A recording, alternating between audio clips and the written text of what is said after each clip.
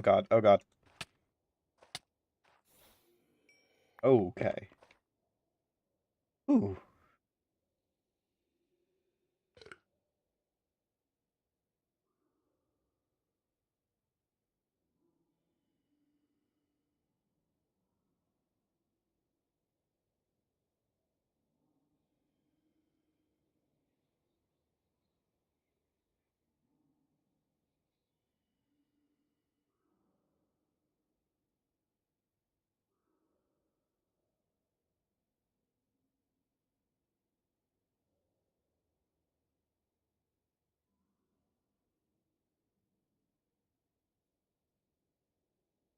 Bleh.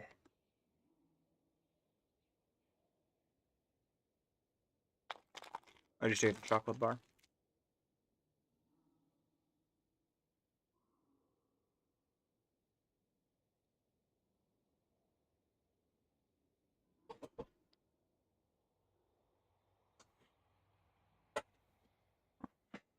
I know what y'all might be thinking about my consumption of a chocolate bar. Oh my god, Solus, isn't it a bit early to be eating chocolates? Well, I've been awake since 3 a.m. Went to bed at 5 yesterday. I am well within my right.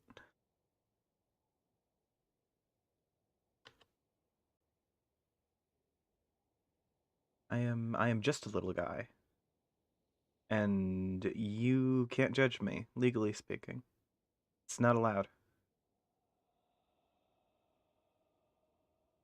Hi, I'm Dingo. Nope.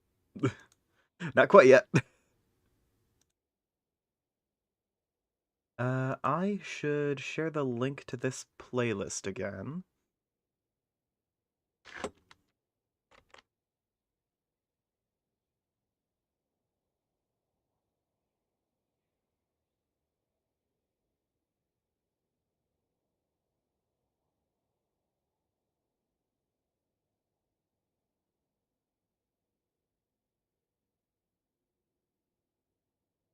There we go. And I'll pin that. There we go. Cool. And we last left off at 11, so oh my god, oh my god, oh my god. No, god damn it. I hate embodies. I'm just trying to hang out.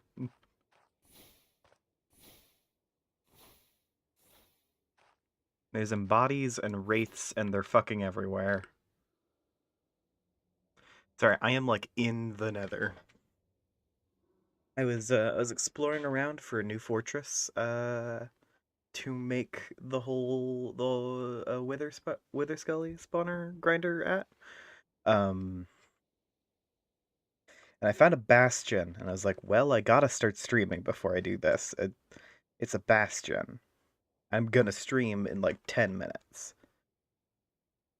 I've been watching a video about Balloons Tower Defense 6 while waiting for the stream, while waiting for my own stream to start. Because I don't want to start it too early. Because time.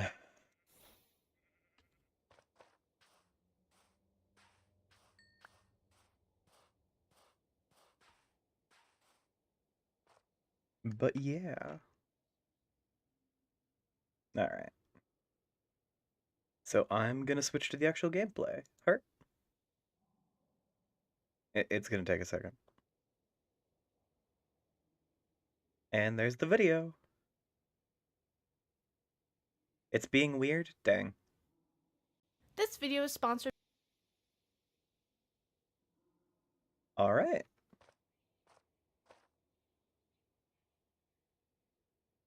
I exist.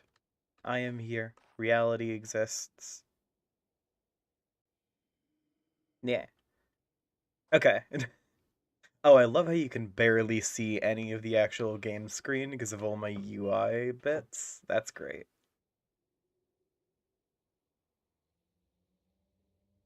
Look, we're not here for the actual game. We're here for the stuff that I've shoved into all four corners of the screen.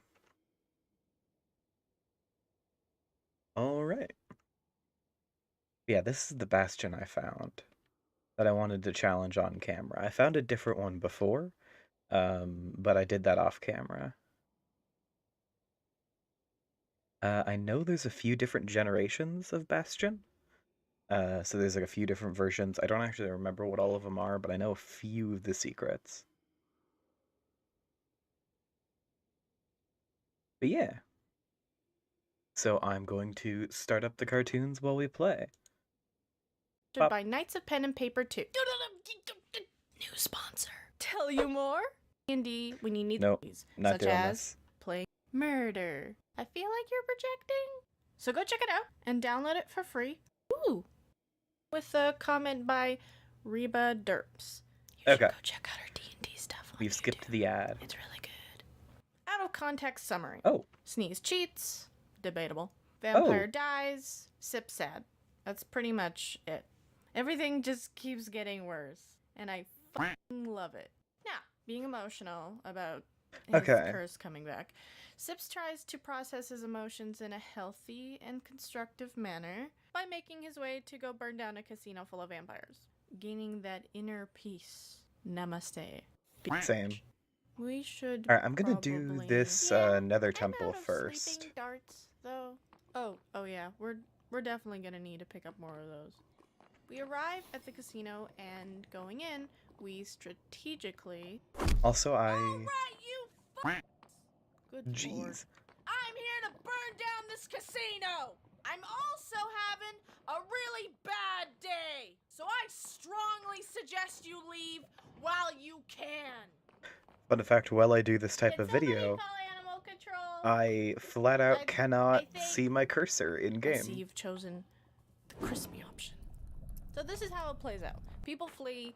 Arena goes and loots Mr. Vampire Lord's massive stash of cash, while Sips, being slightly unhinged, fights vampire/guards with Gothy, and both make their way down to the basement, finding the employee lounge?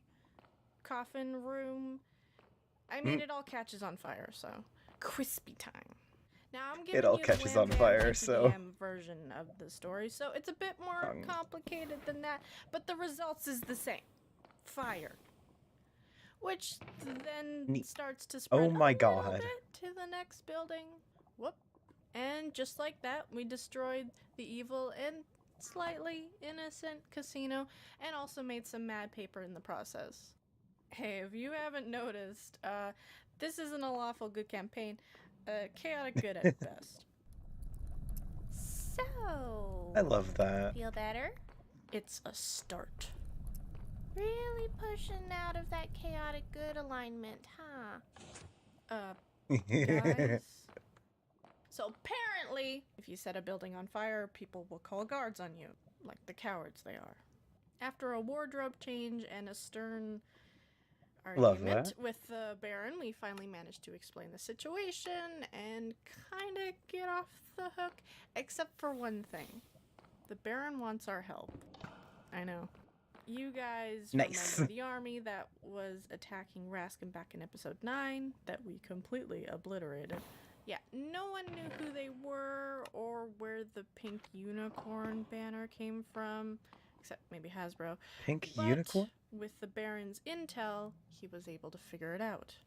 The attacking army was from the northeastern border country called Kylandria, and Arena's home country. Oh, shit. Born and raised in Kylandria, Arena Zuccarini, daughter of Giacomo and Mona Zuccarini, was born into a family of performers. Glitz and glamour's in their blood.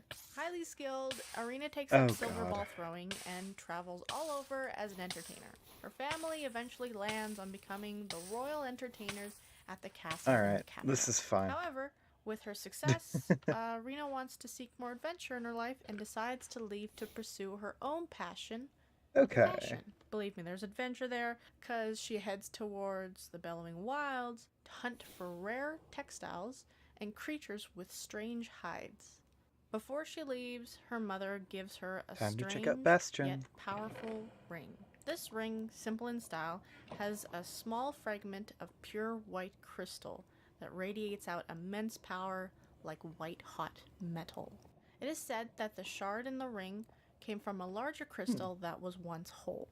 A crystal that was part of an evil creature that was a menace Oh to god. society thousands of years ago until it was defeated and shattered. Fragments, now scattered, Arena's I mother took has that used this fire power damage for good real well, and gives actually. it to Arena to keep her safe on her journey. It also Huh. grants her the power to turn into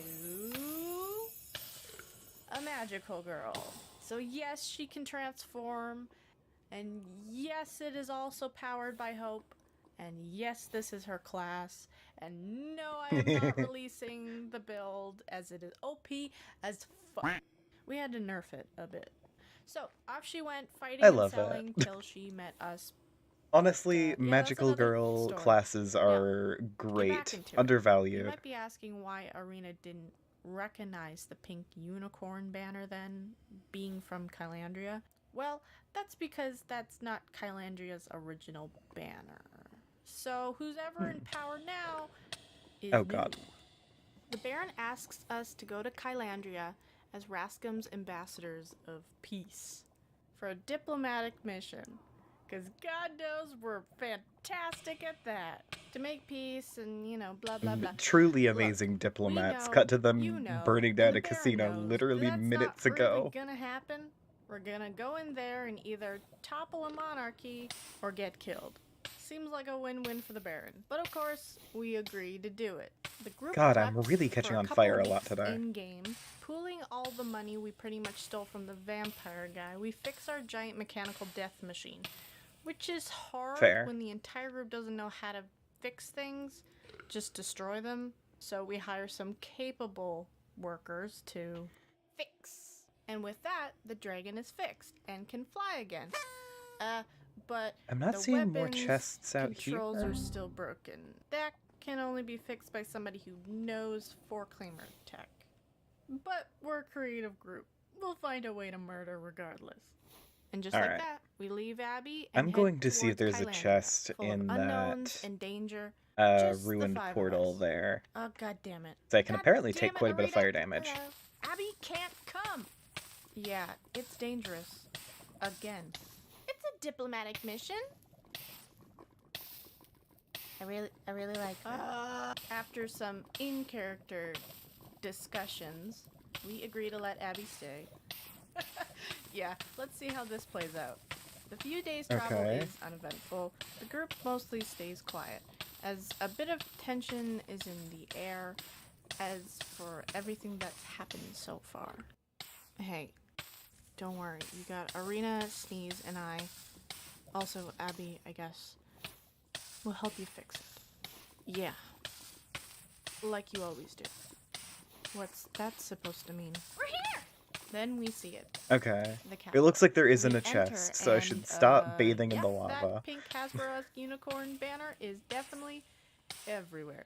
But also everywhere is everything gaudy. From the roads to the buildings, all over is covered in rhinestones, glitter, and different shades of pink.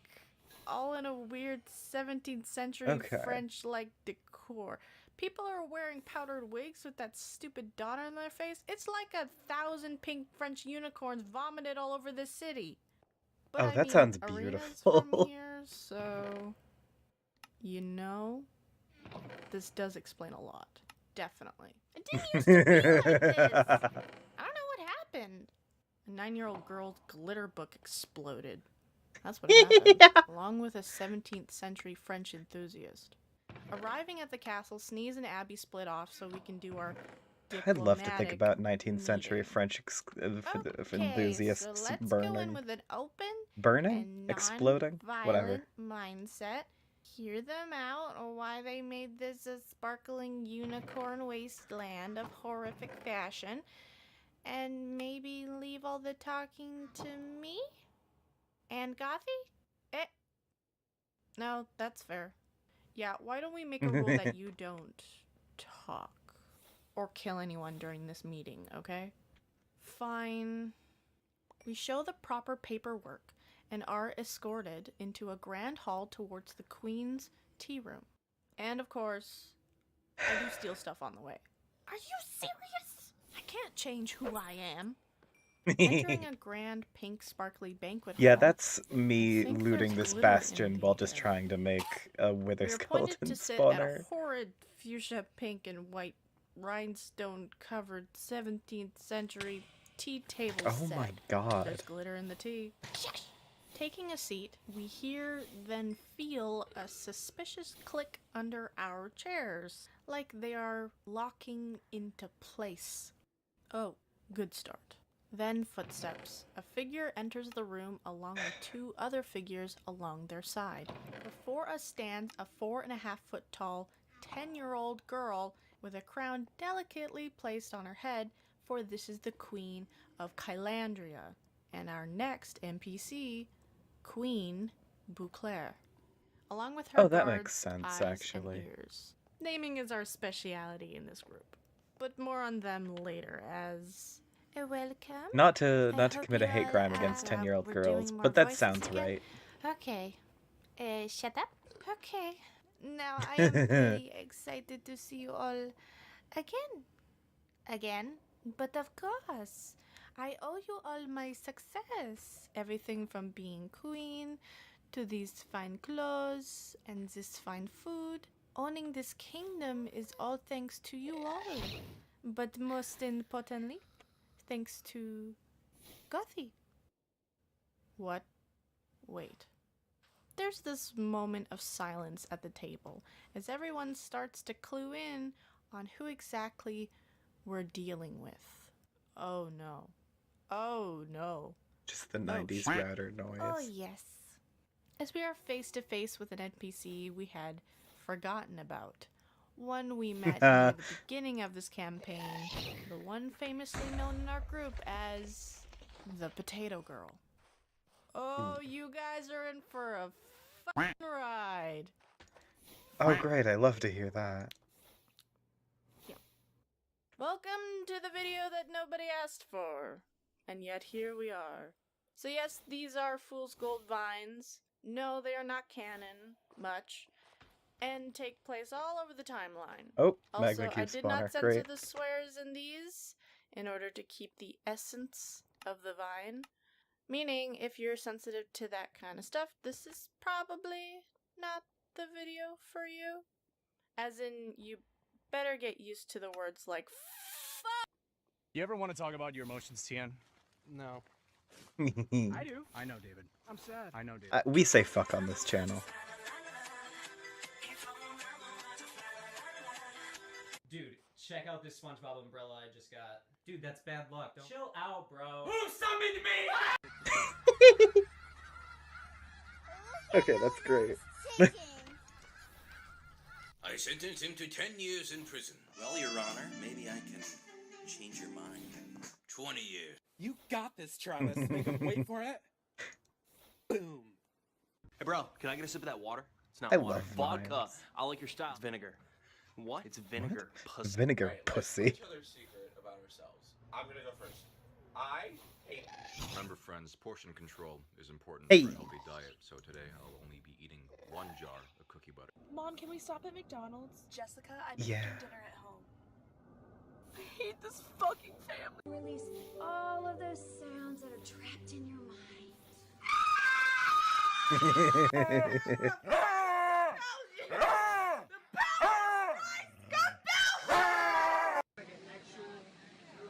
Oh gods.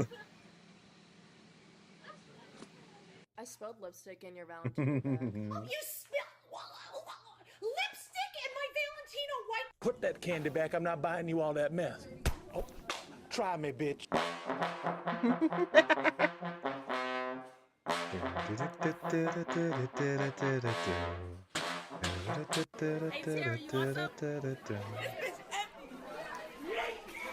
cold outside, but I'm still looking like a daddy because a hoe never gets cold. Ooh, I've already been here.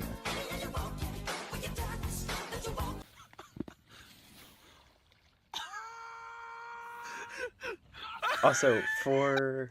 Oh my gods. So quick context as to what I'm doing. I am looking for a nether fortress that is in a Soul Sand Valley biome. Because that is a requirement of the tutorial I'm doing, and I'm not entirely clear as to why. The one... Oh! That's nice. Anyway, I'm not clear as to why it needs to be in a Soul Sand Valley. It just does, I guess. But yeah, I'm looking for a Nether Fortress in a Soul Sand Valley. So let's hope there's another one in here. And the one next to the base, which is a Nether Fortress in a Soul Sand Valley, is actually not the right size. This is another Bastion. Anyway, I'm gonna restart the memes. This is the dollar store. How good can it be? Backstreet's back. All right, dude. So you'll do it? Yeah, man, I'll kill him. For how much? I don't know, 30 grand? Hey, it's your turn to wash dishes. I'll wash the walls red with your blood. Okay, but before that, wash the dishes. Also, use soap this time. Great. It's Pikachu! Miss Keisha. Miss Keisha. Miss Keisha. I love vines. This shit's great.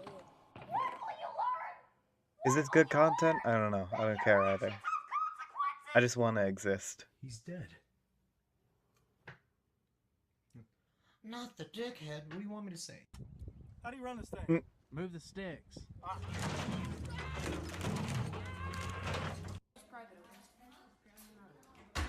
Hey, can you throw me another Capri-Sun? Love that. This video is sponsored by the Griffin's Saddlebag Kickstarter. Okay. So, the crate which happened. Not yet. Patient. A lot of fire. So, last episode, stuff happened Alright. involving a lot of fire, backstory, tension, and pink.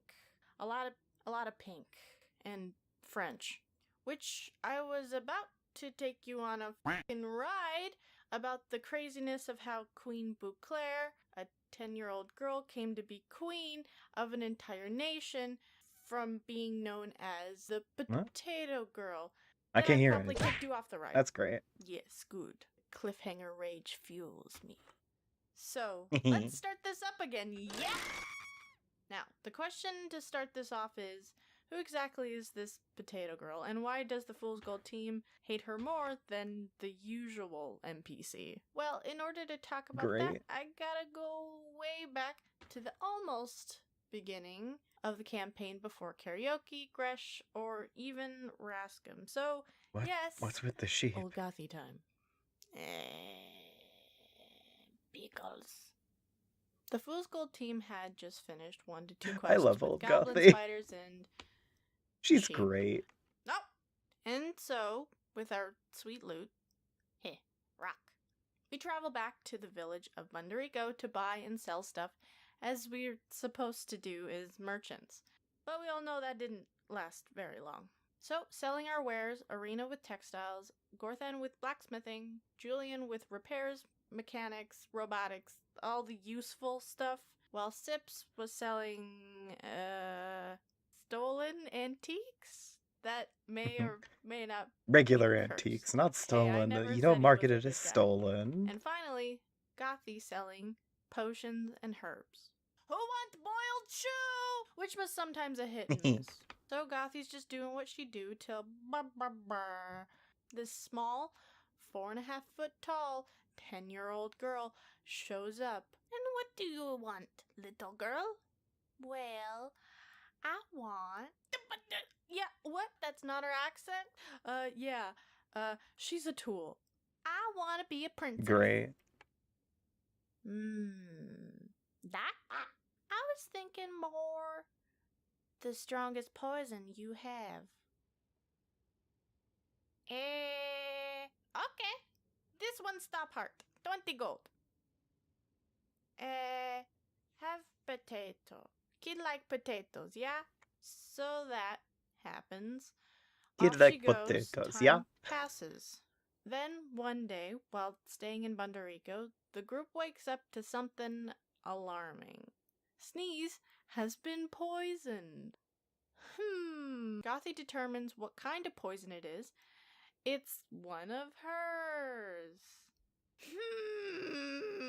Hanging on to his last Oh, hit what's points, that? Gothy cures Sneeze, which, remember in episode 7, I mentioned she was the only one who helped Sneeze when he needed it. So they became fast friends after that. Yeah, that's it. This is the moment. This is the friendship turning Another point thing. citadel. Now the question is, how did Okay, this hold on. happen? Let me Who could disconnect and possibly- reconnect to see. It's a potato girl. It's Bouclair. The stream is This is completely pretty much dark. what happened. She went around town What? testing out the poison she bought from Gothy on people to see I if it think that's a worked, you issue. and tested it on Sneeze while he was sleeping. So I've never killed a kid before, but I'm open to new Like every single one of my inputs looks fine. I'm looking at the chat, I'm looking at the OBS. Nothing's dark for me. I can open the link in a new tab. Yeah, looks fine when I do that too. Bestie, I can't believe you thought it was a my end issue. Bestie, come on, I'll kiss you on the lips. Jeez. Anyway, time to explore this nether citadel I just Now, found. at this time, Gorthan, Julian, and Arena went on their personal quests for their own merch booths. I'm pretty sure they knew Gothy and I could handle it. I bring Dwayne.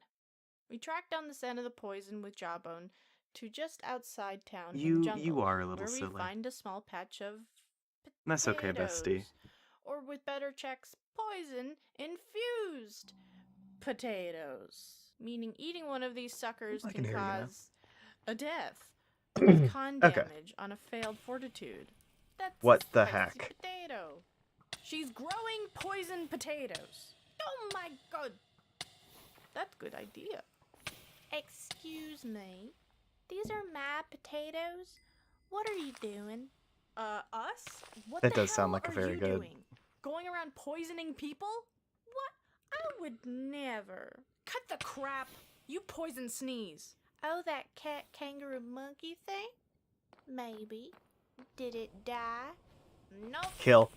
Oh my god, oh my god, well, what is that? Guess I need to increase the potency. You son of a... What do you want? Potatoes. Boiling with rage and wanting to just kill this girl right here, right now, I remember something. Yeah. We want to buy these potatoes. Oh, how much you Oh my got? god, oh my I'll god. make a trade. You're the girl who wants to become a princess, right? Well, you don't need potatoes. You need this. Sips in our group is known Oh. for having weird random items, knickknacks, antiques, and in his possession is a little girl's dress. I think I was making a deal with a kid to scam them out of something, but it didn't work out. I don't remember. A wildfire now I have the crown. perfect opportunity to once again scam a kid. This dress, when you put it on, will allow you to charm anyone. Anyone? Anyone. Deal. Perfect. And thus the Oh my deal god, was oh my made. god. But what actually happened was that dress didn't charm. Oh no. Instead, it had one of the most deadliest curses I can make. Ooh. Wisdom deterioration. Meaning if she fails her will save and gets cursed, she has to make a will save every day for the rest of her life with a DC of 15, and every time she fails, she takes 1 point of wisdom damage. Till Oh eventually my she fails God. to 0. Do you know what happens when your wisdom drops to 0?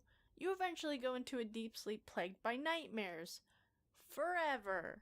You see, I will kill her slowly with her mind. My revenge That plans can be is a little elaborate just sometimes. cruel. Oh well, my let's do god. this again. I have more potatoes if you're ever interested. I'm sorry, what? You didn't think this was my only supply, did you? Oopsie doopsie. Yeah, she got more. Dumbfounded and internally screaming, we watch her leave. Now we know what we must do. Use Dwayne. That's just a completed No, portal.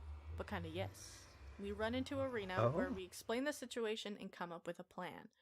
Night comes, we search with Jawbone for the rest of the poison potatoes at her house. Break in. What? Easy. Then split up searching for the potatoes. Where found, we will Hello? burn everything to the ground, including the girl. Sometimes the simple plans are the best. So we split. Oh. Arena doesn't find potatoes, but The does space find bubble. a whole Okay. mess of magical items. Gothy doesn't find potatoes, but does find the little girl. Oh. Oh. I Are am you lagging here so to hard. Kill me. What? No. Wait, yes. While Sips does find the potatoes. A lot of them. Which he lights on fire. I love that. Easy. Which catches quick. And starts to create a noxious poisonous gas released from the potatoes. Oh no. Oh. Wait. Back upstairs, Gothy and the potato girl are in a heated standoff. Just waiting for the first move. Tensions are high. Initiative is rolled. And Bouclair stabs a screwdriver into Gothy's face. Mother Oh. macaroni. God. Also. This goes on for a bit. Arena? We gotta kinda get out of here. Deadly vapor might be coming for us. What happened? Oh my god. Alright. Gothy and Bouclair fight back and forth with lots of household items, till they both notice the smoke and noxious gas seeping through the floorboards beneath them. Oh my In an god. effort to save herself, This is Bouclair far grabs out. a small satchel, jumps through a 2-story window, hits the ground, and just before she books it, turns for a moment and makes eye contact with Gothy with a poisoned potato in her hand. What a weirdo. Yeah. Alright, fire. We reunite outside the now on fire house. So how did it— I love Gothy. what the What? Did I spook you? It's probably fine. And watch as the poisonous gas slowly creeps into Bundarico. I fully take no responsibility for this. And just like that, it was over, and you all know that's bullshit. Cause turns out that It was poison over potato is forever. the entire reason she's in power. She schemed, lied, and poisoned her way up to the top, to eventually charming Kylandria's royal family into adopting a poor orphan girl. Then an unfortunate event, the king and queen passed away. She murdered them. And instead of the legit children taking over the throne, they gave it up voluntarily to Bouclair. Then French glitter.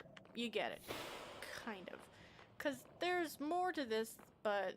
So you see, instead of a princess, I became a queen. Thanks to you all. I'm so glad we could help. Now, soon Kylandria will take over the bellowing watts, as my armies are marching as we speak. So, I would like to offer you a deal. A deal or a demand. You catch on quick. I want you to Okay, pledge how am I your getting out of here without allegiance burning to myself? me. And in doing so, you will work here in the castle. Arena will be royal entertainer. Gothy, the royal alchemist. And the royal entertainment monkey. Ooh, kill. But wait. Aren't One, my parents, two. Giacomo and Mona Zuccherini, the royal entertainers? Oh no. I had them executed. I'm sorry, what? Oh yes. I execute all who oppose me. I use, say, getting rid of the trash. There's a pause as the table falls dead silent. Orphan Murder in this one child. sentence. Holy Arena shit. feels her world shatter. Family, joy, ambition, gone, along with her calm. Resisting the urge to scream, she weighs out her options. She could do it. She could kill them right here, right now. Then something catches her eye. Something that turns her stomach. A crystal gently hanging off of ear. One that radiates like hot red metal. Arena recognizes this crystal. The same type of crystal she also possesses. Okay, does any in part her of ring. this... A shard of a powerful crystal from a powerful creature I had mentioned last episode. A significantly larger shard than her own. Arena casts Detect Magic to check if there is any more of this magical crystal in the room. Her heart sinks as she comes to realize what she's up against. For Arena feels a crippling pressure of magic radiating in this room. That of several crystals. She doesn't know where, and she doesn't know who possesses it, but she can guess. And with the amount of magic she senses, she knows they're large. For you see, larger the shard, the more powerful. Meaning this just got a lot more dangerous. So, Oh no. what do you say to my affair?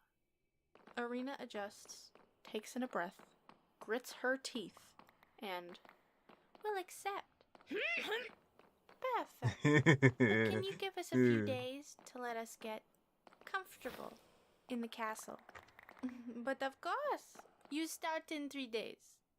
Bouclair flicks something that disables something from our chairs, allowing us to get up and head to our rooms. I'm so sorry, Arena. Well, now what? Let's go kill a kid. Haha. Finally! This video is sponsored by the Griffin's Saddlebag Kickstarter. The kid deserves The it. Griffin's I agree. Saddlebag I agree Kickstarter wholeheartedly. project is a one-man project by Griffin Hold on. Okay. Griffin. Muting things is hard.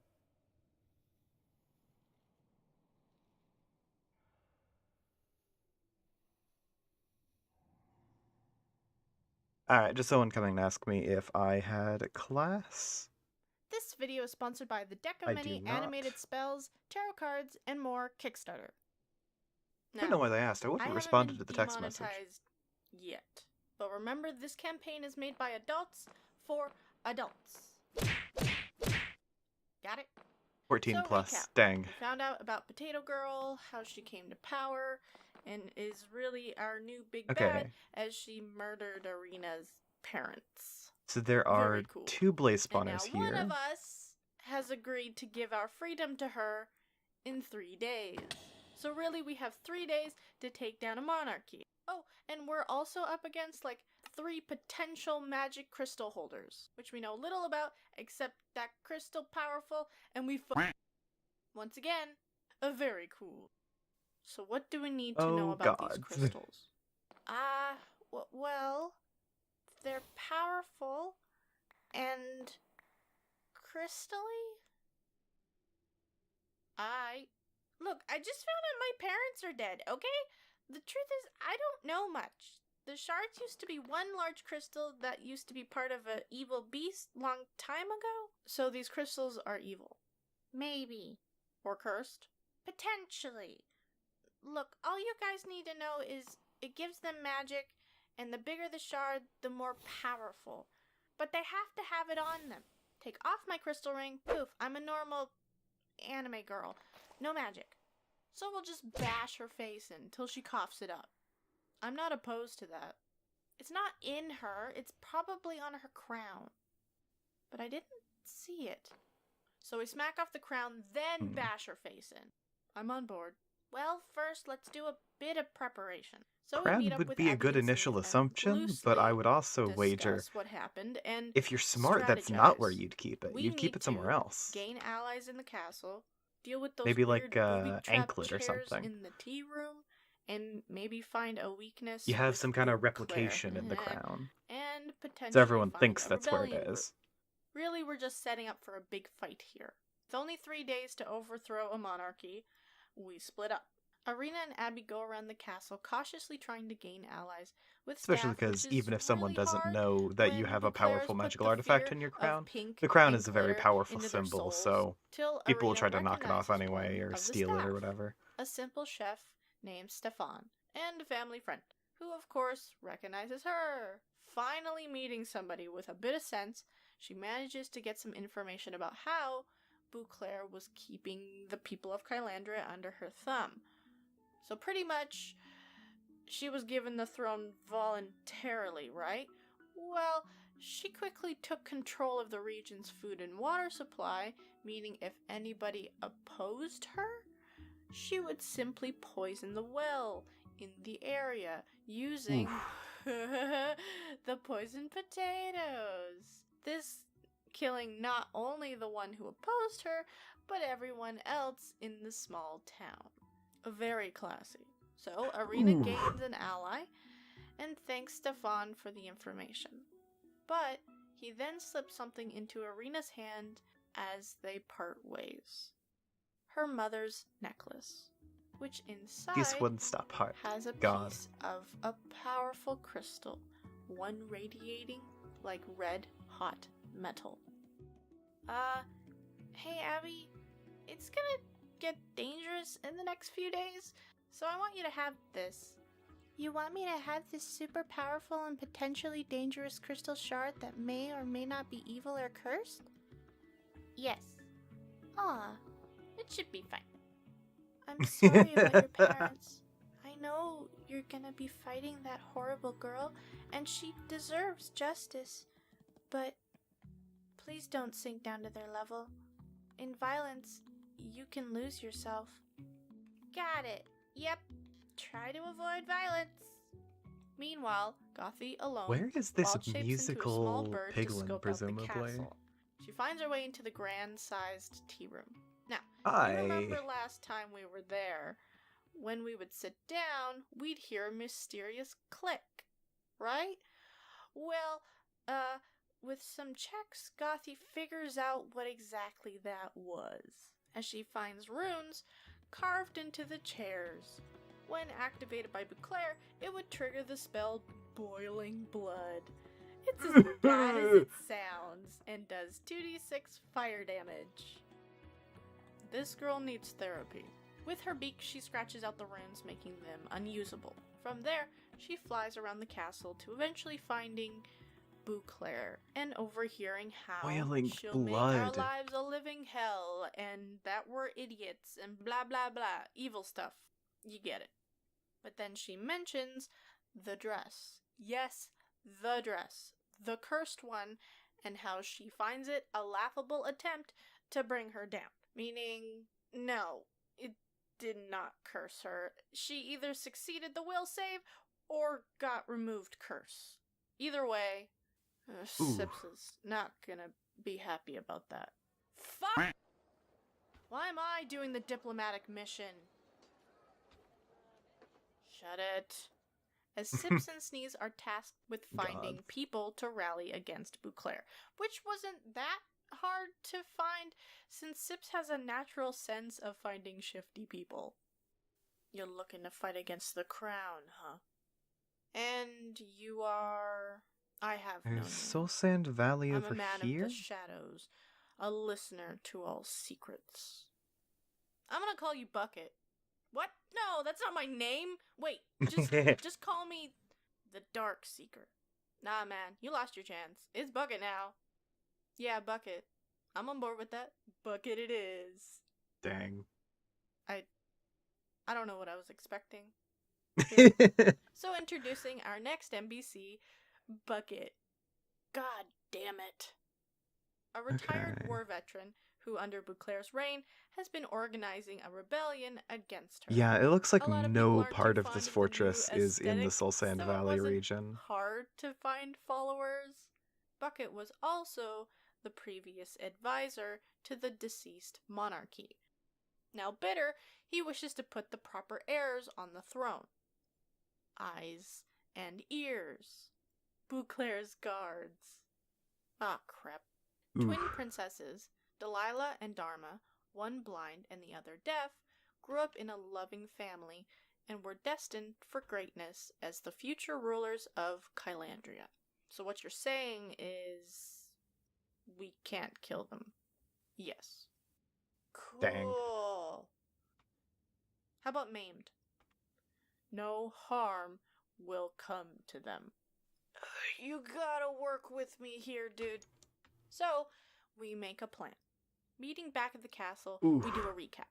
Allies in the castle, Arena's mom's necklace, the boiling blood chairs, Beauclair not being cursed, eyes and ears kinda being the future rulers. Ah, crap. And finally, the new plan with our new NPC, Bucket. The 3 days pass as we prep for battle. On the final day, we receive another glittery tea party invitation. We leave Sneeze and Abby behind for them to meet up with Bucket for the plan, and we make our way. Now, this as is the much most as I'd love to rip sadistic that girl's heart child. out, I do think you should kill her, Arena. Yeah. That's really sweet. Is this a moment? Are we bonding? Oh my god. Stop. So we enter. The tea is set, and the glitter fills the What is air moth as dust? tensions arise. So, now that you are Gives you comfortable luminance. in the castle, let's Hmm. discuss signing over your freedom. Yes, let's. Now. Well, I anticipated that. And as Beauclair presses the button to activate those handy-dandy boiling blood runes, nothing happens. Ha! Technical issues. We came more prepared than you thought. And outside the castle, a mob forms. Bucket's mob, as they storm the castle and essentially distracting the guards from coming to Beauclair's aid. So, gotcha, bitch! Eh. No matter. Plan B, then. And there in her hands is a blood moonberry. The bad berry. Oh no. Crap. Consuming it, we watch as she transforms into something monstrous. 8 large, sharp, black spider-like legs burst outwards from her back. Her hands become claw-like, teeth razor-sharp, and her skin black like coal. And standing above us is... Oh, it's Muffet from Undertale. Well, we don't know, but it's f***ing terrifying. Yeah, well, I can transform too. It's not a contest. Well, I'd win anyway. Yep. And initiative is rolled as Arena takes on... It's not a contest, battle but is if it fierce were, I'd and win. swift, and God. Arena manages to knock the crown right off of Beauclair's head, taking away her crystal shard, reducing her power. Ha! Without your crystal, you got nothing! Oh, please. You think I'd hide it so obvious? Yeah, the crystal wasn't in the crown. Okay. Gothy goes up against Ears, who has a very unique fighting style. Ears is mostly defense, using 2 shields. However, with the power of the crystal, she can also throw those shields through anything and teleport them behind her enemy. She's like magical teleporting Captain America, but with 2 shields. And better. That's actually pretty cool. Sips, on the other hand, is dealing with a very calm and kinda defenseless Eyes. Look, it'll be simpler if you just give up now. I don't want to kill ya, princess. Yeah, she also has portal magic like Ears, but with knives. Ooh.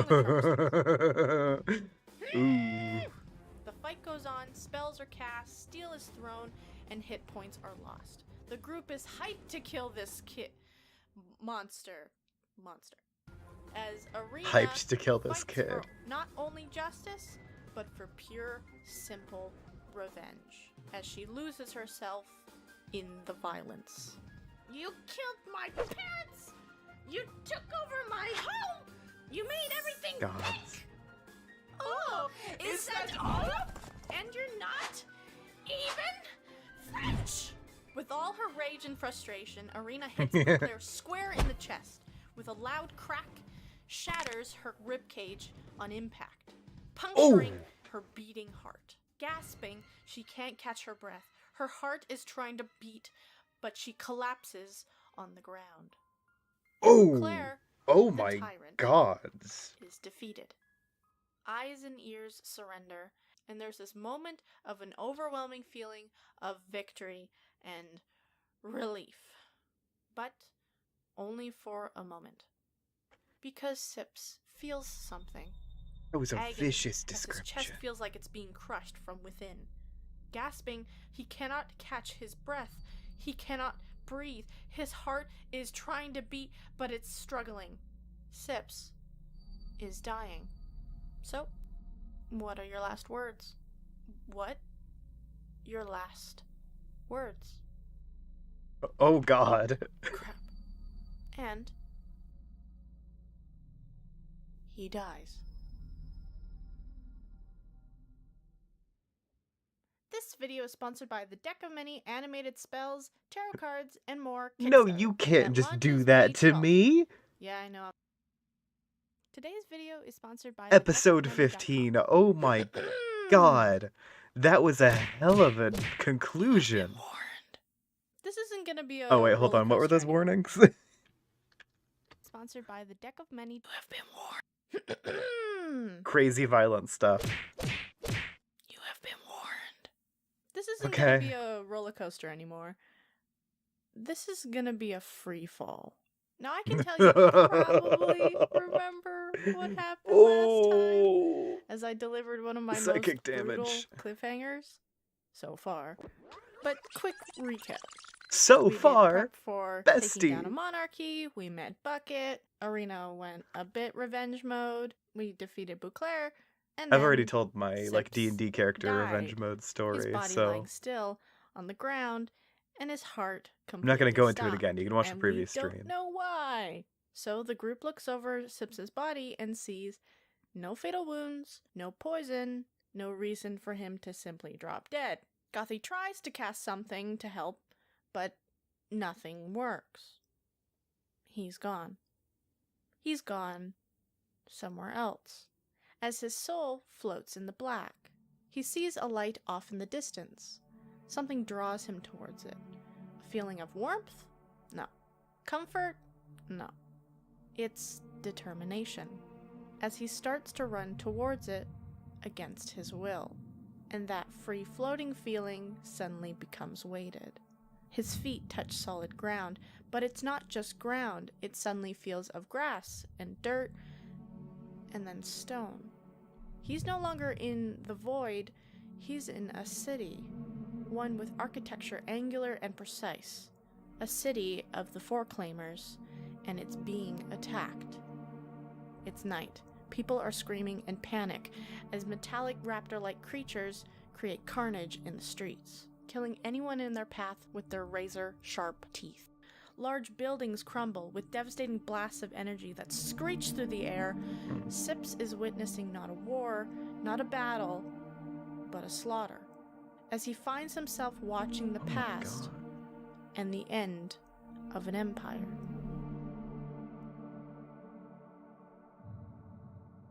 In front of Looks him like there's a is route not the light here I of the haven't astral taken. plane. It's a portal, Maybe it's just stairs. a large one. People are fleeing towards it. It's their only way out. They need to escape, but from what exactly?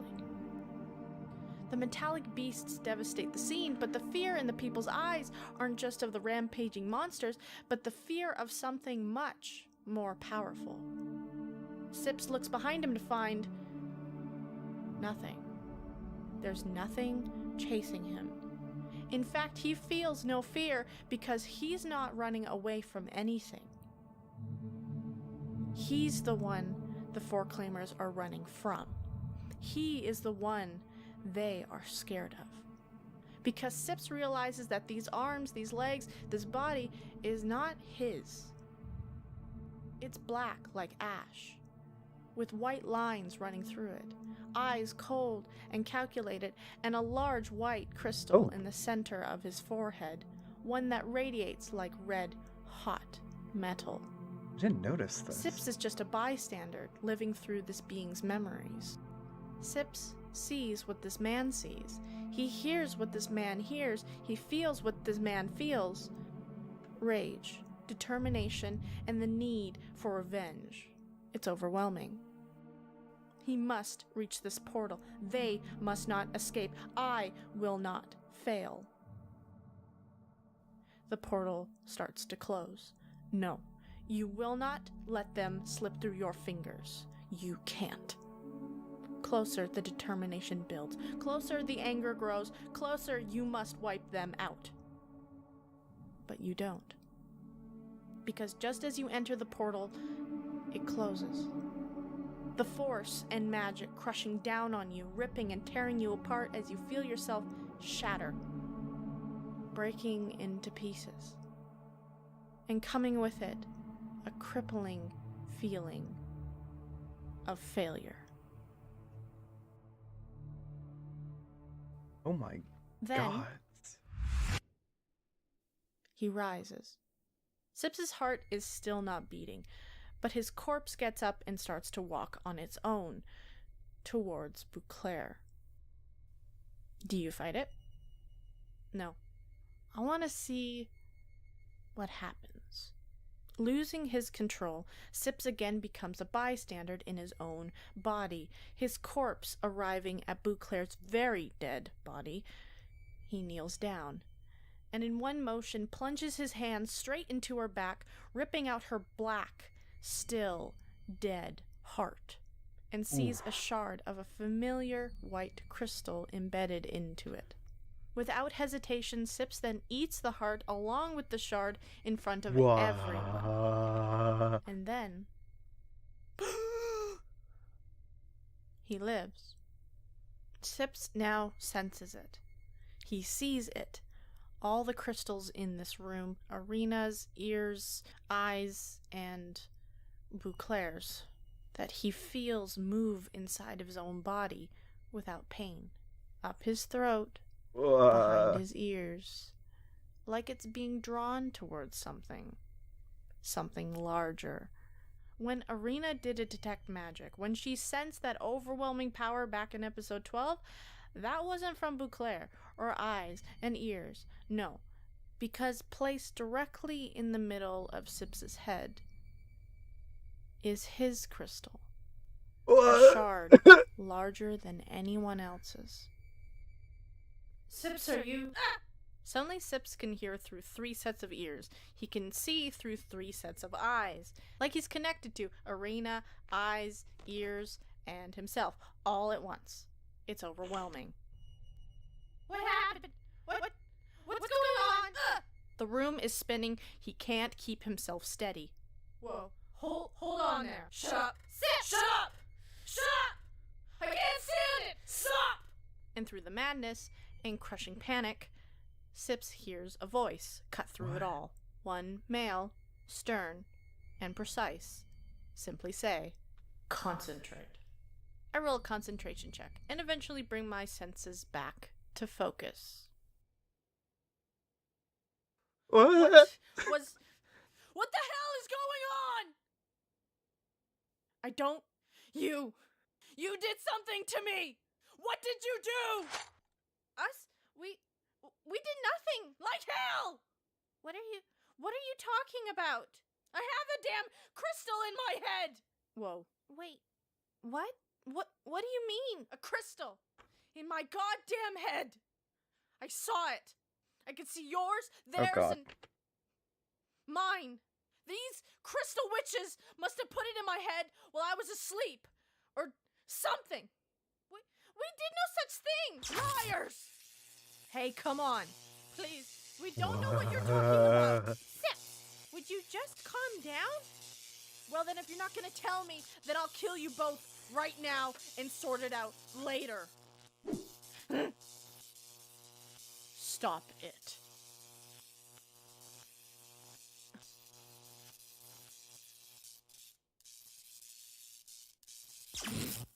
And he storms off. Another job well done. Read the room, Arena.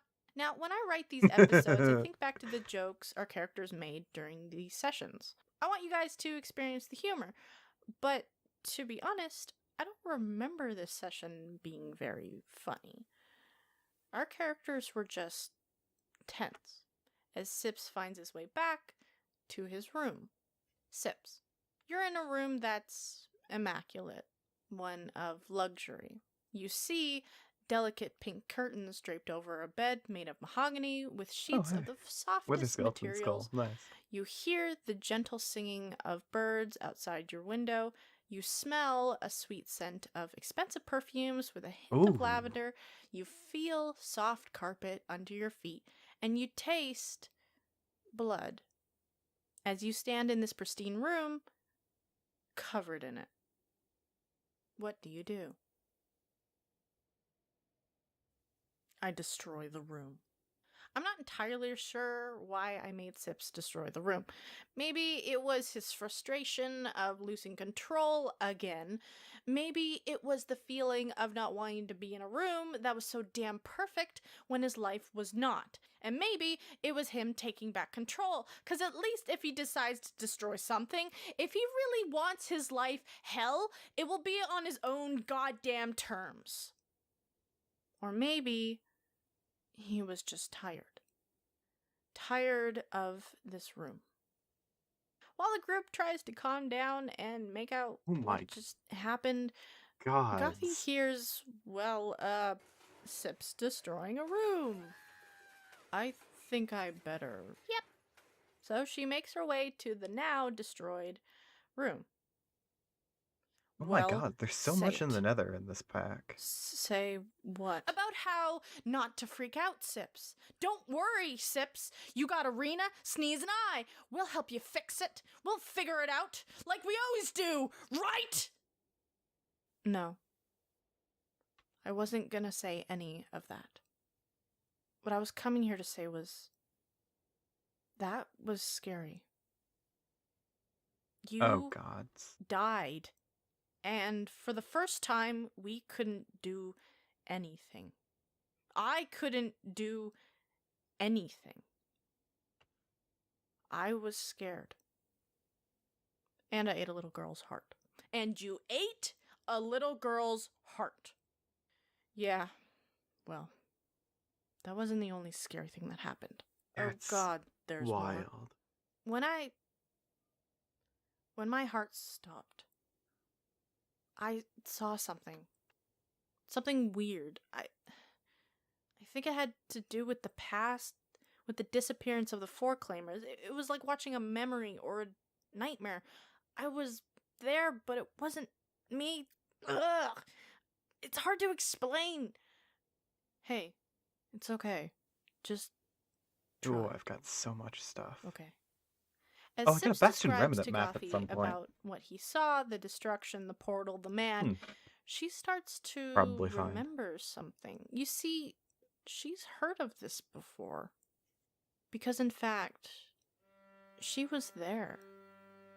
Panicked, confused, and short of breath, Gothy runs through the ruined, blood-stained streets. Four Claimer bodies line the cobblestone walkways. Screams cut through the air like knives, but she can't stop. There's no time. She must reach the portal. It's the only way out. And looking back, she sees him. The man with the cold, calculated eyes. Gothy feels fear, but more than that, she feels sadness. But she can't do anything now. She has to go. She must survive, and so she runs. Maneuvering through the alleys and broken streets, she manages to avoid the carnage. While catching her breath, she feels a hand grab her arm and pull her into the alleyway. First stunned, Gothy comes to recognize this person, a man she knows very well and a family friend named Godric. She asks if he has seen her father, and he reassures her that he is far away from all of this, and that they will be reunited soon. A small moment of relief breaks the tension, but not for long, as Godric then says, "Let me bring you to him," and in one cruel motion stabs into the center of Gothy's back with a thin steel blade. She tries to let out a cry of pain, but the sheer shock leaves her gasping for an explanation. Her body goes into shock. Then Godric, grabbing her face, raises the sharp, thin blade towards her cheek. Now, I will make sure you will be lost to time, and that no one will ever see this face again. Godric did something with that knife that was not just cruel, but monstrous. 'Cause you see, Gothi now remembers. It's all coming back. I can't believe I forgot. Or maybe I chose to not remember. Oh, I hey, get it another Because Bastion. you see, Sips, that's why I don't have a face. Oh! This video is sponsored by thedecomini.com. They make Oh convenient my reference cards. God.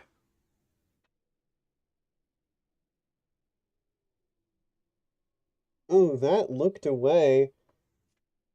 Let me... Oh my... Oh. Oh.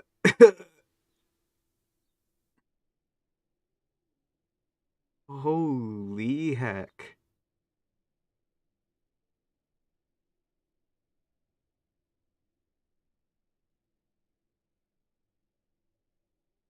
Okay.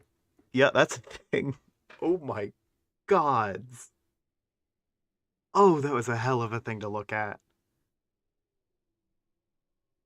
This video is sponsored by the Heckna Kickstarter campaign. No, Continue. I'm not. Ugh. Alright, let's continue this free fall. So, Sips had a vision while technically dead, ate a heart with a crystal shard in it, as you do, was brought back to life, as you do, found out he had a big old crystal shard in his head, freaked out, as you would, destroyed a room because angst, and then we all found out a bit about Gothi's backstory and got a face reveal that you've all been waiting for. Every time you guys were like, face reveal, I was like, yeah, sure, soon, man. I love with you guys.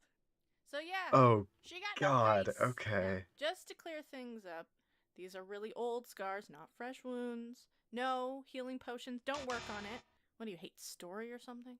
And yes, we the players knew, not the characters.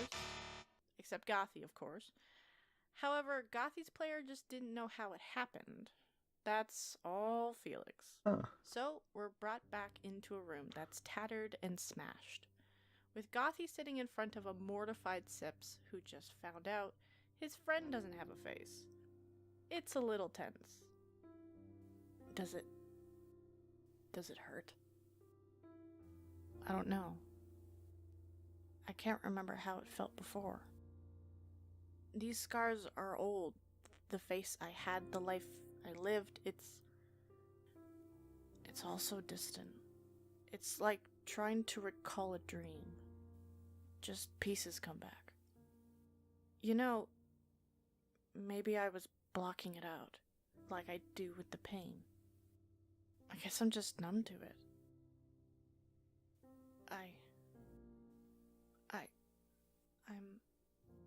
I'm gonna go clean up. Oh, yeah, sure. I think I'm gonna stay here for a bit. Okay. Undead And he leaves. Steed. Sips is not great at emotions or comforting. Thankfully, he does know who might, as he sees Jawbone and whistles him to Gothi, left to her thoughts and realization. Oh wait, just a second. Well, I know cool stuff's happening in the series.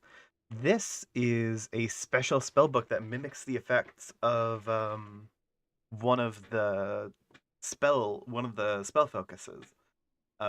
There's like a necromantic focus. So this is just spell that summons a... Yeah! Oh, that's so cool. All right. Anyway, back to the angsty. Gothi embraces Jawbone and reflects. It's strange. The battle was over, Beauclair was defeated, and yet it felt like we didn't really win. Back with Arena, Bucket's rebellion celebrates their victory outside the castle gates. Seeing everyone gathered, Arena makes a speech. No longer will you be oppressed by glitter and terrible fashion and atrocious French accents! She also was horribly poisoning us, and... You are free! Now go celebrate! And with that, she takes Beauclair's monster's spider body and hooks it into the crowd like a sack of potatoes. Yeah, horrified, the crowd didn't really like that. You can thank me later, Arena. Yeah, Abby watched the whole thing. What are you doing? Celebratory body throwing? What? Why? That's horrible. Didn't I ask you not to lose yourself in the violence? Beauclair deserved justice, but not this. Abby. No, this is too much. All of this blood and murder. I can't be around somebody this violent. What was I supposed to do? Not this. Arrest her.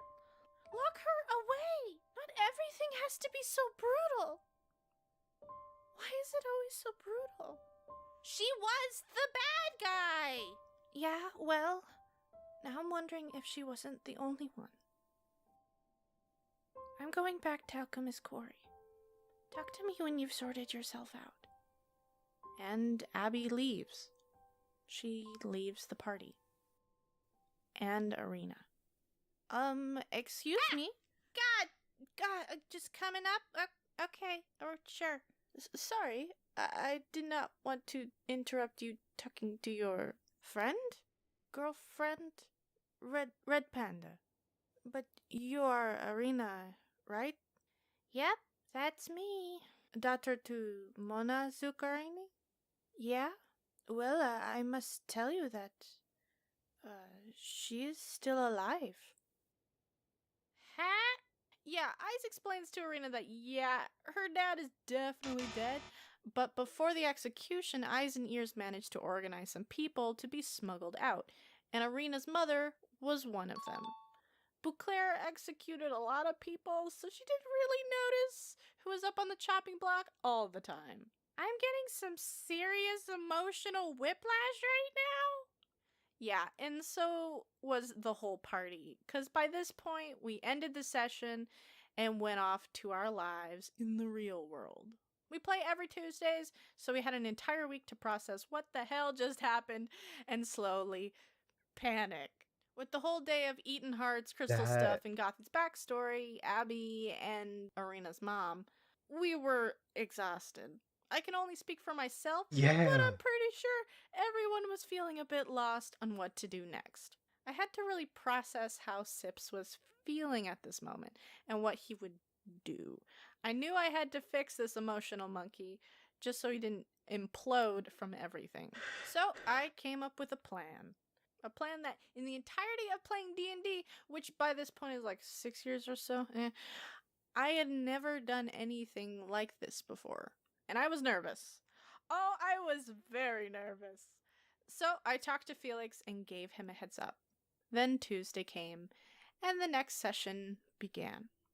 Back in the D&D world, our characters took the rest of the day off to also reflect and have a moment to at least calm down, to really figure out what we wanted. Oh, and yeah, so Sips' curse did go up to 15% because of all of this. So I mean, fair. Yeah. A true gift. Everybody meets up. We establish that no, the princesses nor Beauclair put the crystal in Sips' head, so a truce is called. Eyes and Ears hand over their crystal shards to us, one located in Eyes' earring, and the other sewn on the inside of Eyes' blindfold. We also find out that unfortunately, they know as much as we do about the crystals. Alright, let me see. Gods. Sure. Arena places a shard into Sips' hand. Make a will save. Heh. which he then fails, and the shard just whoop into his hand without any pain. And travels up his arm to the center of his forehead, like it's magnetized as a big crystal or something. Yeah, no more crystals for you. Yep. We get over that, I guess. It's been a lot, man. And we move on to fixing the poisoned potato well problem thing. Oh my can't god. let this be my legacy. So, Gothy creates an anti-poison and purifies the wells, saving the city. Yay! And then Gothy meets up with Sips in his room. Oh, you're packing up. Yeah, that's a good call. We should be heading back to the Bellowing Wilds where there's less glitter. I'm not going back to the Bellowing Wilds. Oh, okay. We can go somewhere else. We do need a break. No, I'm not coming with you. I'm done. I'm sorry, what? Oh, there you guys are. I was thinking of calling up Mrs. Wizardly for... What's with the tension? Why is there tension? Sips is leaving the party. I'm sorry, what? Look, it's been... something. But I'm done with adventuring and Jack's stupid quest. I need to go sort this out on my own. You can't be serious. Sips, more than ever, we have to work together to figure this out. No. Not again. I'm tired of you guys fixing my damn problems. For once, I want to fix something on my own. How am I supposed to be better if I can't do this by myself? I can't be the mess up of the group anymore. How is this almost entirely That's not outside of the Soul Sand Sips. Valley? This is dangerous. Don't you think I know that? That's exactly why I need to go. For God's sakes, have you seen what happened? I released a Tarask. I got Sneeze killed. I almost lost myself with Kinor. And then when I did lose myself at the party, I tried to kill you. And then I did kill a lot of people. And what about today? I had no control. I could have killed you guys and I wouldn't have been able to do anything. I couldn't do anything. What was I supposed to do? If I'm going to fix this, I need to leave. Is this really what you want? This is what I need. I'm sorry, Sips, but we've all been through a lot, and there's no way we can... Okay. What?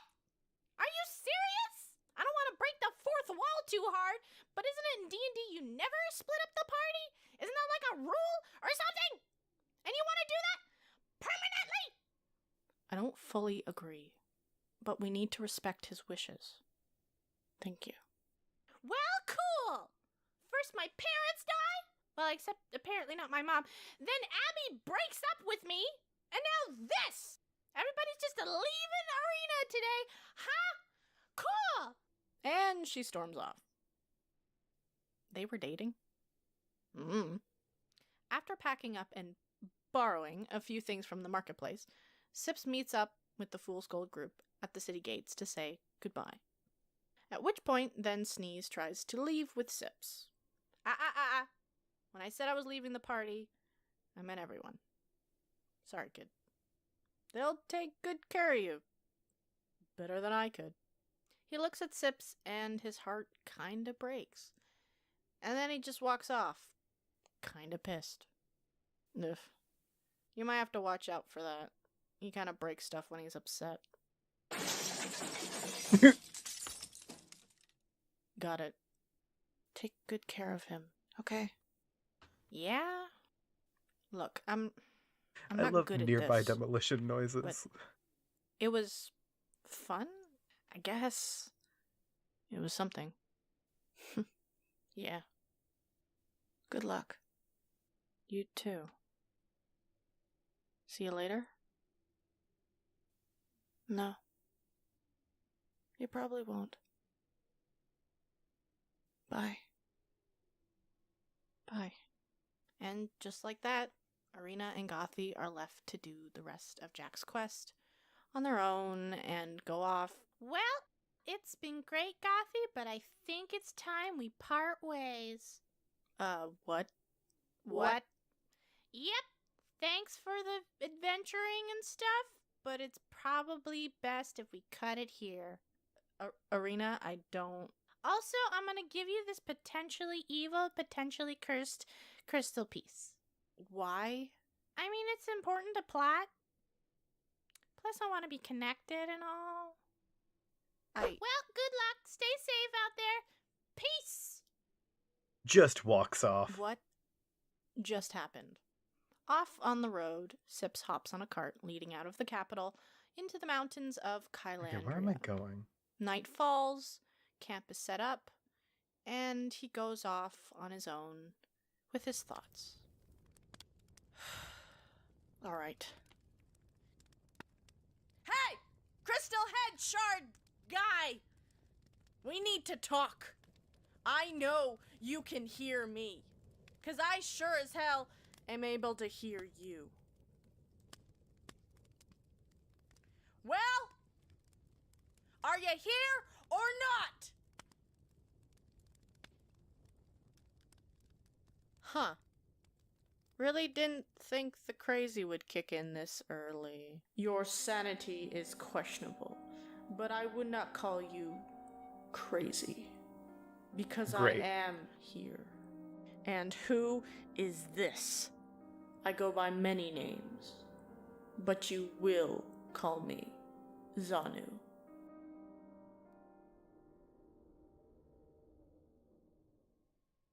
This video is sponsored by the Heckna Oh Kickstarter my camp. God. Oh my God. Oh, I feel like I've been repeatedly kicked in the stomach, like emotionally. Holy. Oh.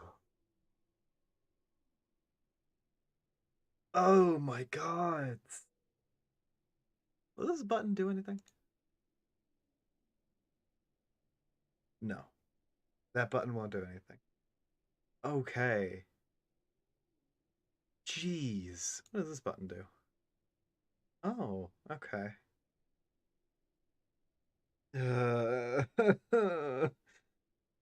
Oh my God.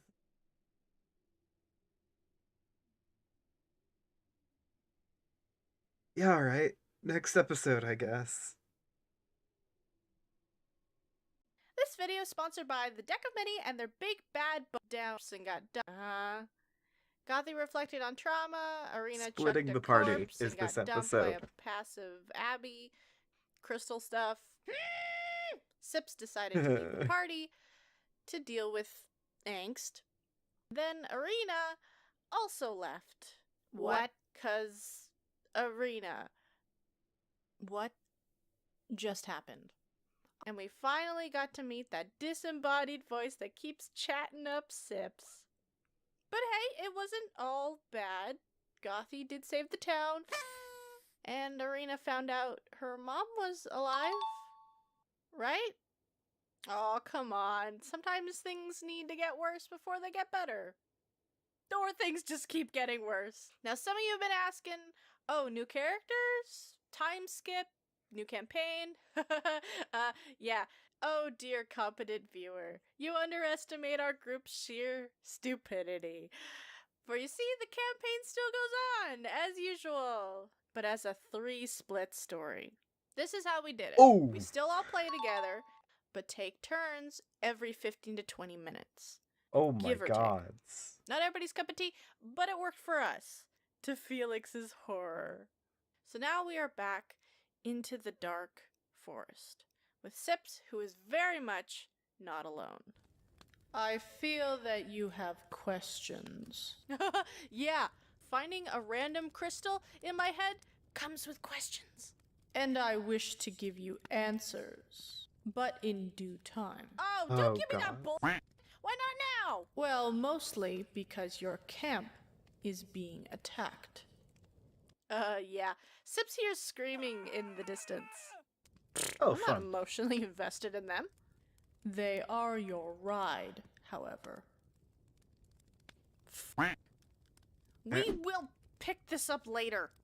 But just so you know, I don't like you. And I'm not here to be liked. Sips goes off and sees, a dire bear attacking the camp. Huh? He fights it off, wins, but gets pretty injured. I'm just gonna lay down for a sec. So he rests and waits for the next day to travel. Back at the capital, Arena spends the next few days tying up loose ends, getting rid of glitter, Yeah, that's fair. establishing the rightful heirs to the That throne is of fair, Kylandria, Link. and calling up a grumpy NPC and fan favorite, Mr. Wizardly.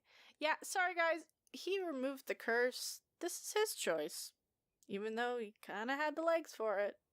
Ugh, what do you want? We need you to set up portals between the Bellowing Wilds and Kylandria's capital. Oh, so are you paying in blood? I do take souls now. Oh, I'm not paying. They are. With money? Damn. Yeah. Arena pretty much sets up a deal between Mr. Wizardly and the Kingdom of Kylandria to have portals between the cities in the Bellowing Wilds to the capital. AKA, we unlocked fast travel. Thank God. Arena gets Hey, info from nice. eyes and ears about where her mother could possibly have fled to. She finds out that her mother was smuggled out with several staff members and headed Okay. towards the Bellowing Real Wilds. quick, I need to pause this. I have not been able to find a solid area to make this farm. But this area seems good enough. Going through, I'd say around here would probably be the best place. It's probably going to get me the most surface area of all of the bits that are in the Soul Sand Valley.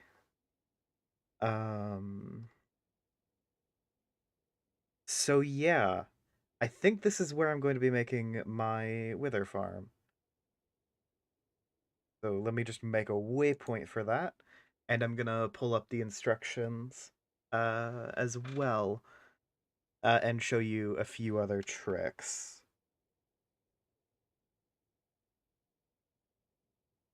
Wither skeleton farm.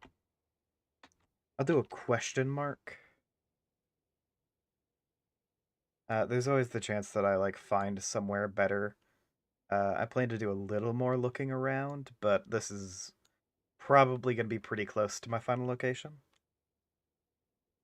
Actually, let me edit that to be orange. I'm looking over at the little stream display to see my mouse, because I actually can't see it on my screen. Now with a Alright, quest, back to the video. Arena heads out, but just before she leaves, she's stopped by Bucket. Thanking her and wishing her luck, he then mentions something odd that happened during the whole battle outside the castle gates thing. He explains that he witnessed Sneeze just drop dead for no reason, and then in a few minutes get back up again like nothing happened. Yeah, that's not normal? Yeah, I'd think. Maybe undead. Better take this holy water. Thanks? But Sneeze is not really my problem anymore, so thanks for the cryptic foreshadowing, maybe? And she heads off towards the Bellowing Wilds on her Thanks for own, the cryptic foreshadowing. taking the giant mech dragon. Alright, on my own. Who needs those guys? Bunch of jerks. I'm a lone magical girl with just the open skies, wind on her face, and the adventure ahead. Ooh. Finally. Arena time. Yeah, feel Alex tossed a coin to see who Sneeze would end up with, and, yeah.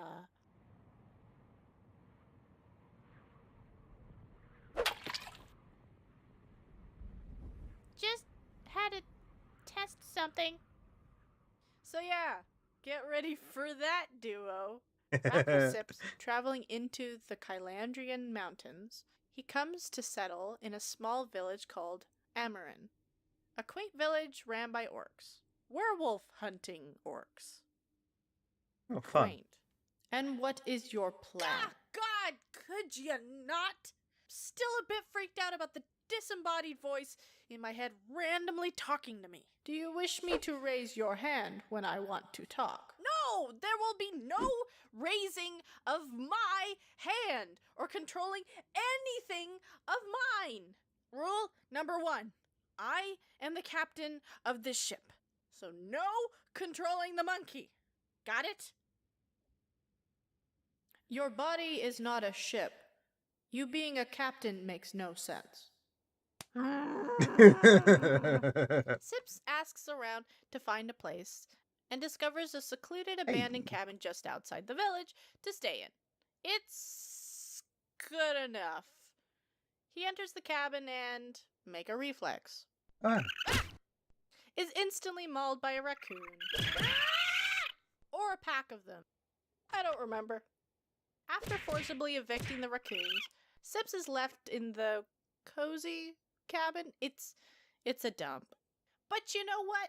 He's a level 8 sorcerer at this point. He got magic and is lazy. So he starts to clean with magic and casts mending on some ripped curtains in the window. Okay. Now, for a normal sorcerer, this is easy. This is fine. But we're playing Sips, baby, and this monkey is a I'm gonna need to head fantastic home. disaster. Because as he casts, Oh my god. it goes wild. And by just trying to simply mend these curtains, he tears a hole into the material plane and creates a one-way portal from the shadow plane. Just right between the curtains. Everything sucks. Great. I'm just Good to know. gonna put a chair in front of that. And he just leaves it. With a lamp in front of it. I'm not an idiot. It's fine. Great. It'll be fine. So he gets the cabin to a point where it kind of starts to feel like home. Kinda. What you doing? Ah! Whoa, you're really weird. What are you? What? How? What? Who are you? I'm Vicky. And our next NPC. You have a tail. It's so fluffy. No touch. How did you get in here? The door was locked. Ooh, what's this? Don't touch that. All right, okay. I'm not having another kid in this campaign. Out. Oh, this is like a pillager thing. So why are you here? Ah, Jesus! How did you... Can you cast blink or something? What's blank? Are you a wizard or What? No.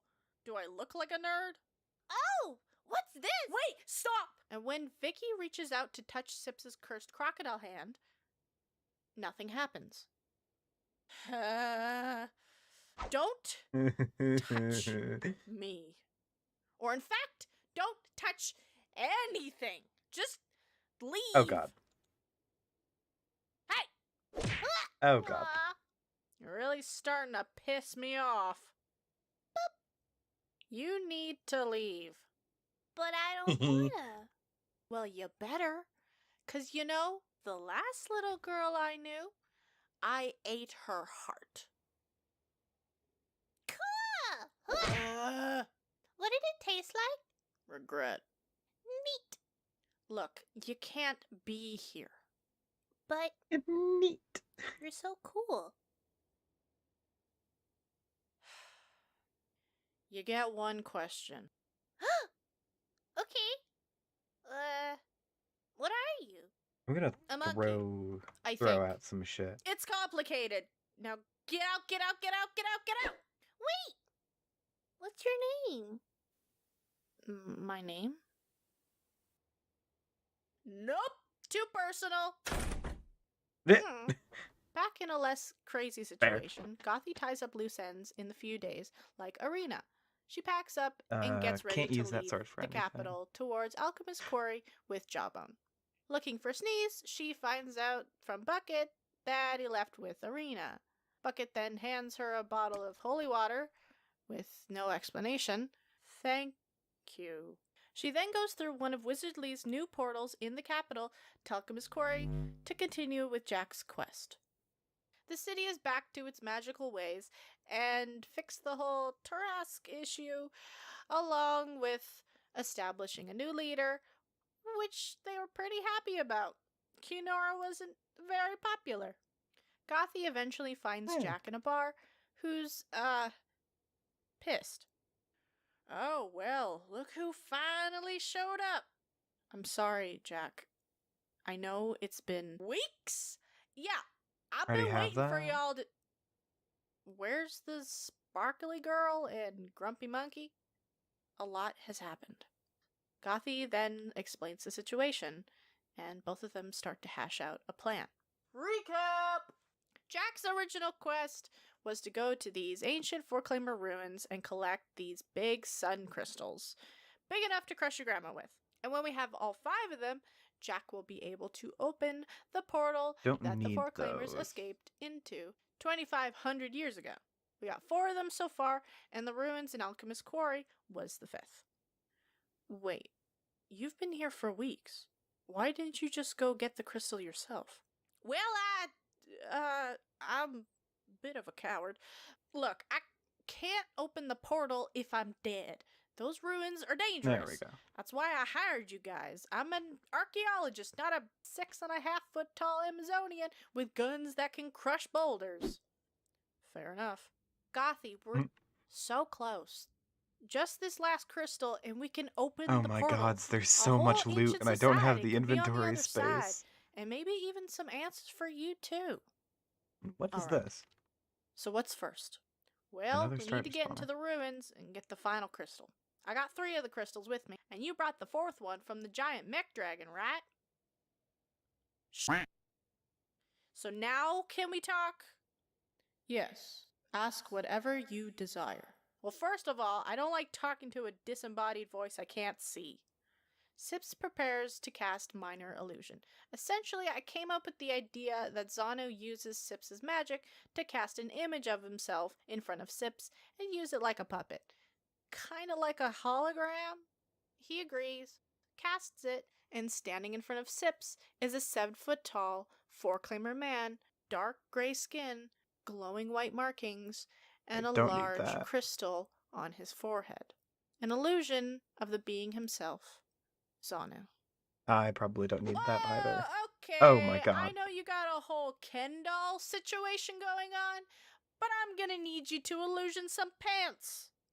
Clothes are inefficient and unnecessary for this conversation. Oh, they are very necessary for this conversation.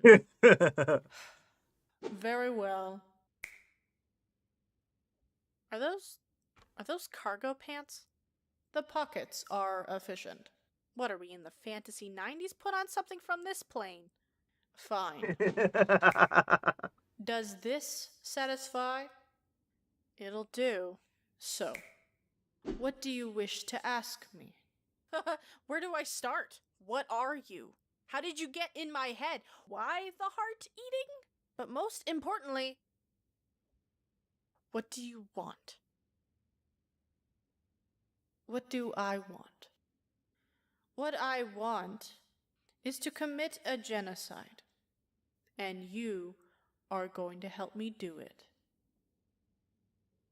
This video is sponsored by the Deck of Many and their Big Bad Booklet series. I can't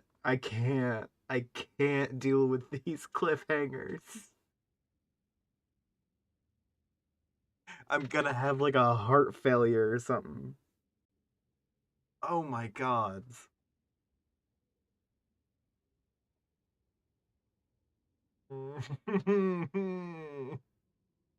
Okay. Oh Here we my are god. again, back with the vines, cause my god, I needed a break from the heaviness from the last. I don't. Number This video 18. is sponsored by Hero Forge. The playlist is linked. If you want to watch the second Vines, watch the second Vines.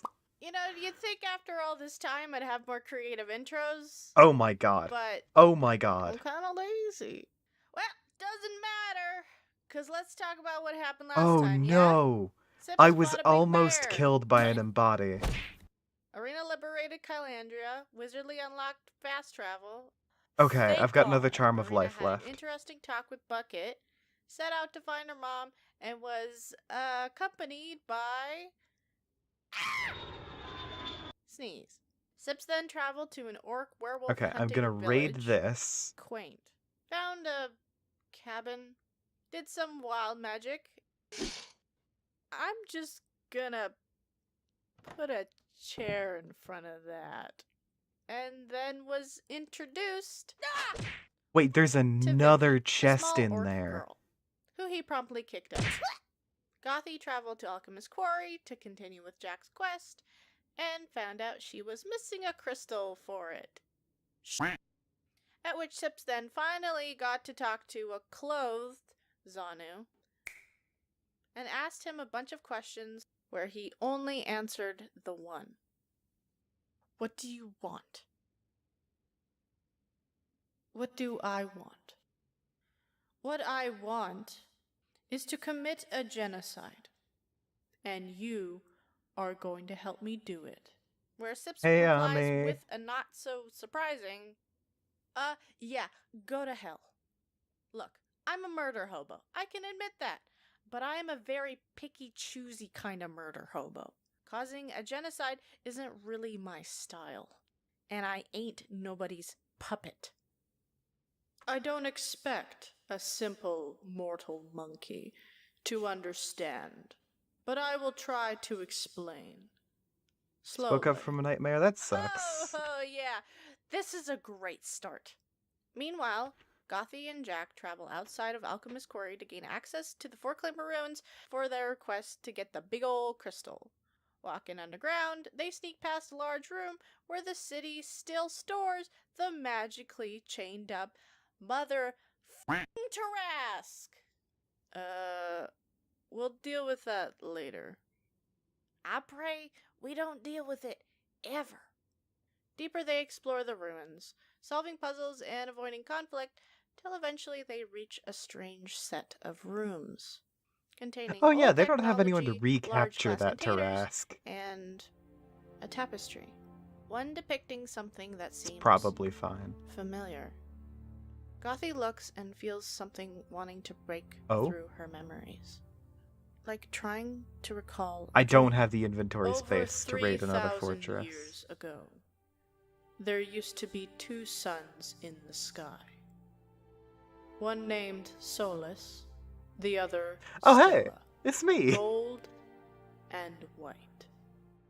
The Four Claimers were a society of technologically advanced elves, augmenting their bodies to become perfect beings. They strived for ultimate efficiency and pushed the boundaries for the benefits of science, no matter the cost. Their curiosity and greed eventually drove them to doing something beyond the natural order. They ripped one of the suns out of the sky itself, Stella, harvesting its energy Okay, I'm and still pure in the sky. magic, Good. pulling it apart and redistributing it. They used it to create the power crystals. Then, they made other technologies with it, such as the Guardian, or the Mech Dragon, as you refer to it. And finally, they created me. Using 50% of the sun's energy, they created what they always strived for. Perfection. The ultimate being. I am an artificially made god. Man. Artificial god Ah, crap. Alright, see ya, Ami. Am I a warlock? But like a cheap bargain bin warlock? What? Never mind. So wait, where's the whole wanting to cause genocide part again? I'm getting to that. My purpose was to be perfection, the ultimate being. And the Foreclaimers loved to test that. They always pushed boundaries just because they could. So they pushed me. Over and over and over again. Experiment after experiment. Making my Magma life keeps spawning. nothing more than a test subject. Just to see how far they could go. How far I could go. Until one day, I had enough. I knew then what my true purpose was. And what was that? To wipe them out. To kill every single last Foreclaimer in this world. You see, Foreclaimers have no empathy. They are born without it. And because of that, they are able to do unspeakable things in the name of their science. I was tired of their science, and I knew I could not allow them to continue. So I waited and planned. Wait. That doesn't make any sense. Gothi's a Foreclaimer and clearly has empathy. Gothica. She's different. She's always been different. Gothica. Hey, Gothy! I think I found something with your name on it. I think. While rummaging around, Jack finds records of individual Foreclaimers and Gothi's case file. Foreclaimers at age 20 go under an augmentation surgery for the power crystal upgrade by putting a big old socket just where the stomach is. This extends their life about 700 years. They no longer have to sleep, eat, or drink. Also, on top of this surgery, they're given an additional feature or augmentation of their choosing, such as cat eyes, toxic blood, claws, etc. Gothy got gills. Yeah. Hasn't come up much. But what the interesting thing on the document is not her upgrades and crazy power crystal stuff, but her defects. As the document mentions her irrational and problematic signs of having empathy. You see, Gothica was there since the beginning. I saw her grow up, visiting me whenever she could. The only person who ever showed me kindness. They thought of her as defective for having empathy, but she was not defective. She was my friend. My only friend who helped me get through it all. Hold on. If Foreclaimers are What? so ruthless about efficiency, What? and empathy was not efficient, how did What's Gothy not happening? get Where? kicked out? Or worse? Hold on. What is this? Where are these bottles coming from?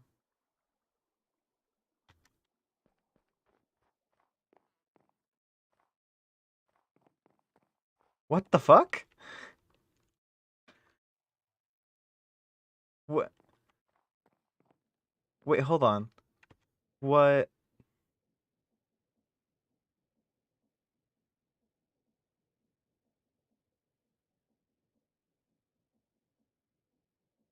They're spawning in as some kind of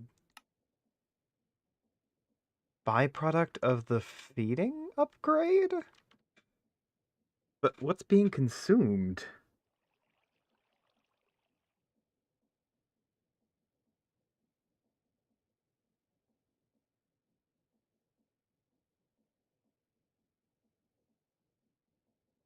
What the hell? I have so many.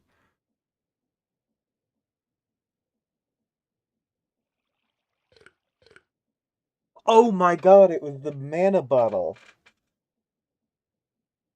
It was trying to feed me the bottle of mana.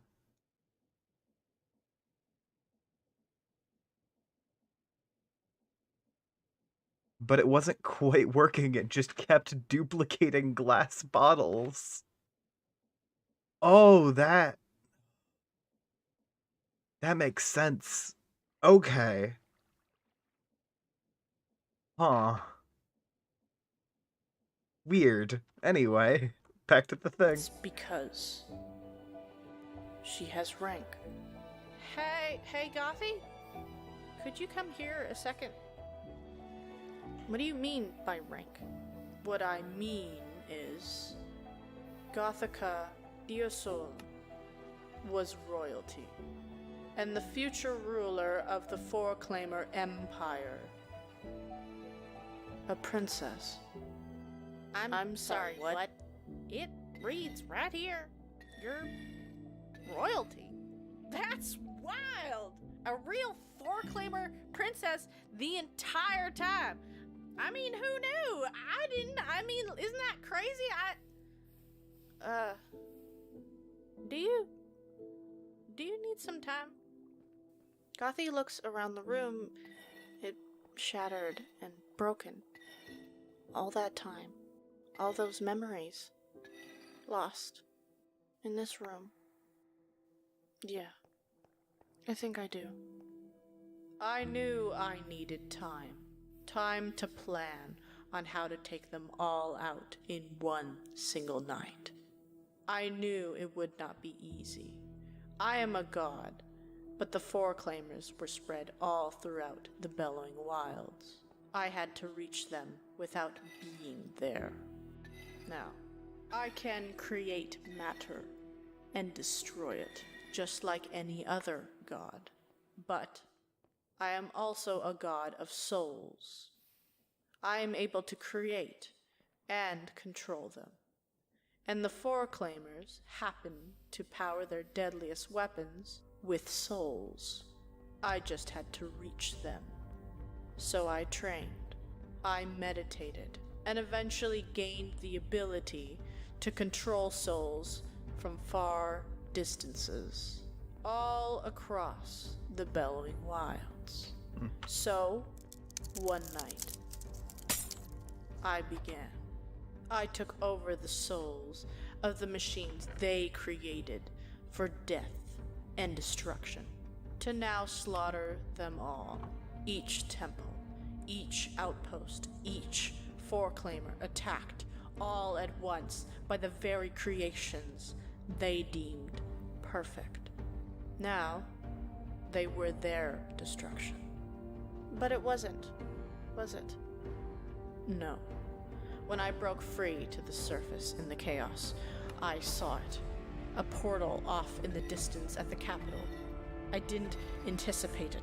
I didn't know they had something like that. So I made my way to try to stop it. To stop them from escaping. I could not let them leave. Not after everything they did. But I was too late. I didn't make it through the portal. I didn't get to finish what I started. Because of that, I was shattered. As a failure. My physical body fell apart without the crystal, without me. For thousands of years, pieces of me were moved, traded, and used for people who desired power. My existence was through shattered moments.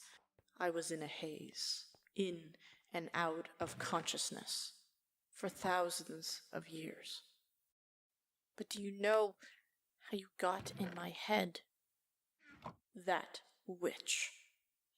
Back in the sky, Arena and Sneeze travel into the Bellowing Wilds, where they land and hunt some creatures for some cash.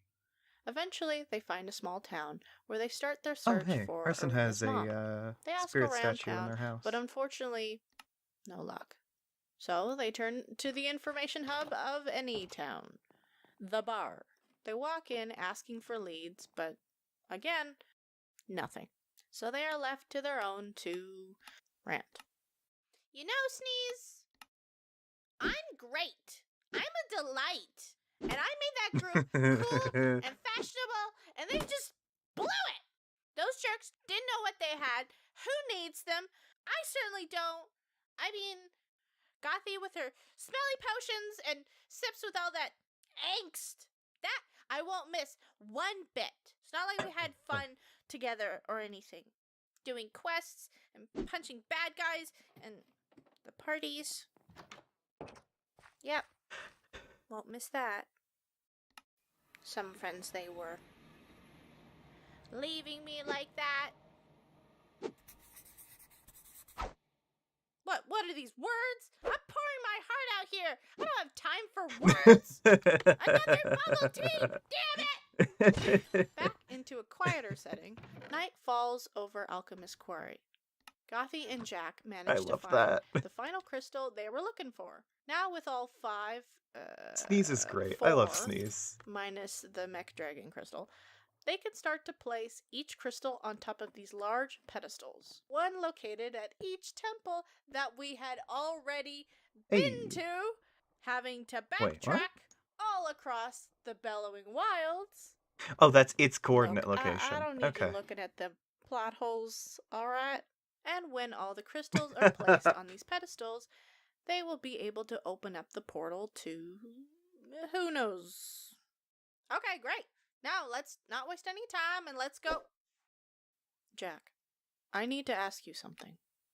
I mean, you're the one holding the spear. Go for it. Why are you really doing this? What? I have to admit, the entire time you have been around us, I haven't been 100% sold on the doing this just for knowledge sake. You did stab me, after all, and the way you weren't too concerned about Rascom's safety, you give off bad guy vibes, Jack. How can I trust you won't stab me in the back when all of this is done? If you and I are going to work together on this, you need to look me in the eye and tell me the truth. Alright. No, I'm serious, Jack. I'm going to take off my mask, and you are going to look me in the eye. Are you with me, or against me? Oh, do you need... alright. He failed his fortitude save. Then tries again. Alright, let's try this again.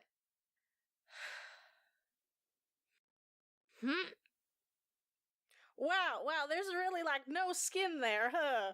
Jack. Okay, yeah, no, I am with you. Good. Now, let's go place that crystal. Right. So can you still smell or focus? From there, they walk out of the temple to finding the large pedestal and placing the crystal onto it. A powerful, blinding yellow light burst out from within the crystal, shooting straight up into the night sky like a beacon, signaling all across the Bellowing Wilds and beyond. Just to let us know that it started, and that there's no stopping it now. 1 down, 4 to go.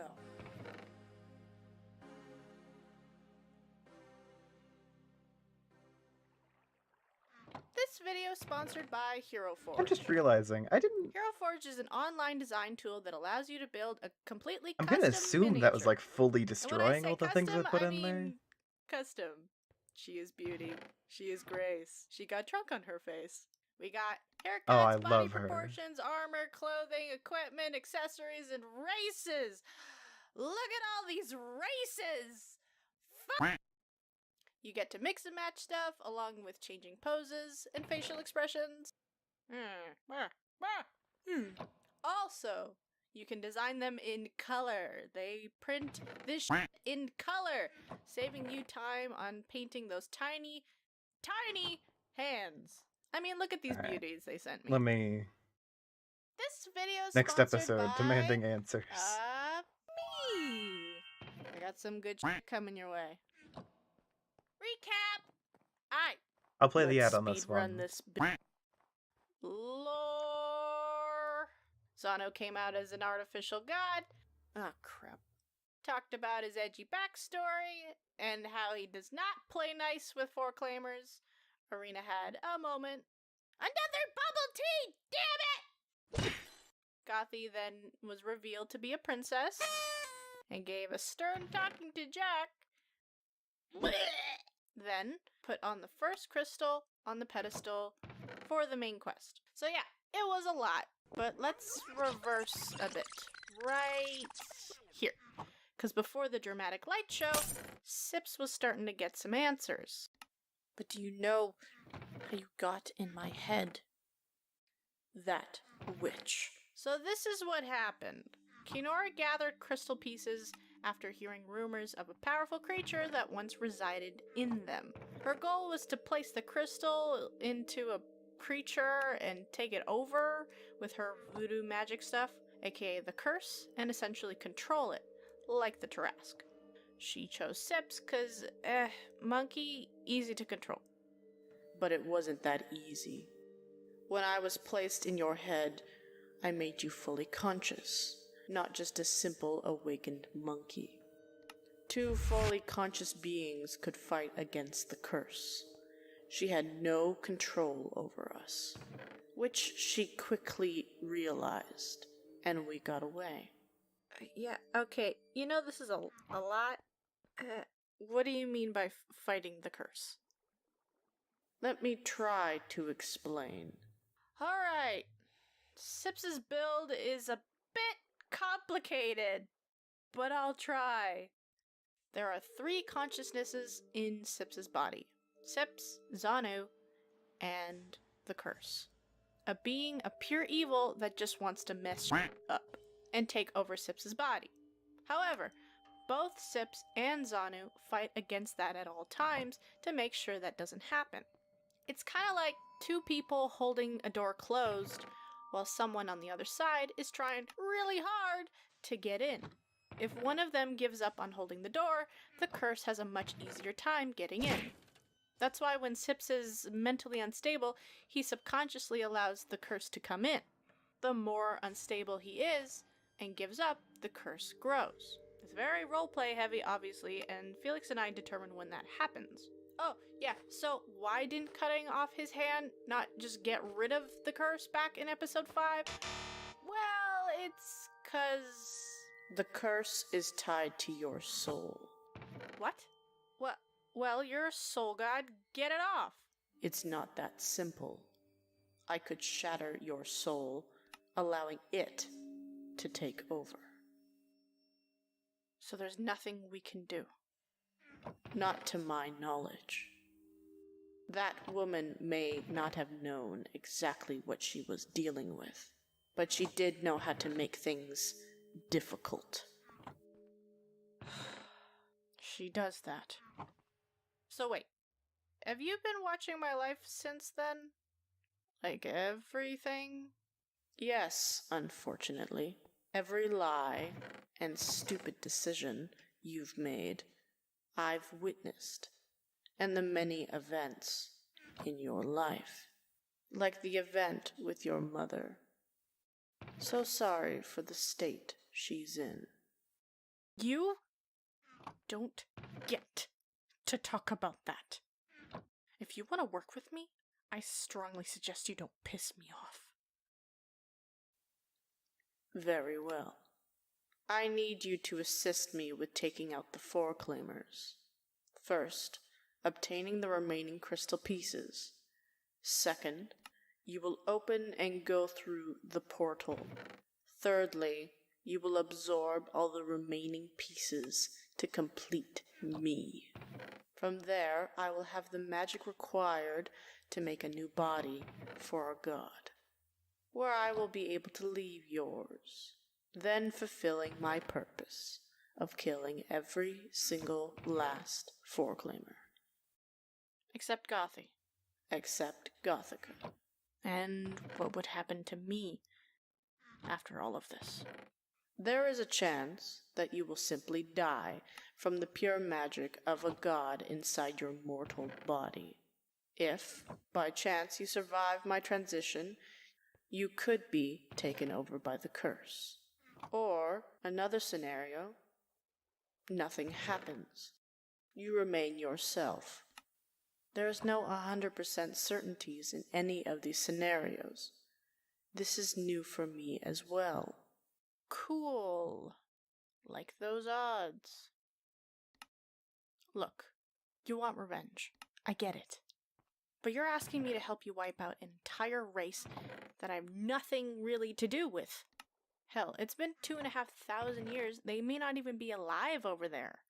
And if they were, it's gonna be an entirely new generation that had nothing to do with what happened to you.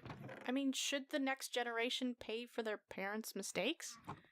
And if they were born without empathy, does that mean they deserve to die? Yes. I need to think about it. I don't trust you. This is bad guy vibes. The alarms are going off. Then, just at that moment, they see it. In the night sky. A beacon and the first step to opening up the portal. Well, think quickly, because now we have a time limit. We jump forward a bit and meet up with Arena, who's been spending a couple days in villages along the Kylandrian and Bellowing Wilds border, asking around for any information about her mom, till she hears about an old man in an inn that recently fled from Kylandria. Getting directions, she eventually meets up with the man and asks him about her mother. He looks pretty grim and says, "Follow me." Nice. A trap. She follows the man out to a large open area near the village, and this frail old man then pulls out a very large, anime-esque sword and braces himself with it. Oh god. He's a weeb. I'm afraid I cannot So are allow you. you to find your mother. I swore an oath. And a nerd. So what oath was this? To Beauclair? 'Cause she's like super dead. No, this was to your mother. She made me promise that no one was to follow her, no matter what. If you wish to find her, you will have to go through me first. Alright, old man. But I mean, let's see if you can even get up here.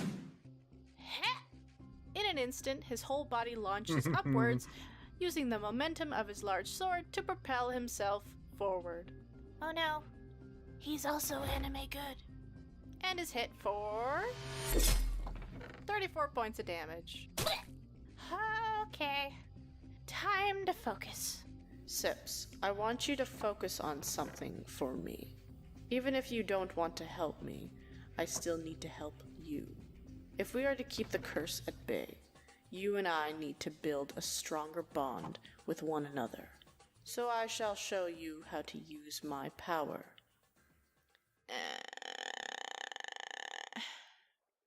I shall not take control. As you stated before, you are the captain of this body ship. That's not... Fine. What do you want me to do? Zano essentially tries to get Sips to connect with a crystal to another person. All the crystals are connected, as we saw in episode 15. Sips synced up with everyone who had a crystal near him, causing the strange effect of hearing and seeing through them. Kinda like a walkie-talkie. The reason Sips died when Beauclair died was because both of them were connected internally. Kinda like soul-linked. When one person's body shuts down, the others connected also feel it and start to shut down as well. Like they all share one body connected by the crystal. Arena eyes and ears weren't affected because they were wearing the crystal. It wasn't in their body connected to their actual organs. Oh, great. In order to stop Sips from dying, Zanu took over and absorbed the crystals to stop the connection with the defective body, aka the heart buffet. It's complicated magic stuff. I'm trying. So anyway, Sips rolls a concentration, gets a ping to sync up with Arena, seeing what she can see and hearing what she can hear. Arena? Arena, can you hear me? Sips? What? Where are you? Not there. What are you doing? Fighting? You're talking in my head. How are you talking in my head? Magic stuff. I'm trying something out. What? Is Sneeze fighting? Oh, so now you care about him. Arena, I literally left it. We are not getting into this. If he dies, you're paying for his resurrection. Oh, wow, I think you're breaking up. You're just making those noises with your mouth. I'm going through a tunnel. I can see where you are. I'm hanging up now. You can't hang up on me. Can she hang up on me? Arena, don't you dare hang up. I love this We dynamic. roll opposing will saves and she hung up on me. Interesting. Back in the fight, Arena is having a bit of a hard time. God, really Roll wouldn't after expect roll, that, she keeps but missing the guy. sure. 3, 8, nat 1, nat 1, another nat 1, switches dice, 4. The more and more this fight went on, the more Arena felt the frustration. Look, buddy, I am not having a great week so far. My dad died, my girlfriend Oh my left me, god. along with my friends, and now I got an old sword anime guy reference. I have no idea what he's referencing to. So just let me pass to see my mom before I just kill you. And with that, she manages to land her first and final blow to him as he crumples and dies. Yeah, so turns out this guy had crazy AC and strength, but 1 HP. She just had to Great. hit him once to take him down. And with her damage, it was instant death. So, yeah. But hey, she found a letter on his body with her mom's Oh my location God. in it. So, that's good, right? Whoops. God damn it, Arena! Miles away and she still manages to piss me off. Hi. Ah! It's me, Vicky. No. God, don't you have better things to do? Don't you have parents or... Wait, are you one of those stereotypical sad orphan kids? What? No, that's dumb. My parents aren't dead. They left me. That doesn't make it better! But I don't care. I got Granny. Who gave you this food? Food? It's not poisoned, is it? No. I don't like that pause. I was thinking. Granny says you'd want lots of fruit because you're a monkey. We don't grow any of that stuff here, but Granny owns the local shop and had some come in recently. So, this is all for me? Yeah, by the way, I got villagers. I never mentioned it. I got villagers before the stream started. So these guys just exist now.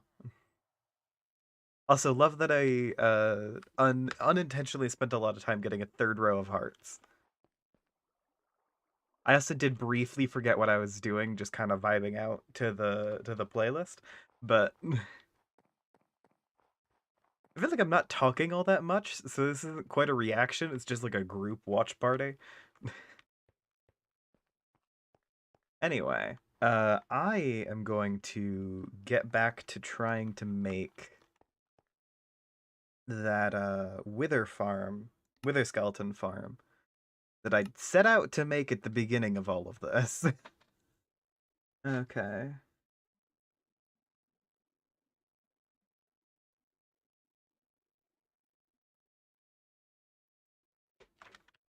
But I want to make a furnace upgrade for my backpack real quick. Because I know damn well I'm going to need to make roughly 8,000 buttons. So you know, God, the way it was done in the thing was that he covered the entire surface of the fortress with buttons. So wither skeletons could only spawn in the one region he wanted them to. Uh, so yeah, that's gonna be a decent portion of this stream. If this But I will say I need to go to intermission real quick because it's been like 2 hours. I had breakfast, but not a ton. So I am going to go to intermission for a little bit, and I will be right back. See you.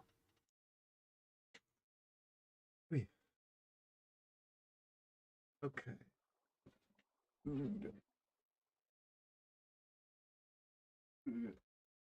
Thanks.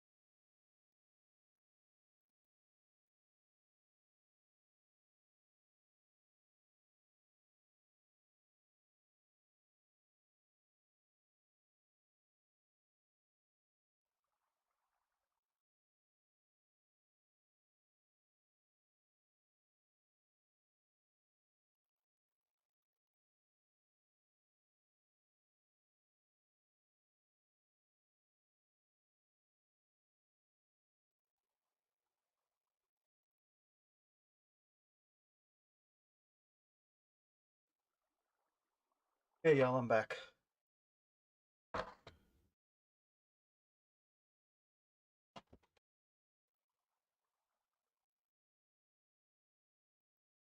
Or like I'm mostly back.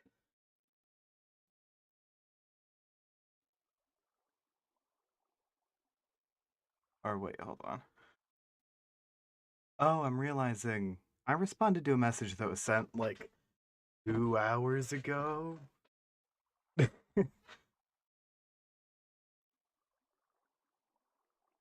OBS is suppressing my Discord notifications. Okay. I am back. I have made myself breakfast. Let's get started again. This is poisoned. I will kill you. It's not poisoned. Thanks.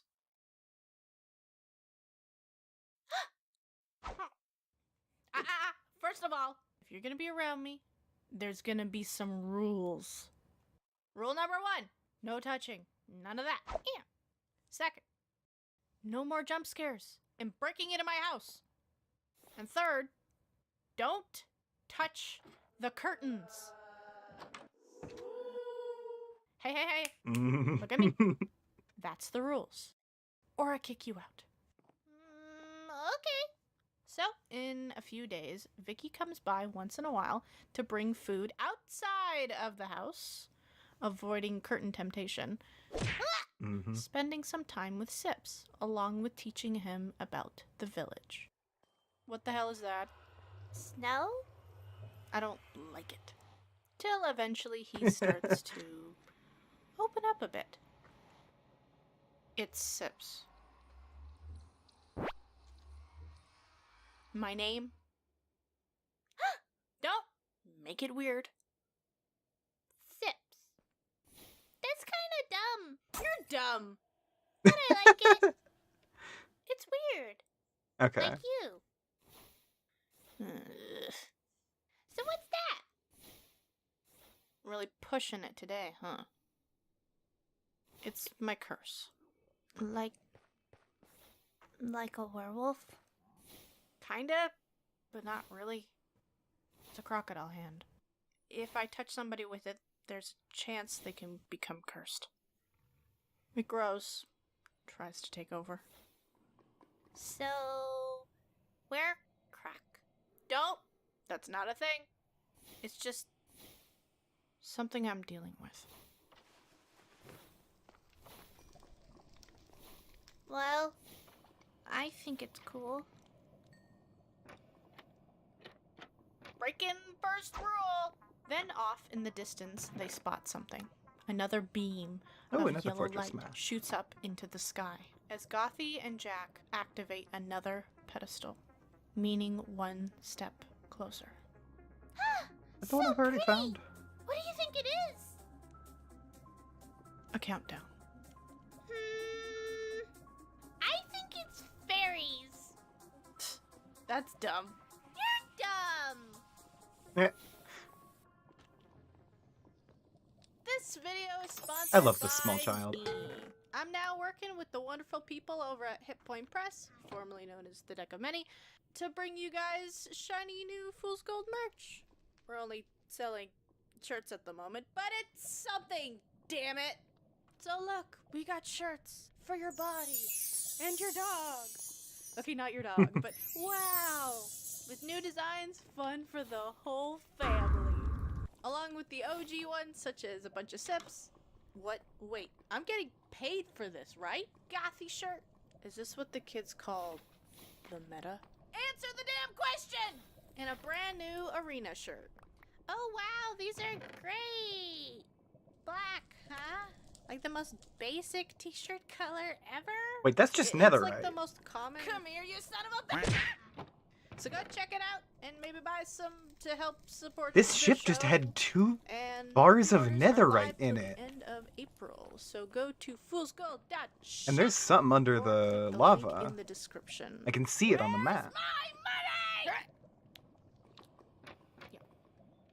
This video is sponsored by Heliana's Guide to Monster Hunting Kickstarter. Okay, so last time wasn't a complete dumpster fire. Huh? In fact, you could almost call it wholesome. Except the, murder and God damn it, Arena! talking of genocide and realizing that, Sips's curse is a bit complicated. The curse is tied to your soul. What? Well, you're a soul god. Get it off. But for a session with the Fool's Gold Another team, temple. it wasn't terrible. It could always be worse. So now we have 2 pedestals lit as the countdown continues. Well, alright. Another one down, making some good progress, huh? Oh, yes. Aren't you excited? One step closer to seeing your people. I guess I'm just a bit overwhelmed. Finding out I was an ancient princess destined to rule over an entire race of people who essentially drove one of my dear friends to wanting to wipe them all out is a lot. That's a lot. I don't That really is a know lot. where I stand on this, or what my responsibilities are. I don't know if seeing my people is even a good thing. Well, hey, So much time's passed that anybody you ever known or loved is definitely dead. Thank you, Jack. That sounded better in my head. What I'm trying to say is, you got a clean slate. They could be different by now. Perhaps. But, Jack, knowing this all, you still want to do this? Well, yeah, this is a discovery of a lifetime. Haven't you ever wanted to do something bigger than yourself? Like, no matter what, you gotta do it? Like there's a fire burning inside you, fueling it all? The thing about fire, Jack, is it burns through everything. And in the end, all you have is ash. You can't let the flames consume you. I've seen it before. Off in Kylandria, the next few weeks, Ooh. Sips tries to work more with Zanu to strengthen their bond, making sure the curse doesn't creep in. But with that comes side effects. What? So remember in episode 18 I talked about 4 claimers with the whole big ol' crystal in their gut thing? Well, turns out having a piece of a fucking god in your head like a battery pack also makes you gain those abilities. So Sips doesn't have to eat, drink, or even sleep. He can choose to eat or drink, sure, but he can't sleep at all, which means more bonding time. So, Great. what are you thinking about? just a fun little fact. Sips, I want to show you more of what we are capable of. Do I have to get up? Yes, or we could keep talking. I'm up. Outside, Sips then syncs up with Zanu, feeling the magic of a Oh, wait, god hold on. running through his veins like lightning. It's pretty great. Okay, now what? Observe. Sips then notices the area around him change. He can see and sense life or souls. The townsfolk, the animals, and even the smallest bugs. Love can some feel it sick-ass all, god magic. including himself. Okay, freaky. Why do I need this? I'll show you. May I take control for a Wrong moment? spell. Just a moment. Fine. Zanu controls Sips's arm, and a rush of energy takes over, as he also syncs up to something else. A raccoon. One of the same goddamn raccoons That attacked him back in episode 17. Puppeteering it, Zano essentially grabs its soul and takes control of it. With this ability, you will be able to control anything and anyone you desire, just with their soul. I don't know if I really like that. It is your choice if you wish to use it. Okay, we done? Yes.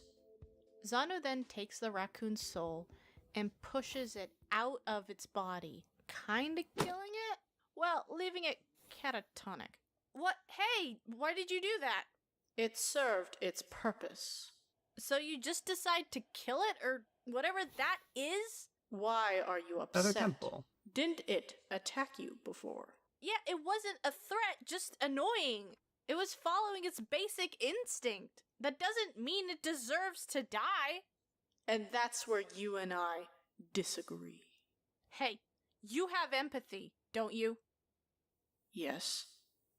Then use it. Who are you talking to? Second rule. We're not in the house. Vicky! That's me. Then they're interrupted as they notice some men coming down That's from the me. mountain pulling a cart full of dead werewolves. Ooh.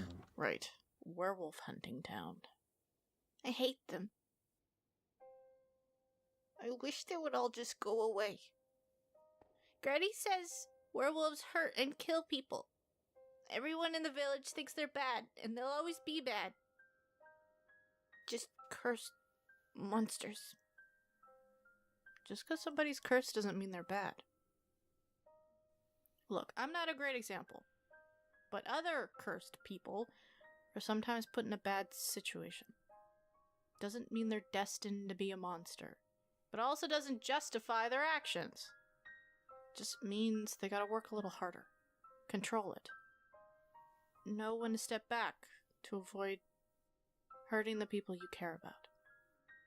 Have you ever hurt people you care about? Yeah. I have. What did you do? I ran. Like a coward. 'Cause I didn't know what else to do. So you were scared? I was lost.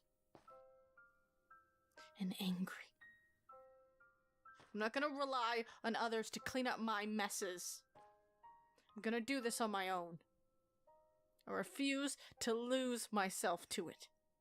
Have you ever gotten close to losing yourself? Couple times. But as long as I got this, I'll be okay. What, your hand? My left hand. As long as it stays uncursed, I know I can come back. I can still be me. But what happens if it does get cursed? Then I guess I wouldn't be me. Then it stops I being still my think problem. you could be you, and I'd help bring you back, even if you ran away from me. Oh god. Ow. Ow. Ow. Stop! Back with Arena after doing a murder. Whoops. She sets off with a letter telling her where her mom is. Gathering info from the small outposts, she finds out about her mother heading towards the dangerous part of the mountain where rumors warn of a horrible monster roaming around. Yeah. I see the plot signs. This ain't my first quest, honey. Deep into the Alright. mountains, she travels till eventually she spots an eerie cave. I love fourth wall breaking Okay. characters. If it's a wyvern, I'll hit it with the old steel ball. Shambling mound, steel ball. Sheep, I'll punch it in the face, then steel ball. Now, let's just hope that it's not a... Then she sees it. A large creature, 20 feet tall, tail, wings, and glistening of metal. As Arena realizes she's stepped into a lair of a dragon. It notices her presence and turns to get a good look at her as Arena gets a good look at it. A silver dragon. Ah, thank God. Known to be lawful good, so not hostile. However, she then notices something odd. The silver kinda melts, as if its body wasn't solid. Closer, it moves towards her in an unnatural manner. Because there really isn't anything natural about this creature, as it makes its way into the light, and standing before her is not a silver dragon, but something so much worse. Because Arena realizes she's in front of a mercury dragon. Oh, And this is no ordinary mercury dragon.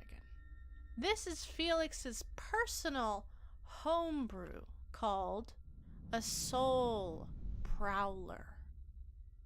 This creature is an amalgamation of not only ooey gooey mercury, no. but of souls. Thousands of them, all trying to fight for control, making it a bit insane. Hello Just a little. there. Why don't you let me know why you're here? Before I rip your arms off! Deal. Hi. I'm Arena, and you are? Oh, this is the fortress I had to leave behind earlier. Molly. Okay, we'll workshop that later. Now I suggest you tell me why you're here, or else! I'll make you a cake. You're like the living embodiment of emotional whiplash. Answer! Okay. I'm looking for my mom, Mona Zuccherini. Thought maybe she'd be in the big spooky plot cave, but clearly she's not, so I'm just gonna... Oh, she's here. Would you like to speak with her? Arena sees this creature's head jerk violently to the side as it allows something or someone to take over. And Arena hears a familiar voice. Arena. Oh. Mom? What? You're a dragon? What is going on here? Okay, I'm gonna try to explain. Oh, please do. Okay, so a soul prowler essentially is a really insane, goopy genie. People come to strike a deal with it, where it will grant you anything you want in exchange for your soul and body to be added to the silvery mass. Arena's mom, in her panic and grief of losing her husband to Queen Beauclair's execution party, she fled and found this creature to strike a deal. And you know what she wished for? The end of Beauclair's reign? Unlimited power? World peace? Nah, too easy. She wished for the dragon to protect Arena's life. Yeah. That's really stupid, Mom. Like, really stupid. What were you thinking? I panicked. So you sold your soul to an insane goo dragon. I don't know, it just seemed like the best solution at the time. I wanted to make sure you were okay. So you sold your soul to an insane goo dragon. In hindsight, it probably wasn't the best decision. Oh my god! Well, I can't take it back now. It's not that bad. You know, I was always a social person. My writing circles. Not the same thing. Tick-tock. This conversation is going on Far too long! Would you all shush? Actually, by what I've seen, my mom got ripped off. I almost died like 3 times. How come you've never kept me safe then, huh? You're alive now, aren't you? Go to hell. Language! So, is there any chance you could, like, unabsorb my mom, or... No! But you can make a deal. free your mom? And get absorbed? Yeah, no. I don't see any other option. 'Cause you seem to be a bit out of your depth. So what will you do? Strike a deal. Save your mom! Fight me! Or run away. Like a coward. The choice is yours. Well, can you see it? What? The pedestal. I think I can spot it. Oh, yeah. We're getting close. After What? a few days' travel, Gothy and Jack arrive at the 3rd pedestal. Jack eagerly places the crystal and creates a column of light that cuts through the sky. Oh my god, FedEx is marking playing 3 really down, loud music 2 to outside. go. I'm gonna rewind a bit just to. That spooked me. Okay.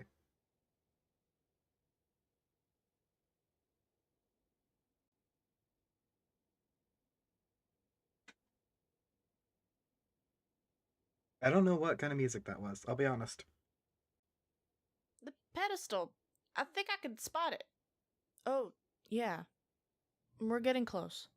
After a few days' travel, Gothy Okay, and Jack this is where I want arrive the at farm the to third be. pedestal. Jack eagerly places the crystal and creates a column of light that cuts through the sky, marking 3 down, 2 to go. Right.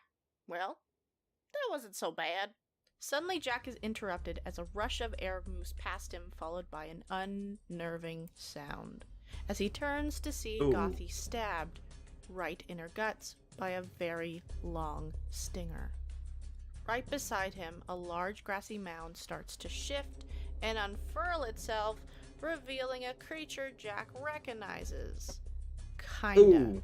A large 15-foot long wyvern. But this is Felix's homebrew wyvern, a moss wyvern, made of moss and various vegetation, and a whole lot of f*** you. Gothy pulls back, losing some blood, but manages to get out of its range. Roll for initiative.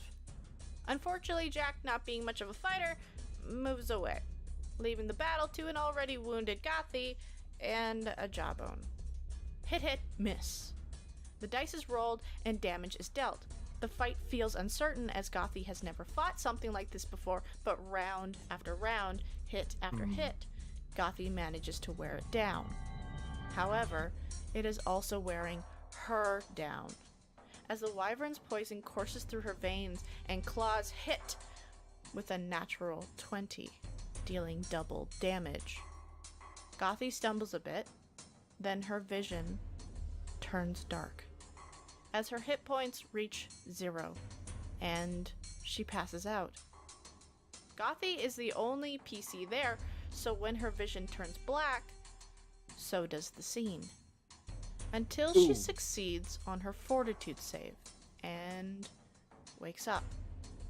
She doesn't know how much time has passed, or what happened when she was out. All she can see is the scene in front of her. Jawbone barking and growling with a murderous intent, and a very scared Jack who has managed to climb his way up a tree to avoid being torn apart.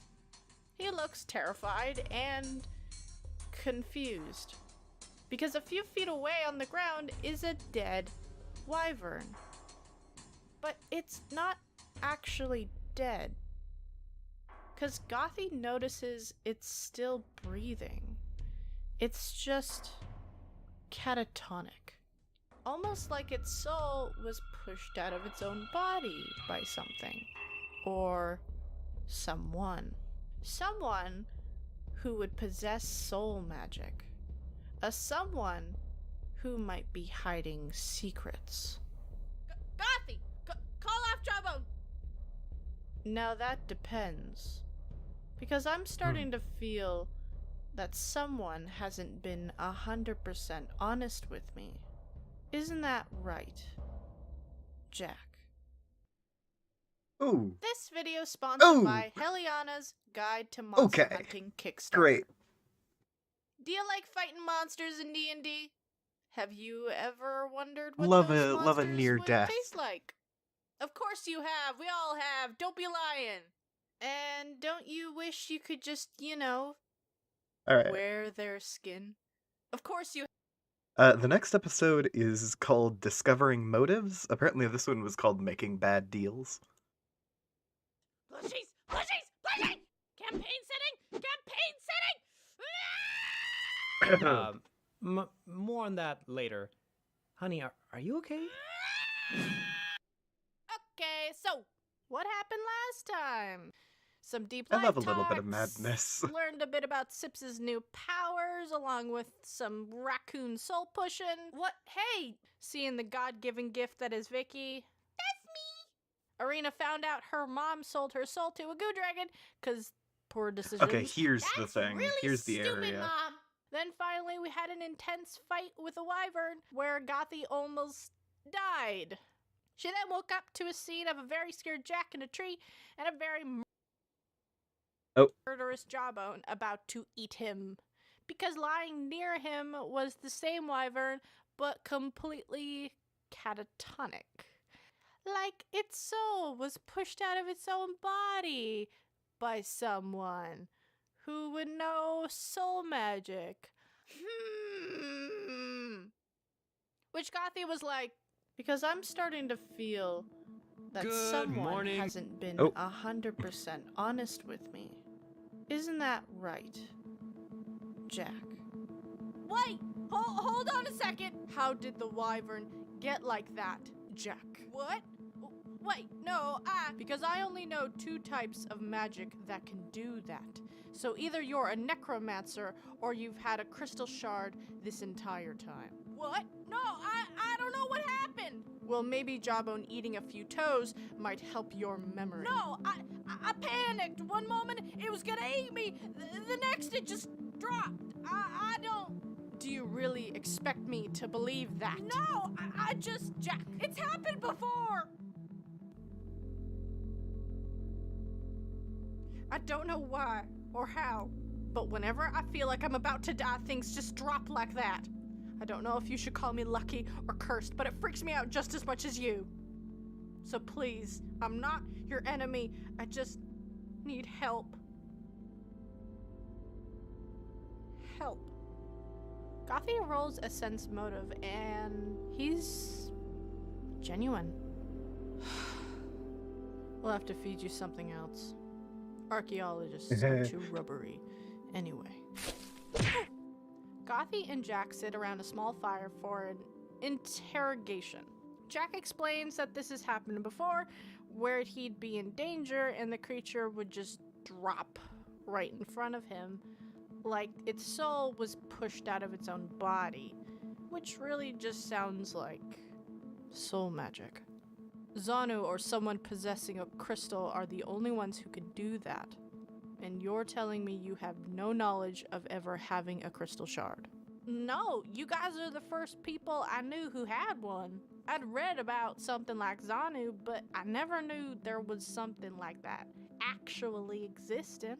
Gothy stares intensely at Jack and makes another high sense motive check and sees that he's not lying. You see, Jack is not some big bad. No, it's something more complicated. Hey Zanu, how many crystal shards are left again? 5. Abby, Arena, probably Gothy. Where are the other 2? I sense one is on the other side of the portal, lost when I was shattered as the portal closed. The other is in that man. That man? Jack. Now, don't freak out. I'm already kind of there. But I think you might have a crystal inside you. What? No way. I call bull. Him? Yes. He indeed possesses a piece inside him. In his 3, 4, 5, abdomen. 6, What? Wait, how? 7, Did he eat it? 8, 9, Okay. I'm freaking out. It's just a theory. 10, But by the 11, evidence, it seems likely 12. that you obtained one without knowing it. That doesn't seem possible. It makes sense, though. You just used the soul magic subconsciously as a defense mechanism, like a scorpion and its tail. The crystal is just trying to keep its host alive, but that also makes me wonder. Jack, do you truly think that fire that drives you to open the portal is yours? Wait. Have you been controlling him? No. However, that doesn't mean I haven't encouraged him. Encouraged him? Yeah, okay, so Zano has the ability to essentially amplify somebody's soul desire. If you really want to be a clown, Zanu can boost that desire to the point where that's all you want to do or think about. It's like motivation on crack, the fire that never goes out. That's why Jack always seems so underliningly evil, where he'd do anything when it comes to Foreclaimers and the portal, but in reality, You gave him an obsession. Obsession or passion. The line is ever so thin. They both reach his goal. Your goal. We share the same outcome. He wished to open the portal just like me. That is not evil. I kept him on track. I helped. Helped? Are you able to manipulate me? Have any of my decisions been my own? Sips, if I wanted to manipulate you, we wouldn't be having this conversation. Jax and your decisions are your own. I am not your enemy, Sips. I simply want help. And to help you. Then prove it.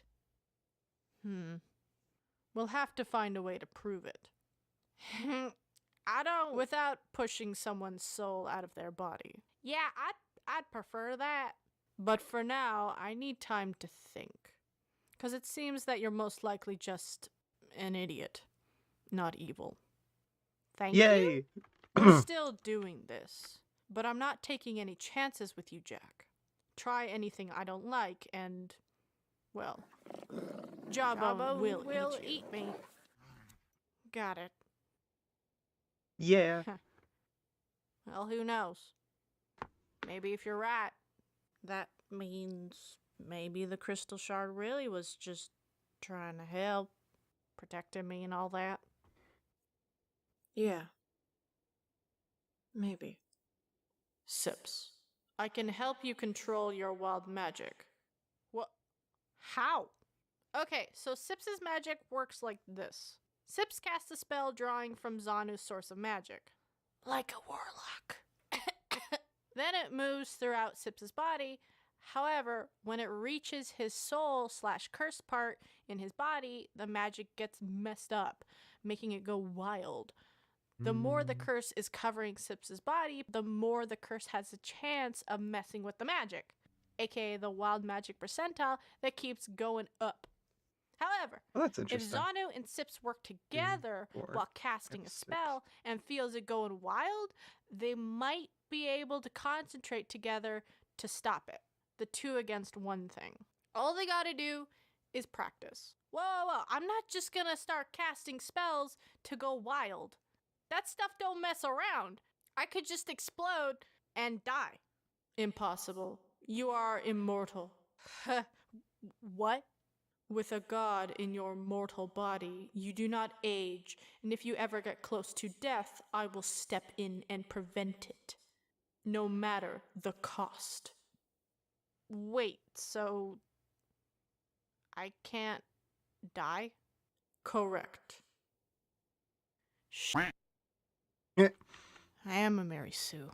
However, if I do need to step in, there will be consequences. Uh-huh. Well, alright, I guess let's test out some wild magic. So, for the next week or so, Sips trains with Zanu and it goes alright. Is it supposed to hurt? Probably. You know, for a god, you're a really shitty one. Artificial god. Shut it! Sips succeeds his concentration check Love that. and stops the wild magic surge from happening. He loses his spell slot, but nothing happens. Oh, holy crap, it worked! I did it! However, Sips's victory is shortly lived as the 4th light shoots up into the sky. 4 down, 1 to go. As the countdown continues, whether he likes it or not. We're running out of time. You need to make a decision, Sips. This is your chance to step beyond yourself and make a difference. I said... Shut it.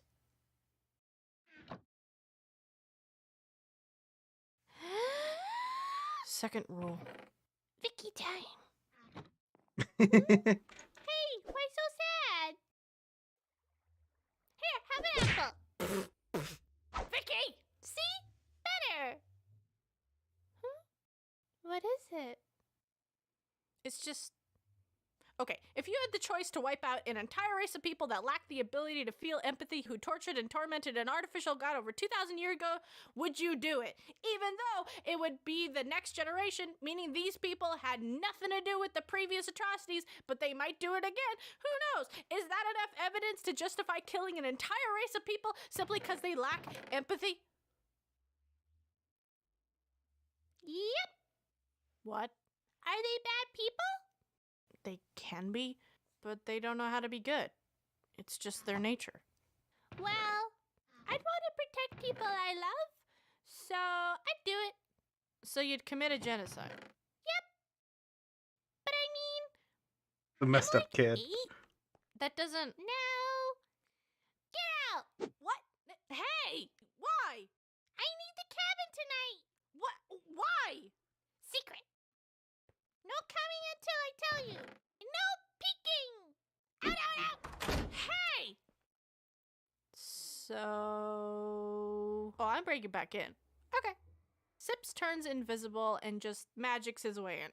Vicky pulls out a bag and places it on the floor. Now, our group's initial reaction was, aw, she gonna throw a surprise party for her monkey friend. Yay! Until she pulled out the crowbar. Am I about to get robbed by a little girl? She then turns and moves one of the rugs, exposing the bare floorboards, which she lifts up using her crowbar, revealing metal anchors. Huh. Vicky then pulls out from her bag big iron chains. Wait, never mind. I'm gonna get murdered by a little girl. She The secures little girl's the a werewolf, chains to ain't the it? anchors, then Ain't she? shackles herself to them, and just waits for something. She looks determined and steady, but then she has a small look of fear as she glances towards the window and the full moon rises. Oh no. Suddenly, Vicky's body lurches forward. A look of pain shoots across her face, and Sips watches as she transforms into something unnatural. Black fur, large teeth, and sharp, deadly claws. A werewolf. Sips turns off his invisibility, which instantly causes Vicky's feral instincts to kick in, and she jumps towards Sips to attack, but is stopped by the chains holding her back.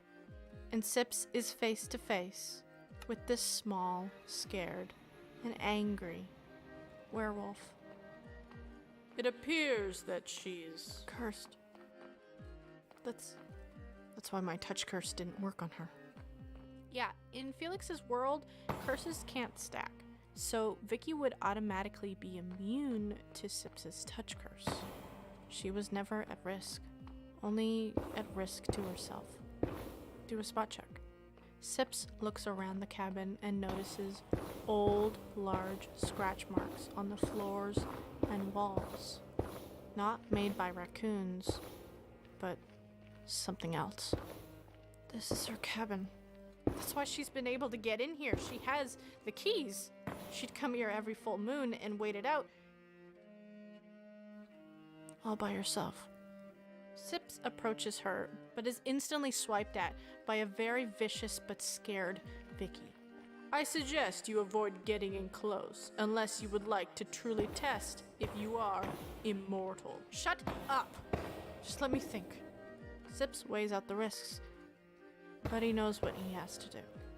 Moving into her square, Vicky instantly lunges towards Sips, jaws open, ready to attack. Sips then purposely moves his left arm in front of his body and takes her bite. Teeth piercing deep into his flesh. He then raises his cursed hand and swiftly places it onto Vicky's head, gently. Hey, it's okay. You're not alone. Not anymore. Then there's a pause, as Vicky's fierce feral look starts to soften as she comes to realize where she is, who she's looking at. And she just cries. Her jaw unclenches from Sips's arm. Sad and defeated, The two just sit with each other, as Sips lightly pets her head, staying with her all night, till she falls asleep. Sips can't sleep anymore anyway, so it gives him time to think. Time to think about all that's happened so far. The choices he's made, the choices he has to make, and what really, truly matters to him. Zanu, if the four claimers came through the portal, what happens? Depends. There are many scenarios, but no guarantees. What do you think would happen? War. Wiping out everyone who is defective. And they won't stop in the bellowing wilds. They will spread their warfare like wildfire, affecting all.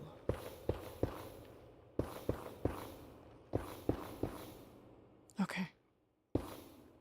I'll do it. I'll help you commit a genocide.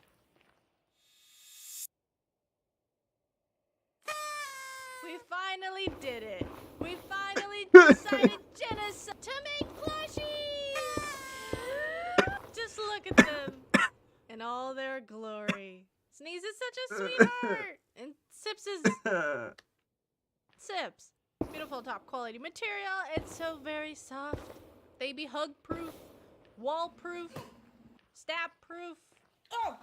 Buy one of these boys for $30 or buy them together for a cool $50, giving you $10 off, cause friendship. Pre-orders are from now till September 5th. Then from there, I take the number of the orders to the manufacturer, and then they make it. For 1 to 3 months. See, you guys gotta be patient. With COVID, shipping and making things is not as fast as it used to be. So, if we can avoid another boat getting stuck in the goddamn canal, then we're looking at arrival time for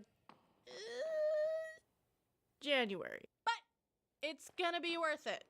Just look at that face. What the Who keeps giving him a knife? Oh, So pre-order them while you can at foolsgold.shop. And if you guys like plushies, we might make more.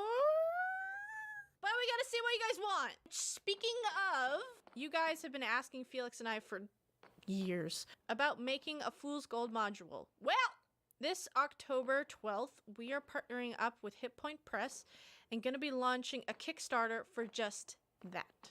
So we're gonna have module, campaign setting, lore, monsters, races, items, sheep, the whole shebang. Felix has been working on this for almost 2 years. 2 years! So you can sign up for the newsletter to stay updated. Because also, we're gonna have amazing artists such as Gothy's Player and the famous Jess Jackdaw doing the monsters. So it's gonna be good. To celebrate, we're giving you guys a taste by releasing the Four Claimer Race PDF from the book for free. So now you can play your own Four Claimer with no empathy and psychopathic tendencies. It'll be great. Okay. I know we did this in like episode 7, but now it's been rewritten and edited by actual professional people. And it's pretty. Ooh. So link in the description down below for plushies, free PDF, newsletter, and all the good stuff. I'm so excited! Oh my god, that... Well, we finally did it. We released... Okay, this is the start of the next episode, but I just want to pause for a second. Because that was a lot of really fun reveals. And truly applause to the DM of this campaign. But God... The little girl being a werewolf, I did not expect at any point, I'll be honest. I feel like I should have seen that coming earlier with the, like, curse talk, but, you know, and the way that, Sips handled that was great. Oh my gods. And going back a bit further to the wyvern and the reveal of that one dude's soul crystal, having a soul crystal is like, oh my god. Oh, these last couple episodes have just been solid reveal after reveal.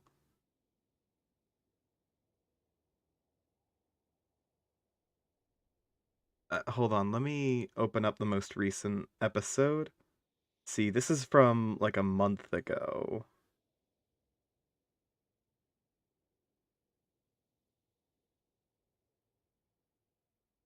Oh my god.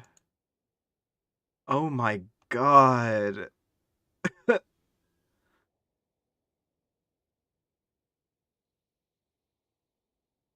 If we go another 2 hours, we can finish the playlist in this stream. And then I'll have to pick something else for the next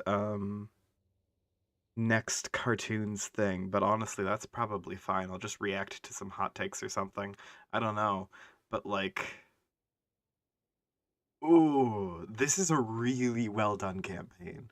I feel like I'm not talking enough during the actual thing because I'm focusing on making this wither spawner.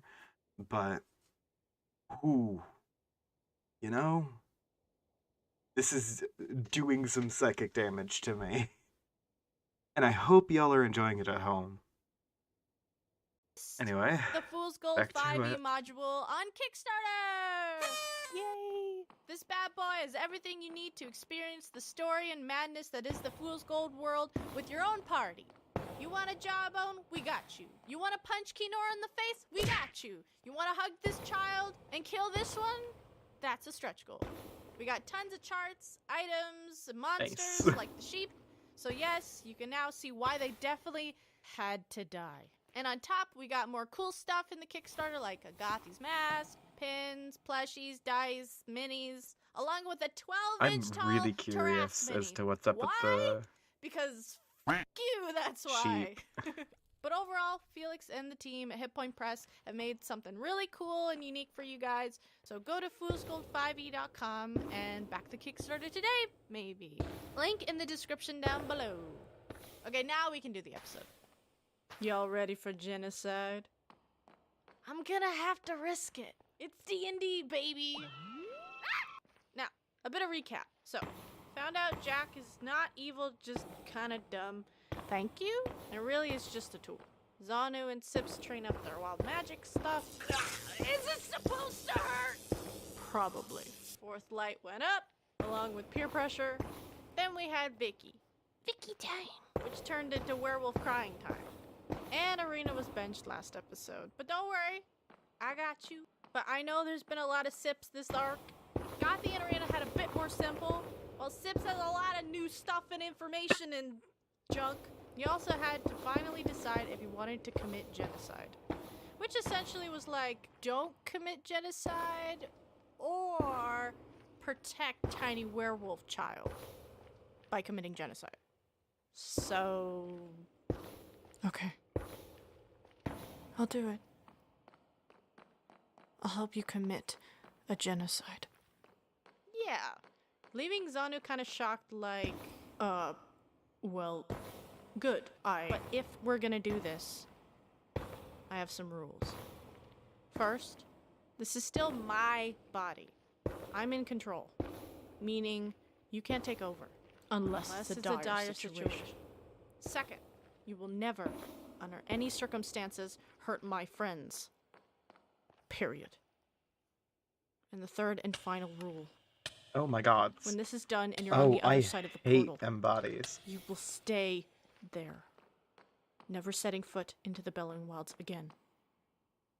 Understand? Perfectly.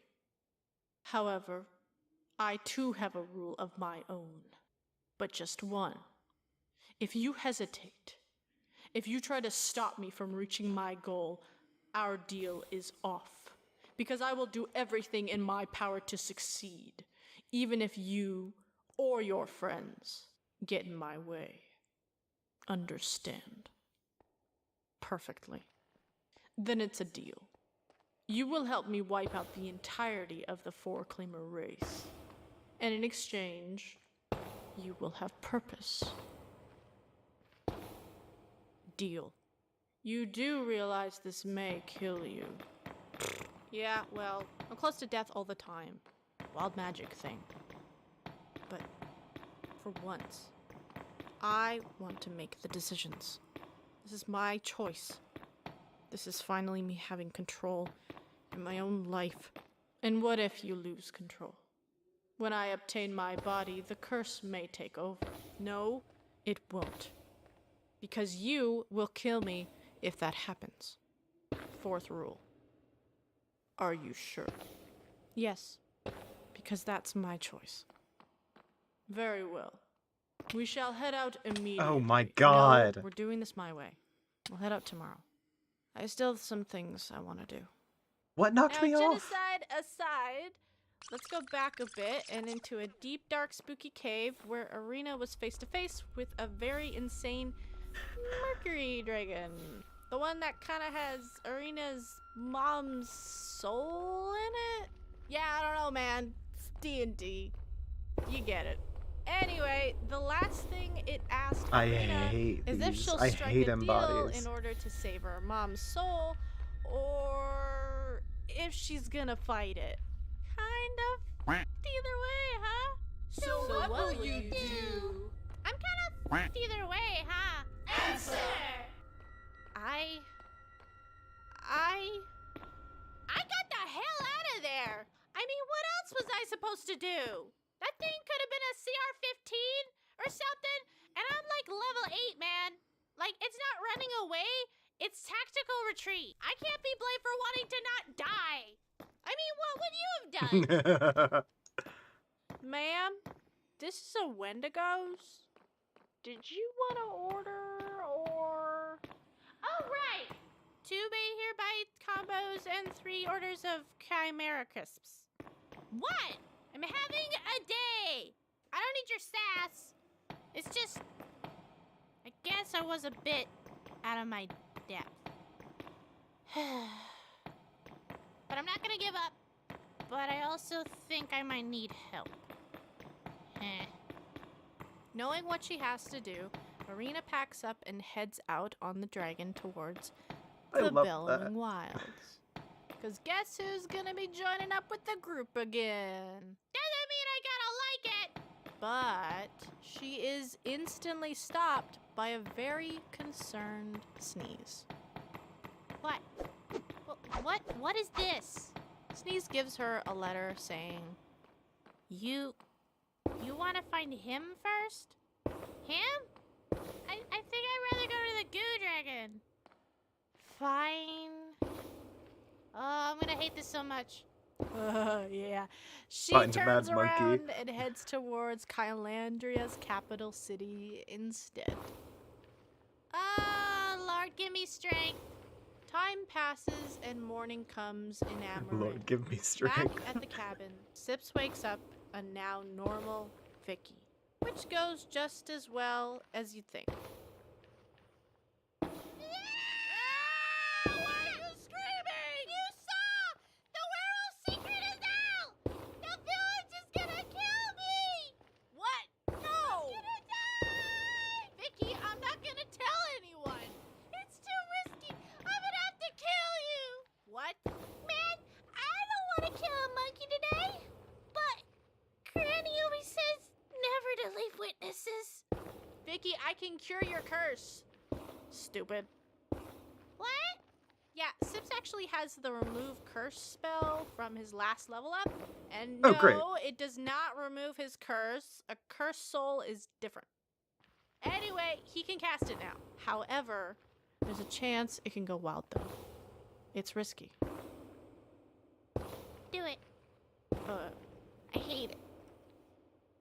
Really want this to just go away. Please.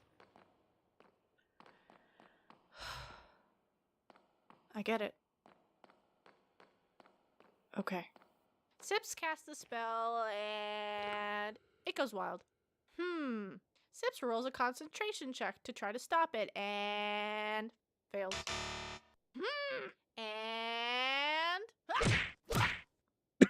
He's fine. Did it work? No. I- Sips tries again, and this time he feels the spell properly cast, flowing through Vicky's body. The magic then lifts the curse. It worked! You did it! Ugh. You're a hero! Let's not. The hero title is very premature.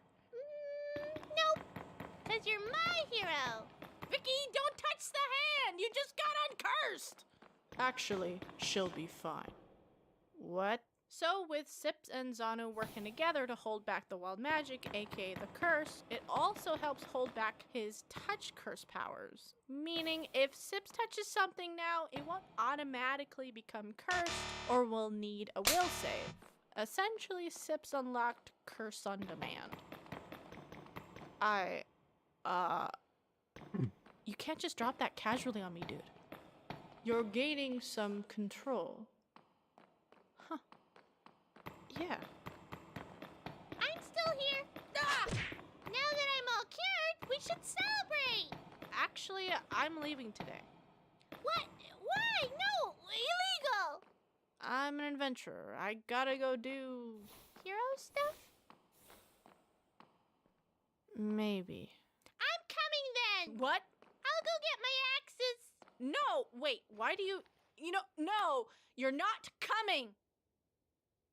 Sorry, kid. But, I need you to stay here to protect the village from bad guys. Okay? Just... here. Sips pulls out an item he's had for a while now. A bracelet of +1 to Dex. For a true hero. And when I'm gone, just remember. Don't touch the curtains! Hey. Got it? Yeah? I don't like that pause. I was thinking... But now I want to give you a present. She reaches into her pocket and pulls out a tooth. It's my first canine. Thank you. You're welcome. Well, I gotta go. You promised to come back, right? I love this No. wacky child. I can't promise that. But what I can promise is that I'm gonna try to make sure that you don't have to protect this village. Okay? Don't be dumb, okay? It's kinda my brand. Steps. I'll work on it. Bye. Later, alligator. I'm gonna ignore that. So, Sips packs up and heads out of the village. He manages to God, hop I on a love how cart much full of nether I have cargo gotten. and makes his way towards the capital city of Kylandria. Reaching into his bag, he finds some bananas with a note on it. To Sips. Hope these bananas help. They are special bananas. Love, Vicky. And sees a small hole punctured on the side by a needle? I really don't want to get drugged by a little girl today. Sips. I'm sensing something odd. From the banana? Yeah, me too. No, from these boxes. Sips syncs up with Zanu, then they both feel it. That, yeah, they're not alone in this cart. Oh no, because turning on their soul vision, they see it. All these boxes contain hundreds of souls. Sips looks closer, and then he recognizes these boxes. And he instantly becomes pissed. You see, these boxes aren't normal boxes. These boxes are extra-dimensional spaces used to hold creatures. Because this cart is owned by a beast master. Now, normally in 5e, I know we play 3.5, Beastmasters are usually nice animal taming rangers. However, in Felix's world, in the Bellowing Wilds anyway, they're kind of scummy, hunting and stealing wildlife to sell them or trade for battle. Kind of like Pokemon, but brutal. So why is Sips angrier than usual? Well, way back in episode 2, I mentioned in his backstory that he was taken from the jungle and sold. So guess who did that? Huh? Well, a Beastmaster. Yeah, Sips is not fond of their business model. So yeah, activate murder hobo mode. Sips starts opening the boxes and chucking them out, releasing the creatures, which the Beastmaster kinda notices. Hey, what are you? My cart now! Base! Great. Sips, what are you doing? Stealing a cart? Why? It's therapeutic! Sips leaves the Beastmaster in the dust, and just when he thinks he won, he hears a roar. Looking back, he sees the Beastmaster riding on a goddamn T-Rex. Uh-oh. Sips. I got it. He stands up and casts a spell that goes wild, as he fails his concentration check as well. Uh-oh. Sips feels his body tingle, and he shrinks by 6 inches. Not what I need right now! The T-Rex then rushes in, ramming the cart that tips it upwards, throwing Sips into the air. Then he falls and gets eaten. Trapped in the T-Rex's stomach, Sips tries to blast his way out with magic, but keeps failing. Round after round, the acid starts wearing down his hit points. Rapidly. Sips, I can get us out. Let me take over. No, I got it. You're going to die. I said I got it. Sips! I don't need your help! I'm in control! Then his hit points reach 0, and he passes out. He feels himself become weightless as he falls into the void. He's been here before, so he knows all he can do is wait. But he doesn't need to wait for long, because we soon hear Felix say, "You wake up." Sips comes to a scene of chaos. A forest on fire, blood, as creatures fight, and a dead T-Rex on the ground behind him. Oh god. Didn't I warn you, Sips? Didn't I say that if you ever got close to death, that there would be consequences? And then we see Sips, now at 60%. He looks at his body and realizes what has happened. Extra scales, torn clothes, more spikes. But that's not all, because Sips then notices it. His left hand, completely covered in the curse. There's a stillness in the air as he blankly stares at it for a while. Now, you see, Sips isn't feeling sadness, fear, shame, or even anger, but something else. Something new. Something I've never felt with him before. It was relief. Relief that after fighting so damn hard to keep that curse from reaching his left hand, he had lost the battle. All that anxiety, all that stress and pain and suffering just to try to stop the worst from happening had suddenly left, because the worst had happened. Sips thought that if his left hand became cursed, he'd lose himself and that would be it. But hey, guess what? He's still here. And you know what the funny thing about it is? He had never felt more in control. He's a chaotic monkey anyway, right? Why fight it when you could just give in to it? So, Sips gets up, dusts himself off, and grabs his stuff, or whatever's left of it. Well, Zanu, I'm a little burnt, a little scalier, and I got a bit of T-Rex goo on me, but I have to admit, I've never felt better. So why don't we head out? Sure. And you're fine. Of course! I'm immortal, aren't I? Nothing can kill me. Now why don't you and I go commit genocide?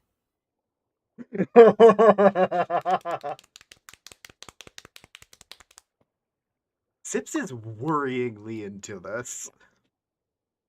This video is sponsored by the new Ready to Roll D&D YouTube That, channel. like, looking right into camera, like, Hey, alright, so, let's kill people. So we did it? We reached over $1 million on Kickstarter? That's a lot My of God. dollars. And sold over 1,200 Trask minis? That's a lot of damage.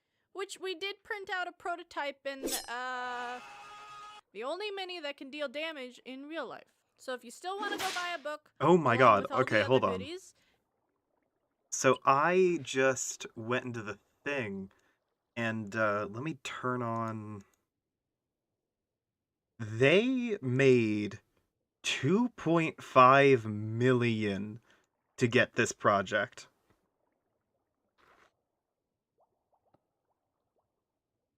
Like, oh my god.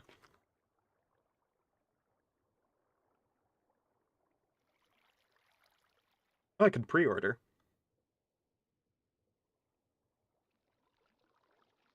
Neat.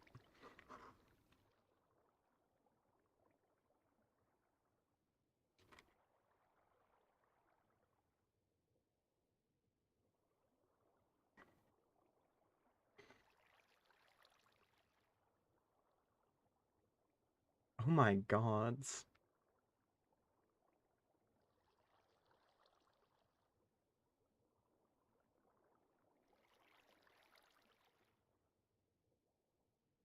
Yeah, I'm looking at the Fool's Gold Kickstarter now. No one can stop me.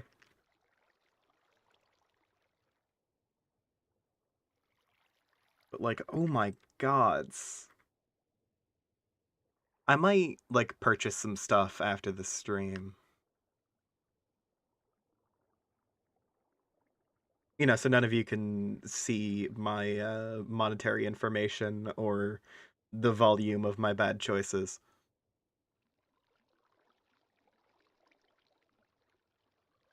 Cause like, oh my gods. head over to the Kickstarter at foolsgold5e.com because there's less than 7 days to go. Let me turn back so on get the... on it. Okay, now we can do the episode. So last episode was a lot of sips, but I swear we're gonna get to a more balanced format now because Fool's Gold group are all kind of going to the same portal. So last time we made some deals, worked on mom issues. Ma'am, this is a Wendigos kinda fix werewolf daughter. It worked. You did it. And said goodbye. So then after we stole a cart, cause it's therapeutic. Angst. It's always angst that fucks me over. Cause Sips then got eaten by a dino and died. Kinda. Well, not really, cause instead Zanu saved his ass. As a result, he turned to 60%, losing his left hand to the curse. What? So now by this point, Sips is like, oh yeah, murder time. This is the part of the campaign I've been looking forward to for years. Things are getting spicy. But right now, Gothy and Jack have their final task of activating the last pedestal. Now they technically can't because Arena has the big old sun crystal in the dragon, but they got a backup.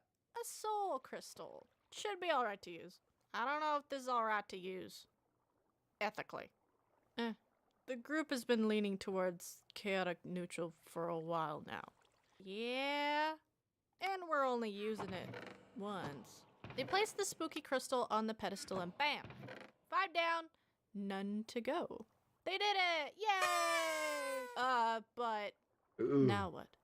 Right. So after all the pedestals are ready to go, they gotta be activated to create the portal. The big old button to turn it all on is in the center of the map, located in a small town called Fool's Crossing. I feel like there's a joke here, but I can't seem to find it.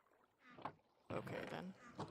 Well, how have you been feeling since finding out I may have a piece of a crystal that once belonged to a genocidal artificial god that may or may not be controlling my every move to open up a portal to an ancient race to potentially wipe them all out? Well, you know when you're so anxious, you eventually come out the other side exceptionally calm? That. So better. I want to prove to myself that this is what I want. Maybe the obsession is the crystal, sure. But I'm more than that obsession. I need to finish this. Right. Then let's head out. Now moving a bit forward in another part of the world, we got the king of angst, bad decisions, and emotional intelligence of a rock walking towards the capital city of Kylandria. And you know what? He doesn't have any issues getting there, because the rest of the world is like, you are a lot. Sips then makes his way to the capital's portals, where he just swoops to Alchemist Quarry. Why Alchemist Quarry? Well, remember, he still has some crystal pieces he needs to gather. And there happens to be an NPC that currently has one. Ooh. Can I use your bathroom? Sure. So Sips takes a shower to wash off all the T-Rex goo and blood, then comes out all fresh and in new clothes. Is that my bathrobe? So I need that crystal Arena gave you. Her dead mom's necklace thing. This? Yep. Yoink. He then takes the crystal and it just fuses into Sips's hand, adding to Zana's crystal and their power. I don't think that's normal. Yeah. So, how have you guys been? Pretty good. I died today. That's also not normal. Yeah. But I meant all of you. Oh. Well, I don't know. I haven't talked to anybody in like a month, but chit-chat's not really my priority at the moment. Hey, I did you a favor, so you owe me one. I'm not sure what's up with all of this, but you need to promise me that you'll remember to keep your friends safe, to protect them, okay? Sips grabs her finger and gets in real close. I know. That's the whole goddamn point. Great. Did you get shorter? Okay, I'm leaving. And I'm keeping the bathrobe! Dang. Sips then heads out to his next destination, which he finds out from Zanu is Fool's Crossing. Feel like there's a joke here, but I can't seem to find it. He catches a cart with some unenthusiastic passengers and makes his way. Back in the sky, Arena is traveling on the dragon, with Sneeze, who is on a mission to find Sips again. Arena flies over to Kylandria and finds out they did see him heading to Alchemist Quarry. But he looked like death, with blood and guts on him, and kinda crazy. Sneeze panics. Well, at least we know he ain't dead. He just looks like death. Let's go! In Alchemist Quarry, they quickly find out from the locals that Sips headed out on a cart northwest. So they go, flying the dragon on maximum overdrive. Sneeze suddenly twinges a bit, then tries to get Arena's attention. Ow! I'm driving! What? And he points down. On the surface, Sips is just chilling in a cart, and then notices a very familiar mech dragon flying overhead. Maybe if I just... Attention, people below! I'm looking for a monkey. Yellow, crocodile arm, face of a jerk. Lord, give me strength. You down there? She lands the giant goddamn mech dragon in front of the cart and says, I know he's in there. I got a feeling.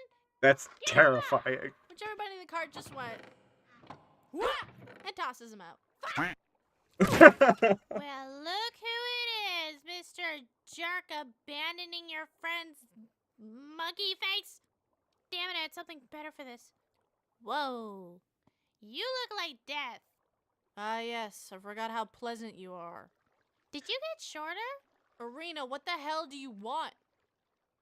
Well, what he wanted was to see you. He obviously cares about you because he's a true friend. You don't think I care? Oh, please. You left. Abandoning us for what? Angst? I died, and ate a human heart. Okay. It's not a contest. You started it. Arena. Mm. I left because I didn't want to kill my friends. And I'm sorry if that hurt your feelings. But I'm not going to apologize for trying not to kill you. And instead, it looks like you're killing yourself.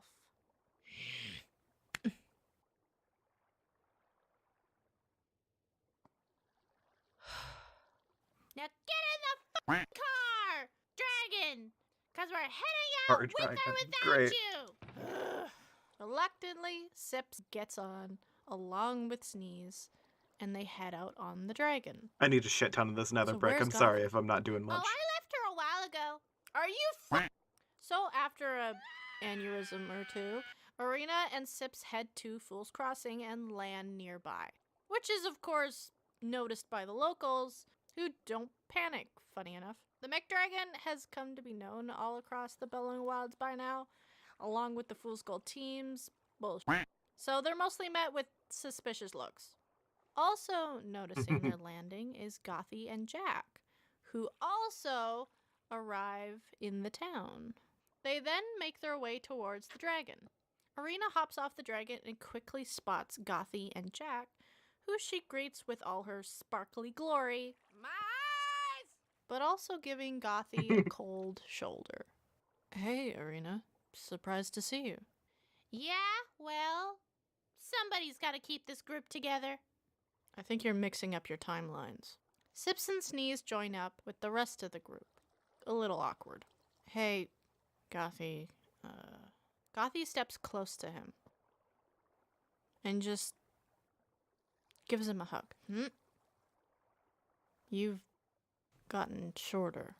Not a goddamn word. Gothy pulls back and now gets a good look at him. You look like death. Fair. I kind of died today.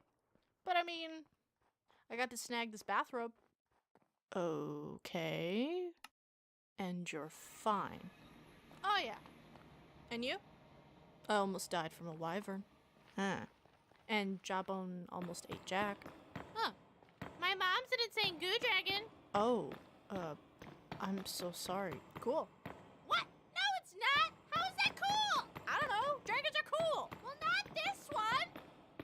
I'm not a mind reader, Arena. Reunited at last. Oh, I'm sorry. I thought you could with all your protagonist powers. I missed this. Oh, go to hell. Guys? I think I found it.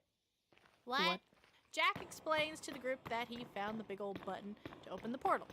According to his old maps and research, it's located in a bakery owned by a little old lady who makes little pies and cookies, aka Cran's Bakery.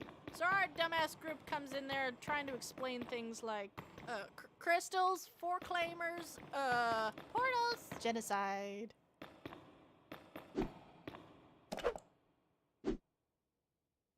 Do you think we could take a look at your basement? Giant rat Great. exterminators. With a successful bluff, we managed to access the bakery's basement. Great. How did you do that? Giant rat exterminators. I speak old lady. They make their way down till eventually the group reaches a part of the basement that seems not so bakery, as they spot a slightly glowing panel made out of stone jutting out from the wall with four claimer markings all over it. Examining the panel and translating the inscription, we start to understand that this is not going to be so easy. Because we realize that in order to open the massive portal, it's going to destroy the entire town and anything in a 5-mile radius. Yeah. Woof. Oh yeah, I think we're leaning towards chaotic evil now. Hell yeah, full genocide run. Let's go. This Oh my video is God. sponsored by the new Ready to Roll D&D They aren't YouTube afraid show. of being I demonetized. know, They have there's said like a genocide million so many D&D times live already. YouTube shows, but just this is the good shit. Ready to Roll Season 1 is 27 episodes of Alright, skipping past. This video is sponsored by the Griffin Episode Saddlebag 24, Book Taking 2 Out of Town. Kickstarter. Great. Oh, also, quick thing. I'm launching 2 new shirts for pre-order. Drew myself. Link down below. Okay, now I'll shut up. The group is finally back together! Yes, it is very exciting. 'Twas fate, or destiny, or Felix was really tired of DMing a split party for the last 4 sessions. Oh my god, it's taken me over a year to animate 4 sessions. Anyway, what happened? Sips is still a lot. Is that my bathrobe? And has been collecting crystal pieces with a genocidal artificial god. I don't think that's normal. Yeah. Gothy and Jack finished setting up all the pedestals. Kinda. It's like 94% ethical. Arena and Sneeze had a lovely reunion with Sips. Well, look who it is, Mr.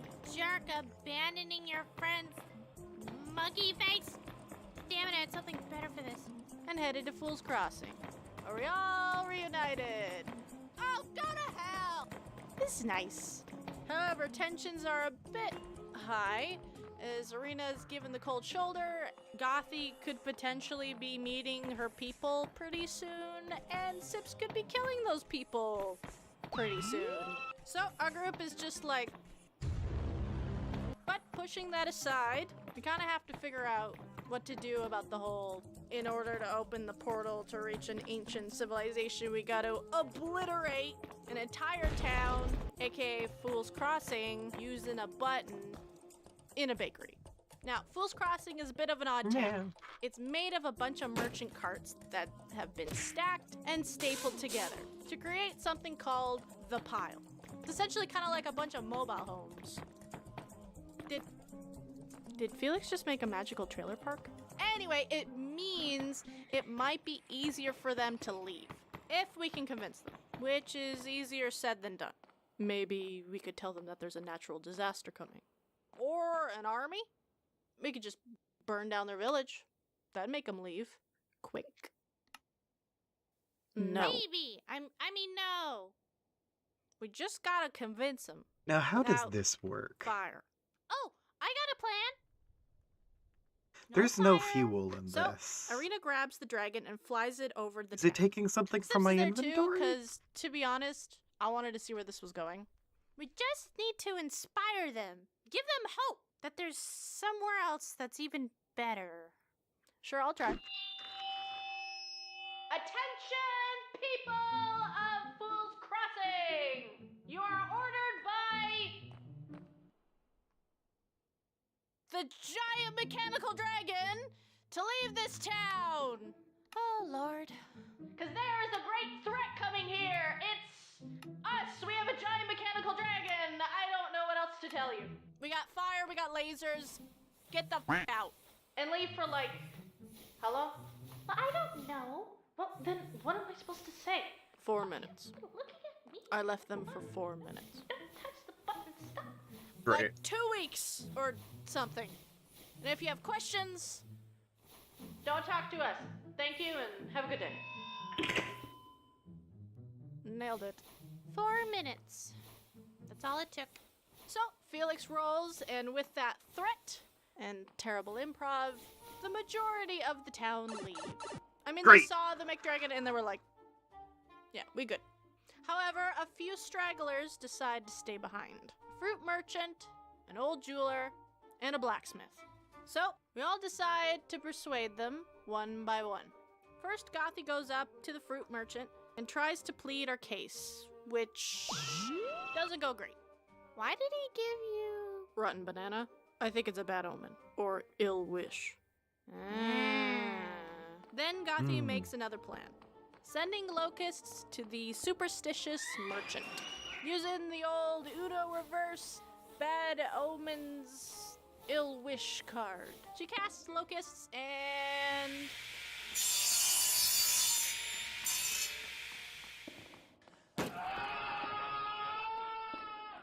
Oopsie doopsie. I don't know where that came from. I'm just gonna go fix that.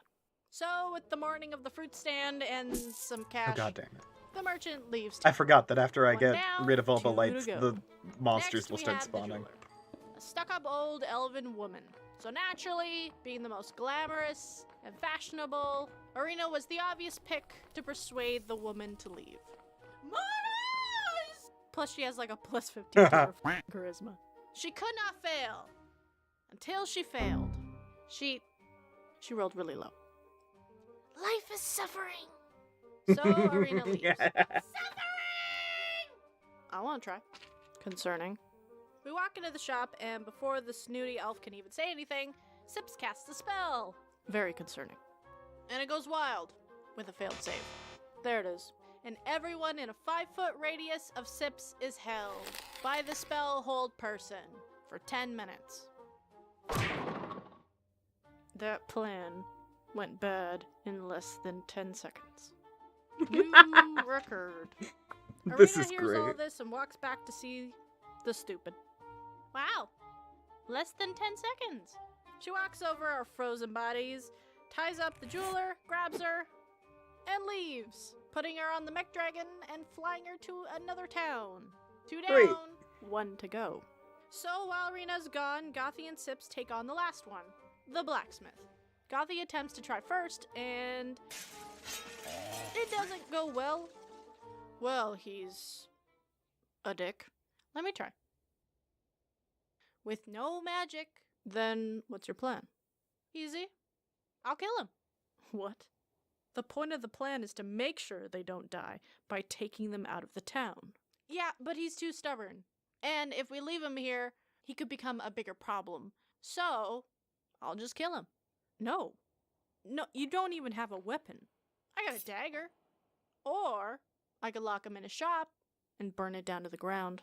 No fire, and no, you're not killing this guy. Why not? He's in our way. That doesn't mean he should die. Yes, it does.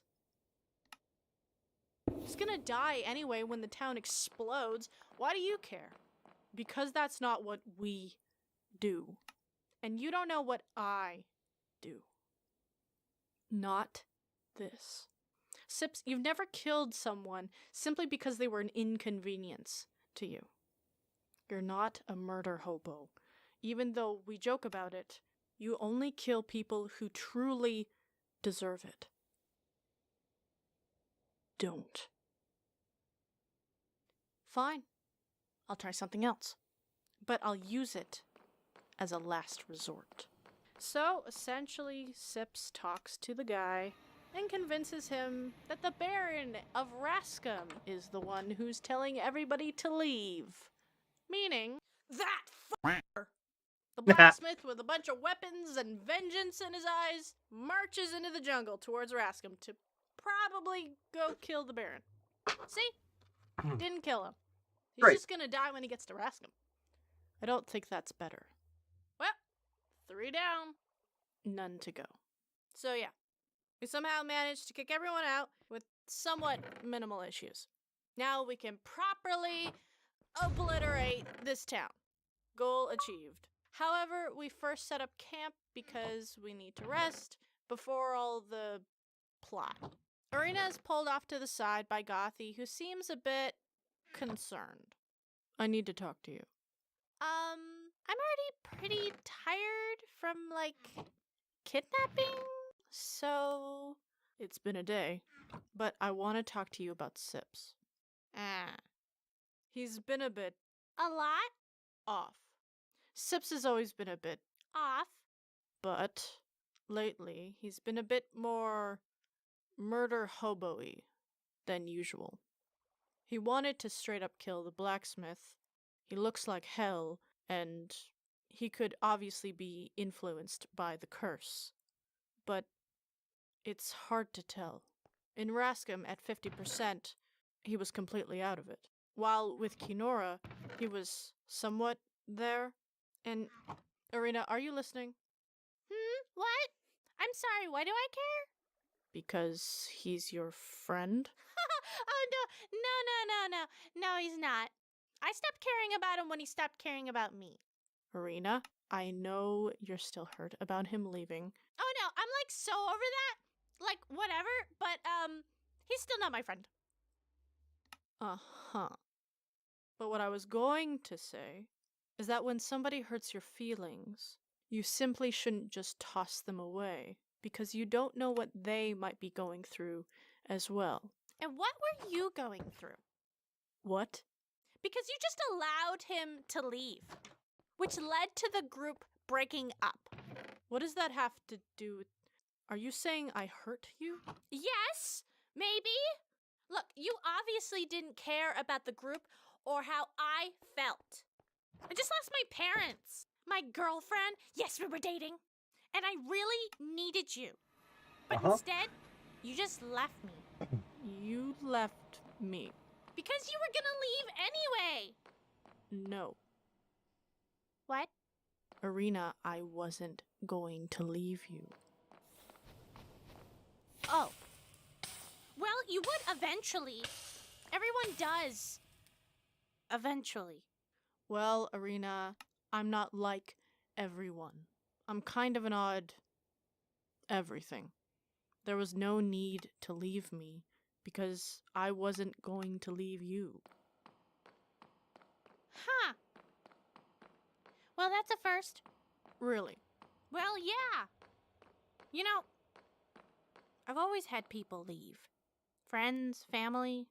Either they move, get a new boyfriend like Joshua, or they die. Always leaving. I mean, I don't get it. Do I smell or something, or what is it? Am I not enough? Irina, sometimes it has nothing to do with you. People just have their own lives and things they're dealing with. You can't control it. I want to, though. And that's not your place. You can't help people who don't want to be helped. Or sometimes you don't have the tools. I'm sorry. I should have known what to say when Sips was leaving, but I didn't. I'm the leader, yet I couldn't even keep my own group together. It's just, I feel that sometimes... Well, okay, all is forgiven, I guess. Let's just say you owe me one. Thanks. But I'm sorry too. I guess I didn't take into account that you're a bit of an odd everything. So, I guess we'll just call it even. Sure. Great! Well, we still have the issue with Sips. Oh, right. Yeah, I think it'll be fine. It's just a phase. Nothing to worry about. Well, I hope you're right. Hey, so yeah, just so you know, I'm here to go commit genocide. Oh my god! This video is sponsored by the Griffin That Saddlebag Book 2 Kickstarter. Oh my god, alright. I'm probably not going to actually finish the, Witherskelly farm on stream. I'll need to have, like, diagrams pulled up the whole time. So I am gonna go out looking for dungeons. Because I know there are some. Actually, I could probably 1v1 the Ender Dragon right now if I really wanted to, but...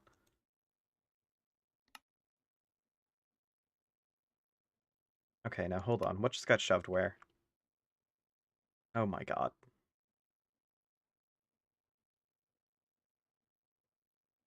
Is there a settings option that I can...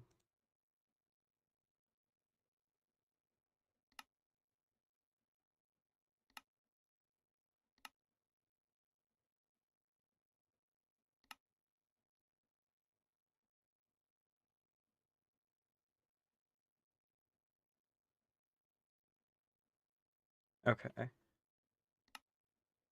God. That was annoying. Okay.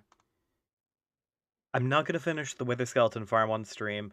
I can tell no one's really watching. There's no active chatters right now.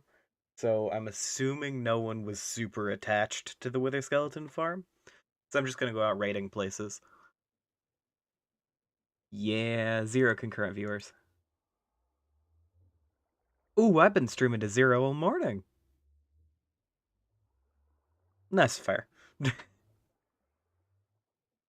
Nah, in middle of the morning isn't really my time, usually. Basically everyone I know is busy. Oh, regardless. My sleep schedule's been awful, so... Anyway... This Next video is episode. sponsored by Time for me Ready to go Roll do Vignette. dungeon stuff. Vignette. So things are escalating a bit, huh? Well, what happened? Cleaned up a town with minimal damage. Then we had emotions as Arena poured out her guts while Gothy was kinda worried about Sips, which Arena was like, nah, he good. Hey, so yeah, just so you know, I'm here to go commit genocide. Yeah, she was wrong. Oh my god! So very, very wrong. Love that. Oof! I was so wrong, huh? I'm sorry. I think I blacked out for a second. What? Well, I'm here to go through the portal, find the Four Claimers, and help wipe them all out. Wow! It got worse. Help. Help who? Wanna guess? Zonu. Great. You do remember him. Vaguely. Bits and pieces. Wait, I feel like I'm in a bit of a fever dream. What's going on? Hello? Zanu was, an artificial god that was created by the Four Claimers by using up half of the sun that used to exist. What? I know, it's a lot, but just stay with me. Then, by what Gothy told me, he was kept by them and experimented on till eventually he tried to wipe them all out. Oof. Okay, Oh, it's so liminal. if Sips Nice. is helping him, where is he? Well, he's technically right there in your ring. The crystal? So wait, all those stories about an Alright. evil demon monster thing terrorizing people thousands of years ago turns out Northwest. to be... Haven't My explored this way. friend. Well, I really don't know what to say to that. Then why don't you shut up, Arena? Because we got lots Oh. to talk about. Sips, I don't understand. Help him commit genocide? Well, he's helping me too.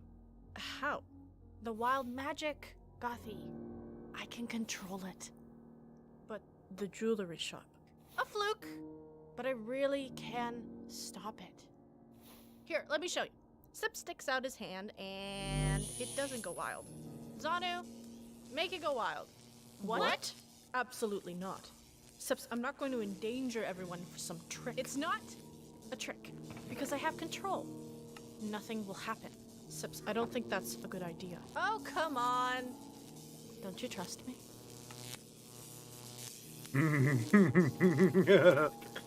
Sure. Do it. No, I will not. I said do it! Then at that moment, the Oh magic my in his God. hand becomes wild. Energy pulsating and just wanting to become chaotic. Sips takes a breath, concentrates, and the magic just fizzles out. Sips, that wasn't me. I didn't make it go wild. Huh. Well, I guess I have more control than you thought. Or none at all. Well, looks like you have some control, but... Right? Isn't it great? I've had some mess-ups, but I'm getting the hang of it. I can really control it. Control my life Terrifying. and make decisions that mean something. Oh, also, I can control my touch cards now. Wanna see? No, I'll take your word on it. So he's been helping you. He can talk to you? Oh yeah, sometimes he doesn't shut up. Can I talk to him? What, am I not enough? Sips. Joking. Fine. Sips slumps down for a moment, and then his body's posture becomes perfect. Oh, that is disturbing. Gothica. This is weird. Very. It's Good to see you. You too. But what the hell is going on? 2,500 years ago. Yeah, I know that part. I mean, what are you doing? Wanting to wipe out the Four Claimers and using SIPs? He agreed. And is simply helping me get my body back. Body? Yes. By gathering the final pieces of my crystal, I can get my power back and create a body This is a fit really for nice an biome. artificial god. I just need 4 more pieces. A moonlight grove. One is located on the other side of the portal. Lost when the portal closed. Another is with you, Gothica. Next, in Arena's ring. And finally, in Jack's stomach. What? Sorry, I just felt like I needed to stand. You're serious? I have a crystal inside you. Yes. Plot twist. 2 weeks too late, Arena. Damn. How is that possible? I mean, did I eat Siberian it tiger. or something? Or Yes, you did. plot twist? Stop. I believe it had something to do with your associate, Texas Telonius. Oh. So yeah, this is the lowdown. Texas Telonius a while back hired Jack to help him research the Four Claimers. Ooh, Reading hey. books, digging up stuff, and exploring ruins. However, Jack was, or kinda still is, a bit of a coward. And even a bit of a slack. Not as dedicated as Texas. So, one day, Tex came across one of Zanu's shards and had heard of it sometimes giving people strange abilities or behaviors. So, Tex being Tex was like, why not? And decided to run his own experiment by slipping the shard into Jack's food and see what would happen. Tex really didn't see much change, then kind of abandoned the experiment and forgot. I have so many conflicted emotions. I might vomit. Oh, vomiting might be good. Vomiting won't get it out. Then how? Oh. Maybe Oh. no gutting. I can do it. It would be painless. How can I possibly trust you? I mean, have you been brainwashing me? I did not brainwash you. I did, however, keep you on track. Keep on track? What does that mean? On track to what? Using me to open the portal so you can go on some murdering spree? Finding the Four Claimers. That was your initial goal, wasn't it? Or did you forget? I am not your enemy. I'm simply an opportunist. Oh, I Now, forgot to Do sleep. you wish for me to remove that shard or not? You're not lying. It'll be painless. I do not lie. It is inefficient. Jack, you don't have to if you don't want to. I need to. Okay, Love loading new chunks. do it. Zanu zips, whatever, comes up to Jack and places a hand onto his stomach. Now, Jack and Zanu roll opposing will saves. This determines what crystal shard moves towards which. So technically, if Jack wins, Zanu's large crystal could try to go into Jack's body, who has the greater will. They roll and the shard just pops out of Jack's body magically. Floats for a moment till it moves towards Zips's hand. It swoops in, traveling through Zips's body to his head, as it has done before. Like a small piece of metal being pulled to a large magnet. So, how do you feel? Still wanna vomit? So the same. Kinda. Well, hey. You kinda stood up to an artificial god at least. Good for you. Don't touch me. Ooh, you are very sweaty. So that's it. Gather the shards, make a body, and go kill everyone. Gothica. Four Claimers have always been a plague on any land they reside on. They have no empathy, zero, and no compassion. They simply do whatever they like in order to progress in the name of their science. They know nothing else. It's their nature. And for that, they should die. You know how dangerous they are. Oh, there's Slim. What they can do. What they've done to me. And you. What did they do to you, Gothy? They cut off my face, Arena. What? But that's off topic. No, you can't just say that and just... What? No way! Fine. See? No face. Have you tried moisturizer? Arena. Sorry. Okay, but like, have you really tried? Arena. Okay. We're moving on. Zano, these scars are old. And they've healed. And mine haven't. Zanu, I'm sorry. I should have done something you couldn't have. You need to understand that. The Four Claimers who did this to you deserved to be punished. But you are punishing an entire race for a few. Also, it's been over 2,500 years since that happened. They would all be dead by now. You'd be killing people who had nothing to do with it. They could do it again, perhaps. But are you willing to commit God, I love the genocide void over particles. just a presumption? Yes. Gothica, I don't understand. They could bring war. You don't know that. You know how dangerous they are. Yes, but Gothica, perhaps with this the is right so tools. laggy. I love that. monsters! All of them. That's not. You're different. You're right. I am. And they could be too by now. It's been over 2,500 years. Time does bring Rabbit change. murder. Not this. There Nature we go. cannot be changed so easily. Not without the tools. You can't expect this I'll society actually say, I to needed these learn turtle something eggs like empathy for the farm. without cool. help. They may only grow if you show them some empathy yourself. And that's where you and I disagree. Well, unfortunately, Ooh, until cows. you and I both agree, you aren't getting your hands on this shard. Because this is my deal. We will go through the portal. We will see for ourselves if the Four Claimers are the monsters we know them to be.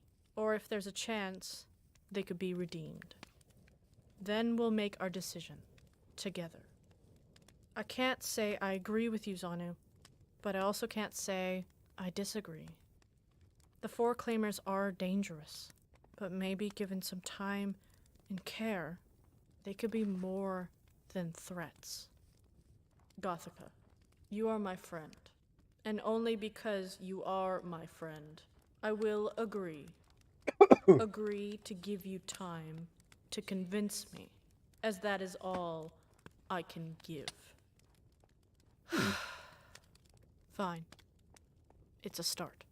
So, with the Oh, this ending looks of that interesting. intense and long conversation, the group... Oh, no. Hold on a second. All of this is wild. But we haven't answered the real question. So, if the Four Claimers should be dead after... 1,400 years? How the is Gothy still alive being there 2,500 years ago? right? Plot hole. Huh. Are you telling me you never questioned that? Well, to a point. I've been conscious for only 4 months. And before that, I was selling boiled shoes. But I do actually have a bit of a theory. You see, I think I'm just really swamp pickled. Like a preserved pickle, but in the swamp. Or like preserved jerky. It would explain a lot. No. Then I'm out of ideas. Because what actually Great. happened was I gave you a gift. The week before I attacked the Four Claimers, you visited, talking to me as you normally did. However, before you left, I asked to give you something. A blessing. Placing your hand on the glass, I transferred a small part of my power into you without your knowledge. Then you smiled and left. That was the last time I saw you. I knew with my power you would not be endangered from the mechanized weapons I was planning to possess, as they would see you as one of their own, during the chaos. It was supposed to keep you safe.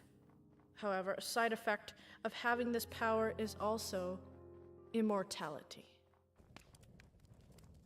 Oh, neat. What? It's been a lot tonight. I'm running out of shock.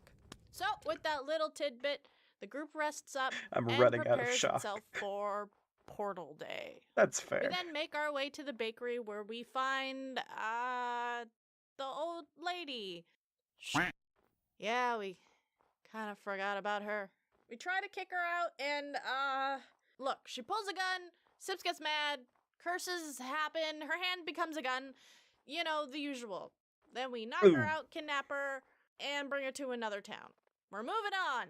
So while Arena goes and drops off another kidnappee, she also switches the mech dragon Sun Crystal with the Soul that's an enchanted Crystal diamond that thing. Gothy and Jack used to activate the last pedestal. She might as well, because, to be honest, we didn't want to fuck around with that. Felix has a great reputation of fucking with that, so we ain't gonna test that. So, all things are good to go as she comes Protection back, and breaking binding. and we just stare at the button. So, that's it, huh? Is there like a ritual or? I mean, I can check. Nah, f that. So, Sips hits the button, and it begins. An alarm echoes throughout the bellowing wilds, radiating from the pillars of light. One by one, the lights that had been cutting through the night there a way to make sky it so the mage lights absorb don't back melt things? into the large crystals and are siphoned down into the So you'd have to ground dampen it. as the power is drawn towards Fool's Crossing. Light shooting through intricately placed runes carved all throughout the jungle floor. Well, by the time I come back, there's twisting gonna and be water. turning till they collide. A large explosion of power erupts, flattening anything and everything nearby as an astronomically sized crack breaks through reality and the portal opens. Oh. Coming out, we see this large and intimidating white wall of energy.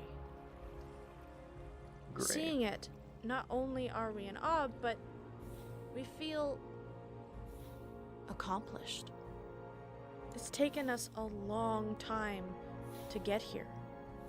With the many challenges we faced, the knowledge we learned, the secrets we uncovered, and the confidence we gained. And now, all we had to do was walk through it. Cliffhanger?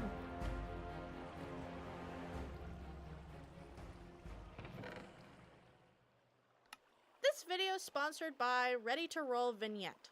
Cliffhanger. So we're back promoting these very Oh my talented fellow god. Canadians. This video is Portal sponsored by time. Steinhardt's Guide to the Eldridge Hunt Kickstarter. So it's finally happening. Thing we've been building up to for all these goddamn sessions. It's finally here. We have door. Big door. Door. To possibly techno-elves. And possibly their deaths. And all we gotta do is walk through it. But not right now. Just give me a second. Because we got 2 issues here. Issue number 1. The mech dragon. We can't take it with us. It's falling apart. A bit. It can be a bit unreliable. Well, it's only shut down on us once. 3 times. And it has 2 soul gems in it. So possibly very evil. Yeah, but it's only tried to blow up a town once. Well, it is a big death weapon, so I say we bring it. We'll leave it behind. Issue number 2. We can't keep this giant fucking portal open in the middle of the Bellowing Wilds. It's literally a giant beacon, meaning people might come and check it out. Which with Felix as the DM can only mean problems. Damn right. Shut Along with who knows what's on the other side. Love It Felix. could allow something big and bad to They've come appeared over like here. twice. So Love we them. need to be able to close and reopen it when we want to come back. But there's no way of knowing if we can do that on the other side. Meaning, Somebody needs to stay behind. Not it! well, my identity kind of revolves around this, so... Ditto. Damn. You should have kept the old lady. Maybe I could enchant a squirrel to do it. What? What? No, you can't stay behind. Yeah, well, think of something else. Let him do it. Hey, you're a real jerk. You know that? You can't just let him stay behind. He's your friend. I know. That's why I'm saying he should. Sips, I suggest you bring him. He's made his decision. It's for the best. Okay, so we're down a dragon and a party member. Cool. Good start. Great start. Then Sneeze gestures to Sips to come down. Then he grabs his collar and headbutts him. Oh, Jesus, what? Then pulls in and places his head onto Sips's. I know. It'll be worth it, though. In the end. Trust me. Now, you gotta let me go. Okay? So, he does. Sneeze lets him go. Completely. And we're down a party member. Arena gives Sneeze I'm going a to ring start of sobbing communication, uncontrollably. similar to the one she used with Wizardly, so it definitely can call through time and space. Just call and chat if there's any issues. Okay, I'll call you. So essentially, Sneeze becomes the keeper of the portal. He can open it when we need to return, and so he stays in the basement of the once-standing bakery. Yes, the basement survived. That's kind of how we survived the initial portal blast. Oh god. We tell him if he doesn't hear from us in 2 weeks, he can come in himself. With an army if he likes. I wouldn't put it past him. Anyway, we say our goodbyes, and not only to Sneeze, but to the bellowing wilds. I love the I Because wouldn't we put it don't past know him. what the next chapter's gonna bring. What's even over there, and if we're even coming back. So I do agree. we move forward Sneeze into is all the powerful. bright light and onto the other side. This video is sponsored by... Okay. First we feel a pull, then weightlessness, followed by gravity. As we touch down on dirt, dry dirt. The feeling of warm sun hits our skin. The air smells familiar, yet not. Then we open our eyes to see what the f***. A jungle, kinda. Enormous tree-like structures towering over us, along with Not dealing with flowers that. and bushes larger than anything we'd ever seen before. But they're all made of stone. Or maybe fossilized? Should've brought more rations? But we still hear birds off in the distance, so we start walking as the portal closes behind us. The more we travel, the more the jungle comes to life. Plants cracking Oh my. through the rock, showing off bright neon colors and unique textures we've never seen before. As if breaking out of cocoon. Further and further we descend into the jungle, we see more life and less rock. Creatures of all shapes and sizes coming I'll out go to down stare there back in at a us, minute. curiously, while wearing the same rock on parts of their bodies. Pulling away some of the stone from half-exposed plants, we find iridescent magic lining the inside. This place is just teeming with magic. All it has to do is come out of its shell. We take a moment and see the beauty of it all. But we're still in Felix's campaign, damn it! So our guards are up, and we keep moving, while trying not to touch anything. Ow! So, what's the plan? Plan? For Sips? He's obviously batshit crazy and dangerous. Well, I don't think we should call. I mean, it clearly is kind of a problem, right? Should we tie him up? What? No. Right. He could get out of that. So, knock him out? Arena. Okay. We'll just have to simply kill him. But with a resurrection, at least until after we figure things out. We need to help him. Help? I don't know. To be honest, he seems kinda gone. Look, I'm trying to help not get my throat slit in the middle of the night by Psycho Monkey. And sometimes it's not about you, Arena. So for once, could you try to think about helping someone other than yourself for one goddamn minute?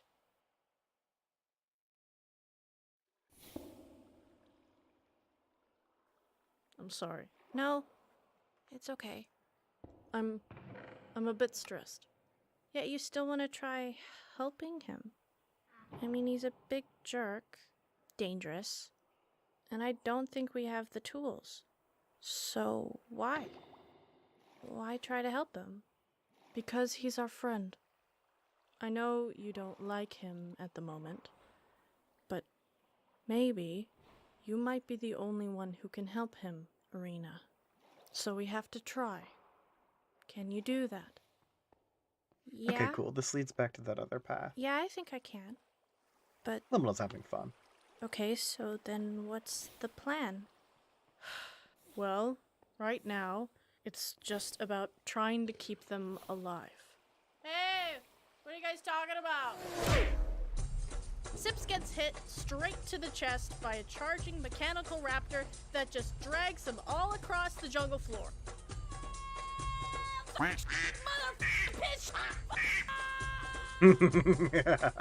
Wow! We're bad at this. Sips is holding Great. on to this mechanically large, purpley black glowing raptor for dear life. Its head crushing Sips's ribcage and scraping his feet against the ground, causing more and more damage. Sips grits his teeth, then rolls a concentration check as he syncs up with Zonu. He casts something, rolls, and the raptor slows down till eventually it comes to a stop. The purple radiating glow coming from the raptor's chest and eyes slowly changed to a black and white color, as Sips and Zanu have tapped into the soul gem that powers it, meaning this raptor is completely under Sips's and Zanu's control. Zips's control. Whatever. These seem to be the old four-claimer weapons I took over. It seems through time they became corrupt. But with my soul magic, they can come under our control. Cool. The group catches up and Sips kind of gives them the lowdown on how he can now control deadly mechanical raptors. Isn't that awesome? So awesome. Oh yeah, let's just give the murderous monkey a dinosaur army. What? I fucking hate you. Arena, character growth. Right. I despise you. Close enough. So Sips decides to let the raptor go back into the jungle so he doesn't have to keep casting. And I mean, for now, it's not hostile anymore, and he could just call on it later if need be. It's like he's creating a network of deadly dinos. Anyway, we rest for the night, which is not very restful, as 3 out of our 6 party members don't sleep. So even the sleepers are on edge. We wake to a new day of more walking montage as we walk and walk and walk some more till eventually we find a trail that appears to be humanoid made. Then we start to hear something. Footsteps. Yeah, we don't hide, cause fuck it. We live in for danger now. Its stride is determined, the body is tall, their armor is pristine, and their gaze precise.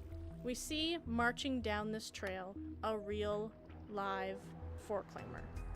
Our group panics. We didn't think we would see one, at least not this early, and not just walking around. I don't know. What do we do? Try not to panic. I'm already there. Psst. Then we see nearby, hiding in the bushes, looking straight at us, another four-claimer. So, more panic. But this one doesn't look pristine, with fine armor or even a determined look. No, they just look scared. Then Felix says, "So, what do you do?"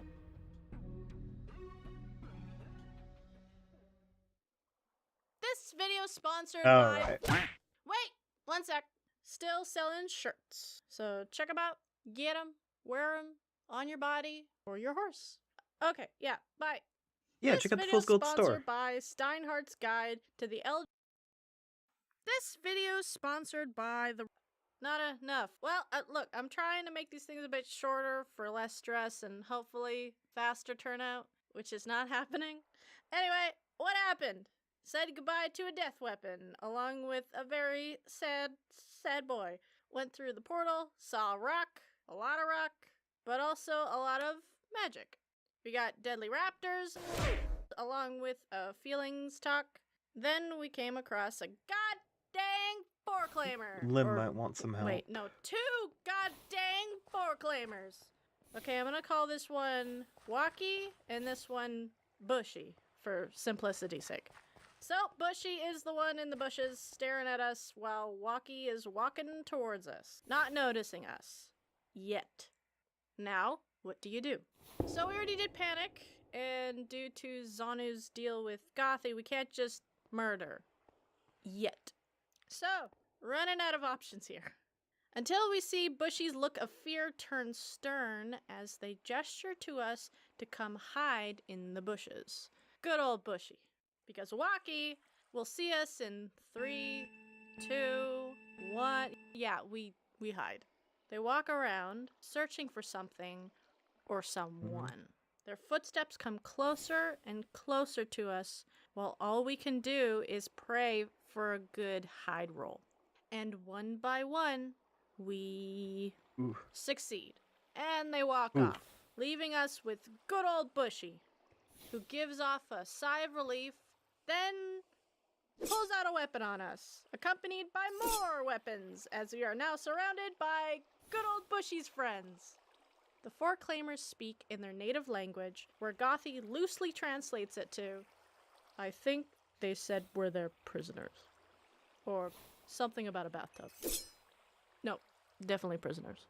Now, we don't fight it, because really, we're just wondering where this is going. Probably somewhere bad. It's always bad. Tied up, we travel through the rock-covered jungle into a lush and more organic environment, barely finding any of the stone. Out of the bush, we eventually find our way to a small settlement, or more like a camp, with more four-claimers. A lot of them. They're wearing leaf-type clothing with that opalescent rock as armor or jewelry. Now, what's odd is we don't see them wearing any power crystals, so they're like completely powered off, contrary to the one we saw back on the trail. Good old Walkie. We're taken to the front of the camp where all of them gather. Coming out from the crowd is a small old lady, wearing more of that opalescent rocks as jewelry.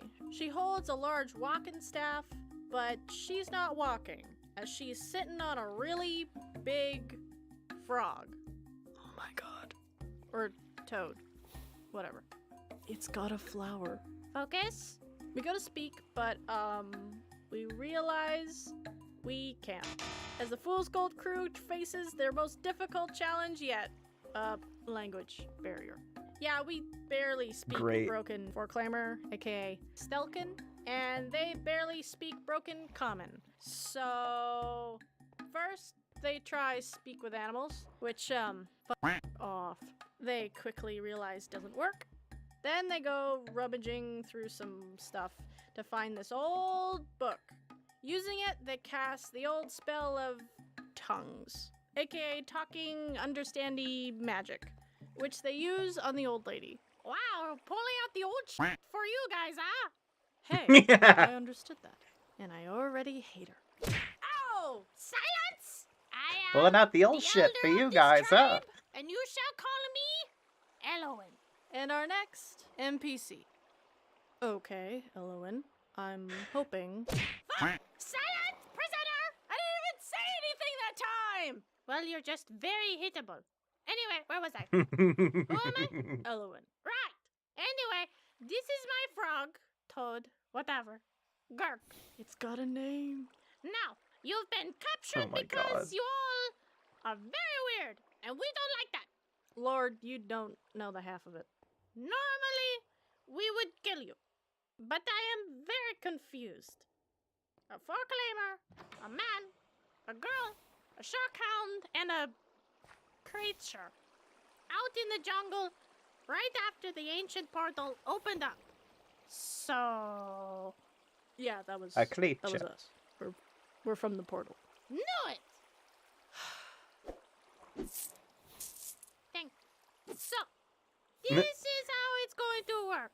You Who are bet it going was to unrelated? tell me everything I want to know, and I won't kill you. Right now. Yeah? Okay.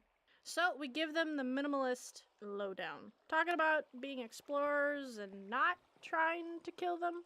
Yeah, we leave that part out, along with any mention of Zanu or Gothi being a long-lost princess and all. They do ask about her mask, which she does show them her face. Wow! Just like beef jerky. Exactly. We more or less give them enough so they don't kill us. However, we still haven't earned their trust, meaning all our questions about this place or about them go unanswered. But instead, they decide to give us some sort of trial or errand to run to gain their trust. We want you to defeat the dragon. What kind of dragon? Mechanical. There's another one?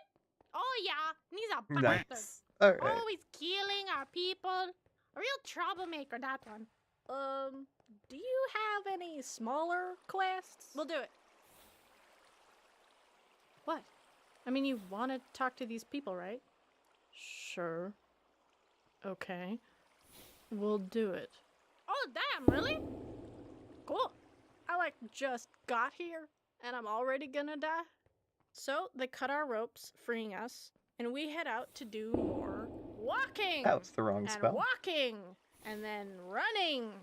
Lots of running as we encounter lots of corrupt four-claimer mechs of all shapes and sizes. Why did we ever make these things? We find a place to set up camp for the night. During the evening, Sips and Zanu Zips do magic stuff, essentially syncing up more mechs in the area, like Bluetooth, Oh, great. adding to his network of murderous dinos. We also solve the language barrier problem as Zanu manages to figure out how to god blast our brains with the four-claimer language, Stilken. So Oh. now we can speak and understand it. Look, it's easier this way, don't think about it too hard. We didn't. Anyway, the next day comes God and we blast their travel more and more, brains. till we find some tracks of a likely giant mech dragon. We follow the tracks to a clearing where, we lose them. Yeah, I guess this thing can fly, so... Damn it! Why God? Heh. We look up in the sky and see, the giant mech dragon flying, looking right back at us. Friend or foe?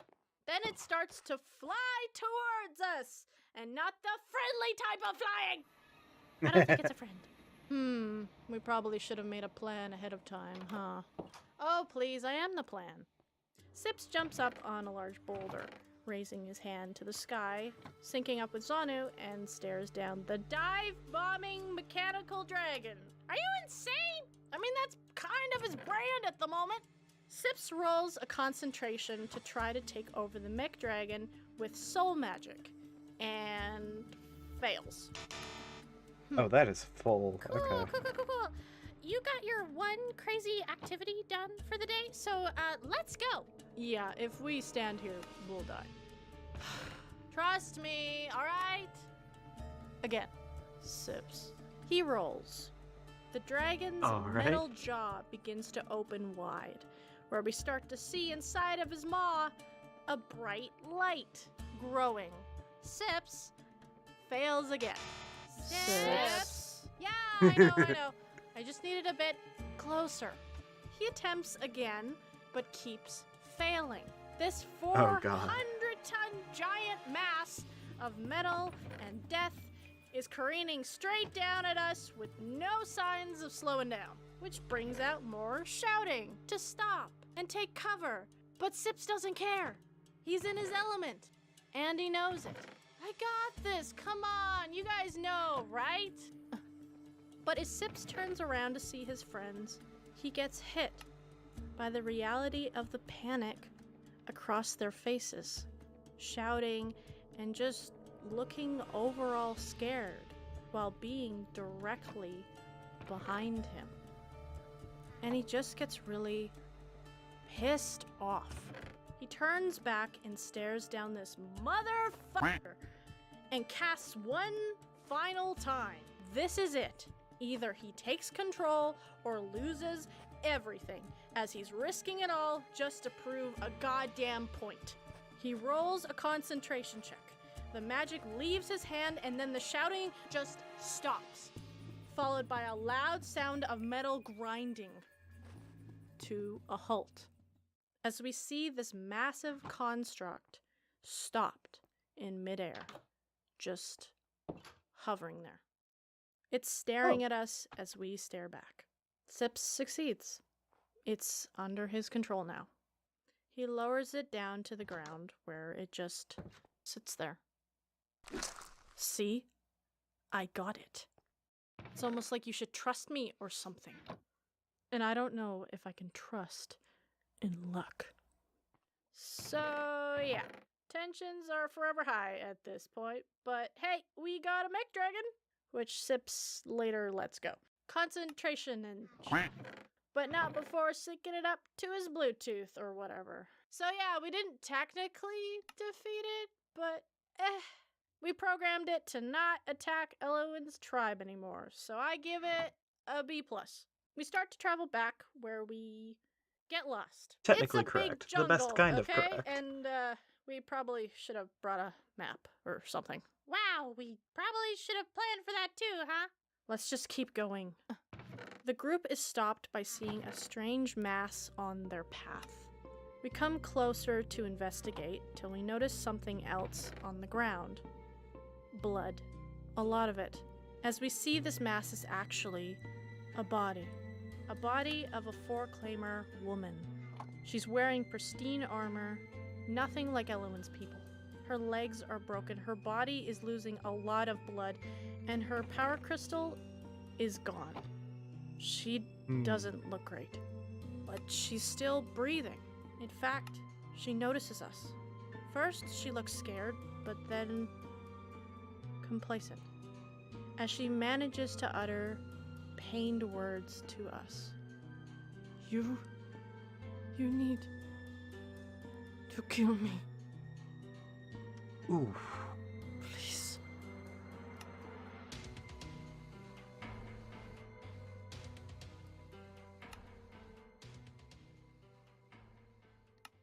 This video is sponsored by the Riftborn Champions of the Multiverse Kickstarter. Riftborn Champions of the Multiverse is a 5e battle book that aims to beat the shit out. This video is sponsored by Hit Then Point this Press. is Oh, the also, last the boys episode. have finally arrived at the warehouse. So now you can order them. This is the and last they episode will in the quickly playlist. find your house. I wanted to say I appreciate everybody's patience. This was with released this about a month process. ago. And I've loved receiving all your messages of them finally arriving. So if you want to buy Angry Monkey or him, just go to I'm Fool's hoping Gold this dot resolves shop. the story, Pick but 'em there's up a before good the sold out. chance that Anyway, it's still in trauma progress. Now I know this is getting dark, which I mean, we're no strangers to that here. So let's keep going. What happened? Got captured by four claimers, met an old lady on a very large frog, toad, whatever. Made a deal to kill a dragon, which we kind of did not do, because Sips wanted to show off by taking over the dragon, which went very smooth. So tensions are high and keep getting higher as we are face to face with a four-claimer dying on the road, asking to kill me, please. Yeah, it's a little rough. But it's even rougher as Felix has dished out this terrible choice to not only the group, but also Sips. I mean, he literally has this four-claimer asking for death, which is kind of his goal, right? So then why? Why is it so hard to think? And just do it. Just do it. It's easy. Sips moves his hand. Then Felix says, make a will save. What? Sips rolls, and then he feels nothing. Absolutely nothing happens. Meaning, what was that? Well, are you going to help me save her or not? Yeah, fine. We can question her later anyway. So no murder. For now. I know. Boring. We heal her up and just she black can out? walk, but something's off. She looks sick. Sick with something we can't heal. Now, of course, we question her, like, who the f*** are you? Where's your power crystal? And really, what happened? And she answers, nothing. Yeah, she's kind of hostile. You know, it's kind of hard to interrogate someone who just asked for death, like 2 minutes ago. But at least she tells us her name, Masika. And our next NPC.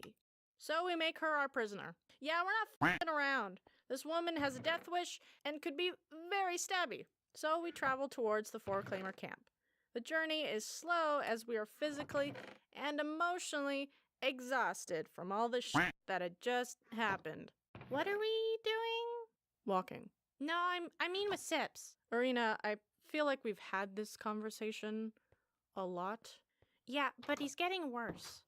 I know. Then you should know you can't stand there while he's about to get smushed by a dragon.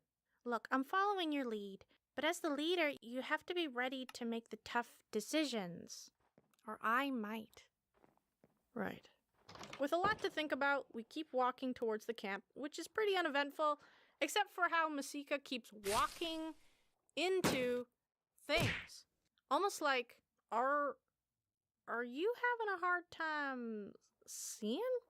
Then Masika pulls a knife to Jack's throat. Do you think of me helpless then? What? Because I could gut you. Oh, I'm very aware of that. Also, why do you have a knife? Did we not check if she had a knife? Huh. Guess we should have checked for that. We don't usually have prisoners. Ever. That's very apparent. Now can we please get the knife? Right. Masika, drop it. She's not a dog. I'm a druid. People skills aren't my strong suit. Look, killing Jack with a knife would be overkill. We kind of saved your life, so drop it. And with an intimidation check, crisis averted with the power of fear. That works. Jack manages to find a pair of his old glasses from his pack, which I never draw.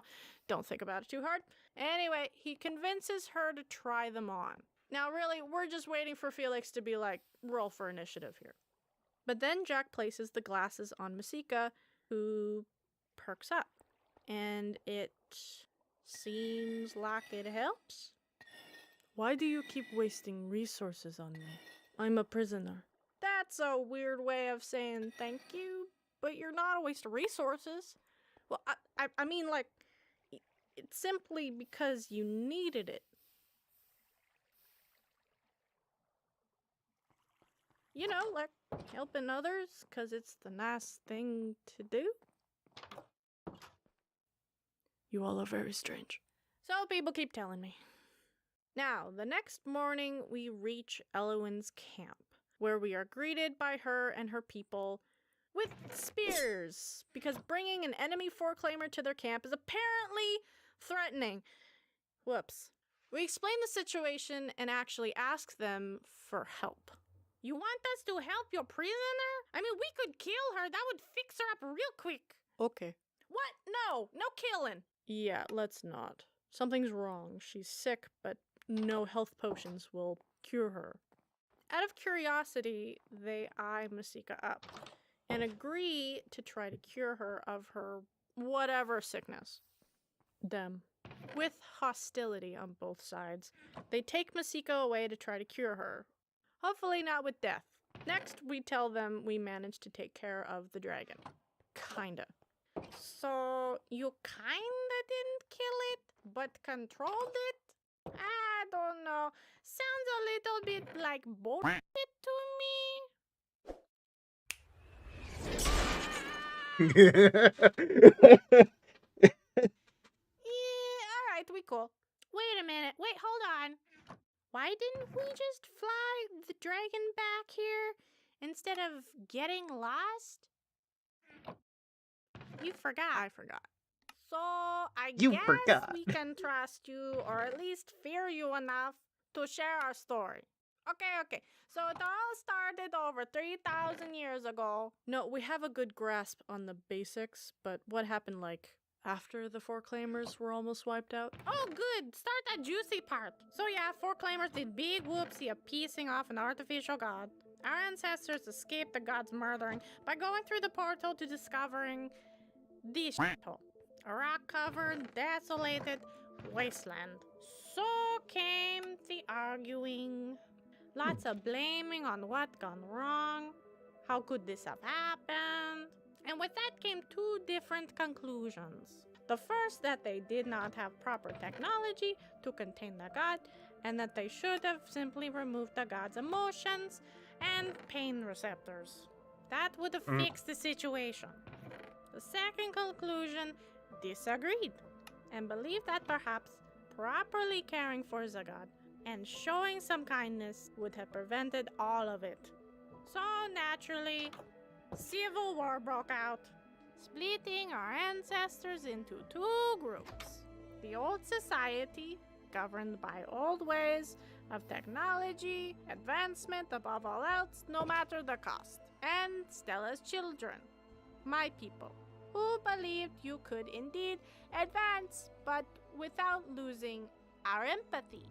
Through time, culture, and technology, we have augmented and suppressed our empathy, all in the name of progression. It's hard to experiment on creatures if you feel for them. But obviously it wasn't serving us anymore if such a disaster was caused by it. My people rejected their augmentations, which got their power crystals taken away. They fled, creating a new path and philosophy. Stella's children is made up of mostly the rejected and descendants. Our newfound empathy is still a struggle though, as the thoughts and feelings are foreign to our people. That's... You've all been through a lot. So wait, then how have you survived? Without power crystals, you need food. What about the rock? Oh yeah, right. So we don't know why the spooky rock exists, but we did figure out how to get the nature out of it. Okay, so there's two methods here. First, Stella's children are mostly all druids, who use their magic to coax the nature out of the magical rock. This is like a nice hippy-dippy way of doing it, while it also helps the plant live longer. However, it takes a long time to do this. So when they started, a lot of people starved. What can you do? Happens. Second method is used by the old society, where they zap the living shit out of it with technology. It breaks the plant out faster, but it doesn't live as long. It's kind of like pick your own poison here. Anyway, kinda sucked, but now we do fun stuff. We have all determined that you are weirdos. Maybe them. Which means you are fine to stay unless you do something stupid. Then we kill you. Anyway, let's celebrate our new weirdos. So naturally, party time. We're given things from the tribe, like places to stay, New outfits. and rocks. This one is named Johnson. God, these really are my people. The group has fun. Jack heads out to check up on Masika, while the rest tries to mingle with the very socially awkward Four Claimers. Now Sips naturally refuses all of it. In fact, he's not doing any of the fun stuff, as he's a little angsty bitch. Then he hears, Sips, I know where the final shard is. What? Where? The toad. No. No, why? Are you joking? When have I ever joked? True. Oh my god. So wait, how did it... You know what? It's fine. A fragment of a god is somehow inside of a really big toad. God, I hate it here. But Sips, with that peace, it means we're close. Right. Sips looks out towards the party. His friends having fun, trying to dance with these four-claimers. The awkward movements of people who are just struggling on their feet, but are learning even though they stumble. So Sips just stands there. Because what else can you do? He backs away and walks off into the jungle. He finds a large tree and climbs up there to just breathe. Hey, Zanu. These four-claimers. Are they going to die? Well, there has been signs of progress towards them gaining empathy. However, they are still a risk. Even if these four-claimers continue on their path, who's to say they won't revert back? One shift in views can cause these people to become the monsters they can be. It's an inevitability, as mortals tend to repeat their mistakes. It's best to wipe the slate clean. Why? Are you having doubts? Forgetting our deal? No, I just wanted to make sure we're on the same page. Good. Think of it this way. Soon, you will fulfill your purpose. Purpose. Hey. Oof. Why aren't you at the party? And why were you at the party? What? Eating their food, awkwardly dancing and wearing their clothes. I thought I looked good. That's not the point. Then what is? You're getting attached. Attached? Wait, you're not actually thinking of killing these people. Zanu. They're a risk. The lady on the frog. Toad. Shut up. Did you not listen to the same story as I did? They're learning, and they'll revert back. It's an inevitability. Inevitability? This isn't about doing the right thing, is it? This is about revenge. We had a deal. I said I would give you time to convince me, and I'm not convinced. And I still have a shard, and that's not going to stop this. So what do you think of this? Sips. Oh my Yeah, God. like you would trust my opinion anyway. What? What? What are you talking about? Back at the dragon, you all didn't trust me like I was gonna get us smushed by a giant dragon? Incapable. Like I couldn't handle myself. Like you didn't trust I was in control. You call this control. You're at 60%, your magic is more unstable than ever, and you've been acting like... not you. I know you wouldn't be okay helping kill all these people. Yes, I would. No, because you're not. What? The bad guy? Oh, don't be a cliche. And don't be naive. In Bundarico, I used to curse people for fun. Don't be a cliche. Innocent people. Or did you forget that? And do you know why? Alright, I should sleep. Because why should I be the only one who gets to suffer? You don't. And what about Alchemist Court? That's not Rascom's party. You're not. I'm built for this! And you know it! And I know it! I know it!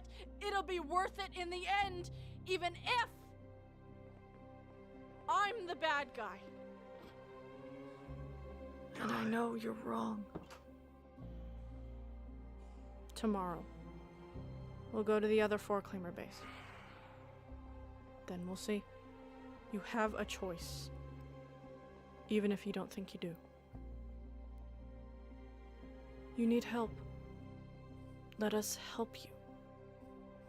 You know what? The four-claimers were wrong. You're not defective because you have empathy. You're defective because you have too much. This is happening. Accept it. I know I have. Then Sips walks off, leaving Gothi alone. She sits up against a large tree in the forest where she feels so lost. So, what are we doing? I don't know. I don't know. So this is it. Our group will have to know. Because tomorrow is decision day. Oh.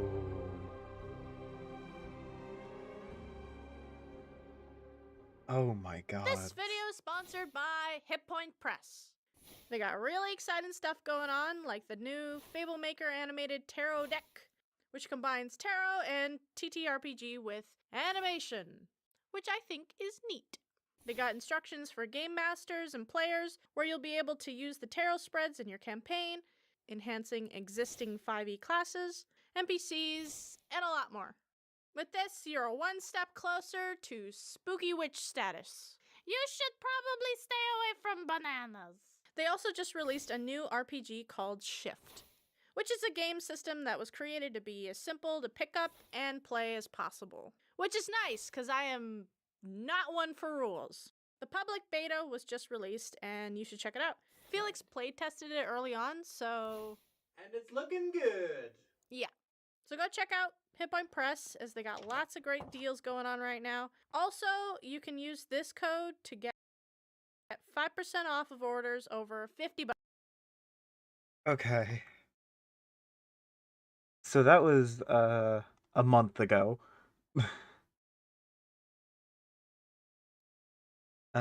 And it looks like we are, I mean, the series is probably 2 or 3 episodes off of actually concluding. And oh boy. Oh my god. That's a lot. That is a lot. What was the time between... yeah, between 27 and 28, there was 2 months. This video is sponsored. Yeah, it looks like these videos are coming out about every other month. So, gods.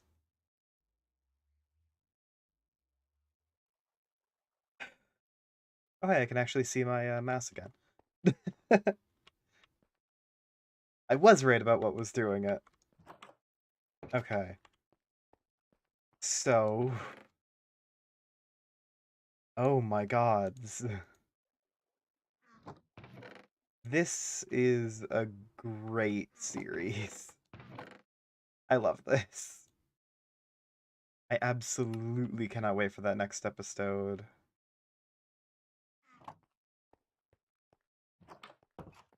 Oh my gods. It's just gotten so heavy. Like, I can feel the weight of it on me, and we stopped watching already.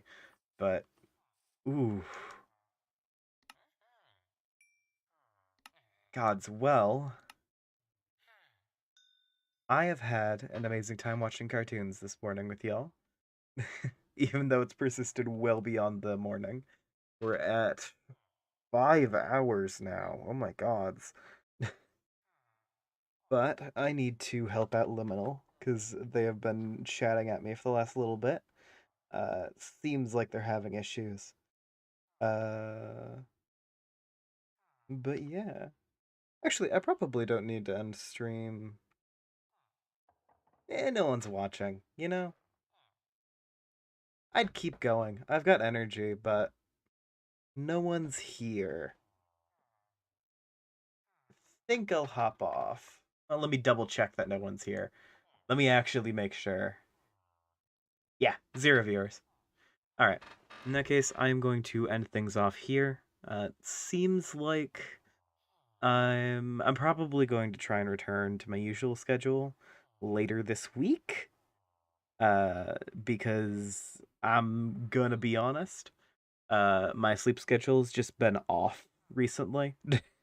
I've been going to sleep around like 5 or 6 p.m., which is, you know, a couple hours before my usual streaming time, so I can't really do my usual 8 to 12. So I'm kind of doing these morning streams because it's just not gonna work out any other way, you know? But regardless, I will talk to y'all later. Bye.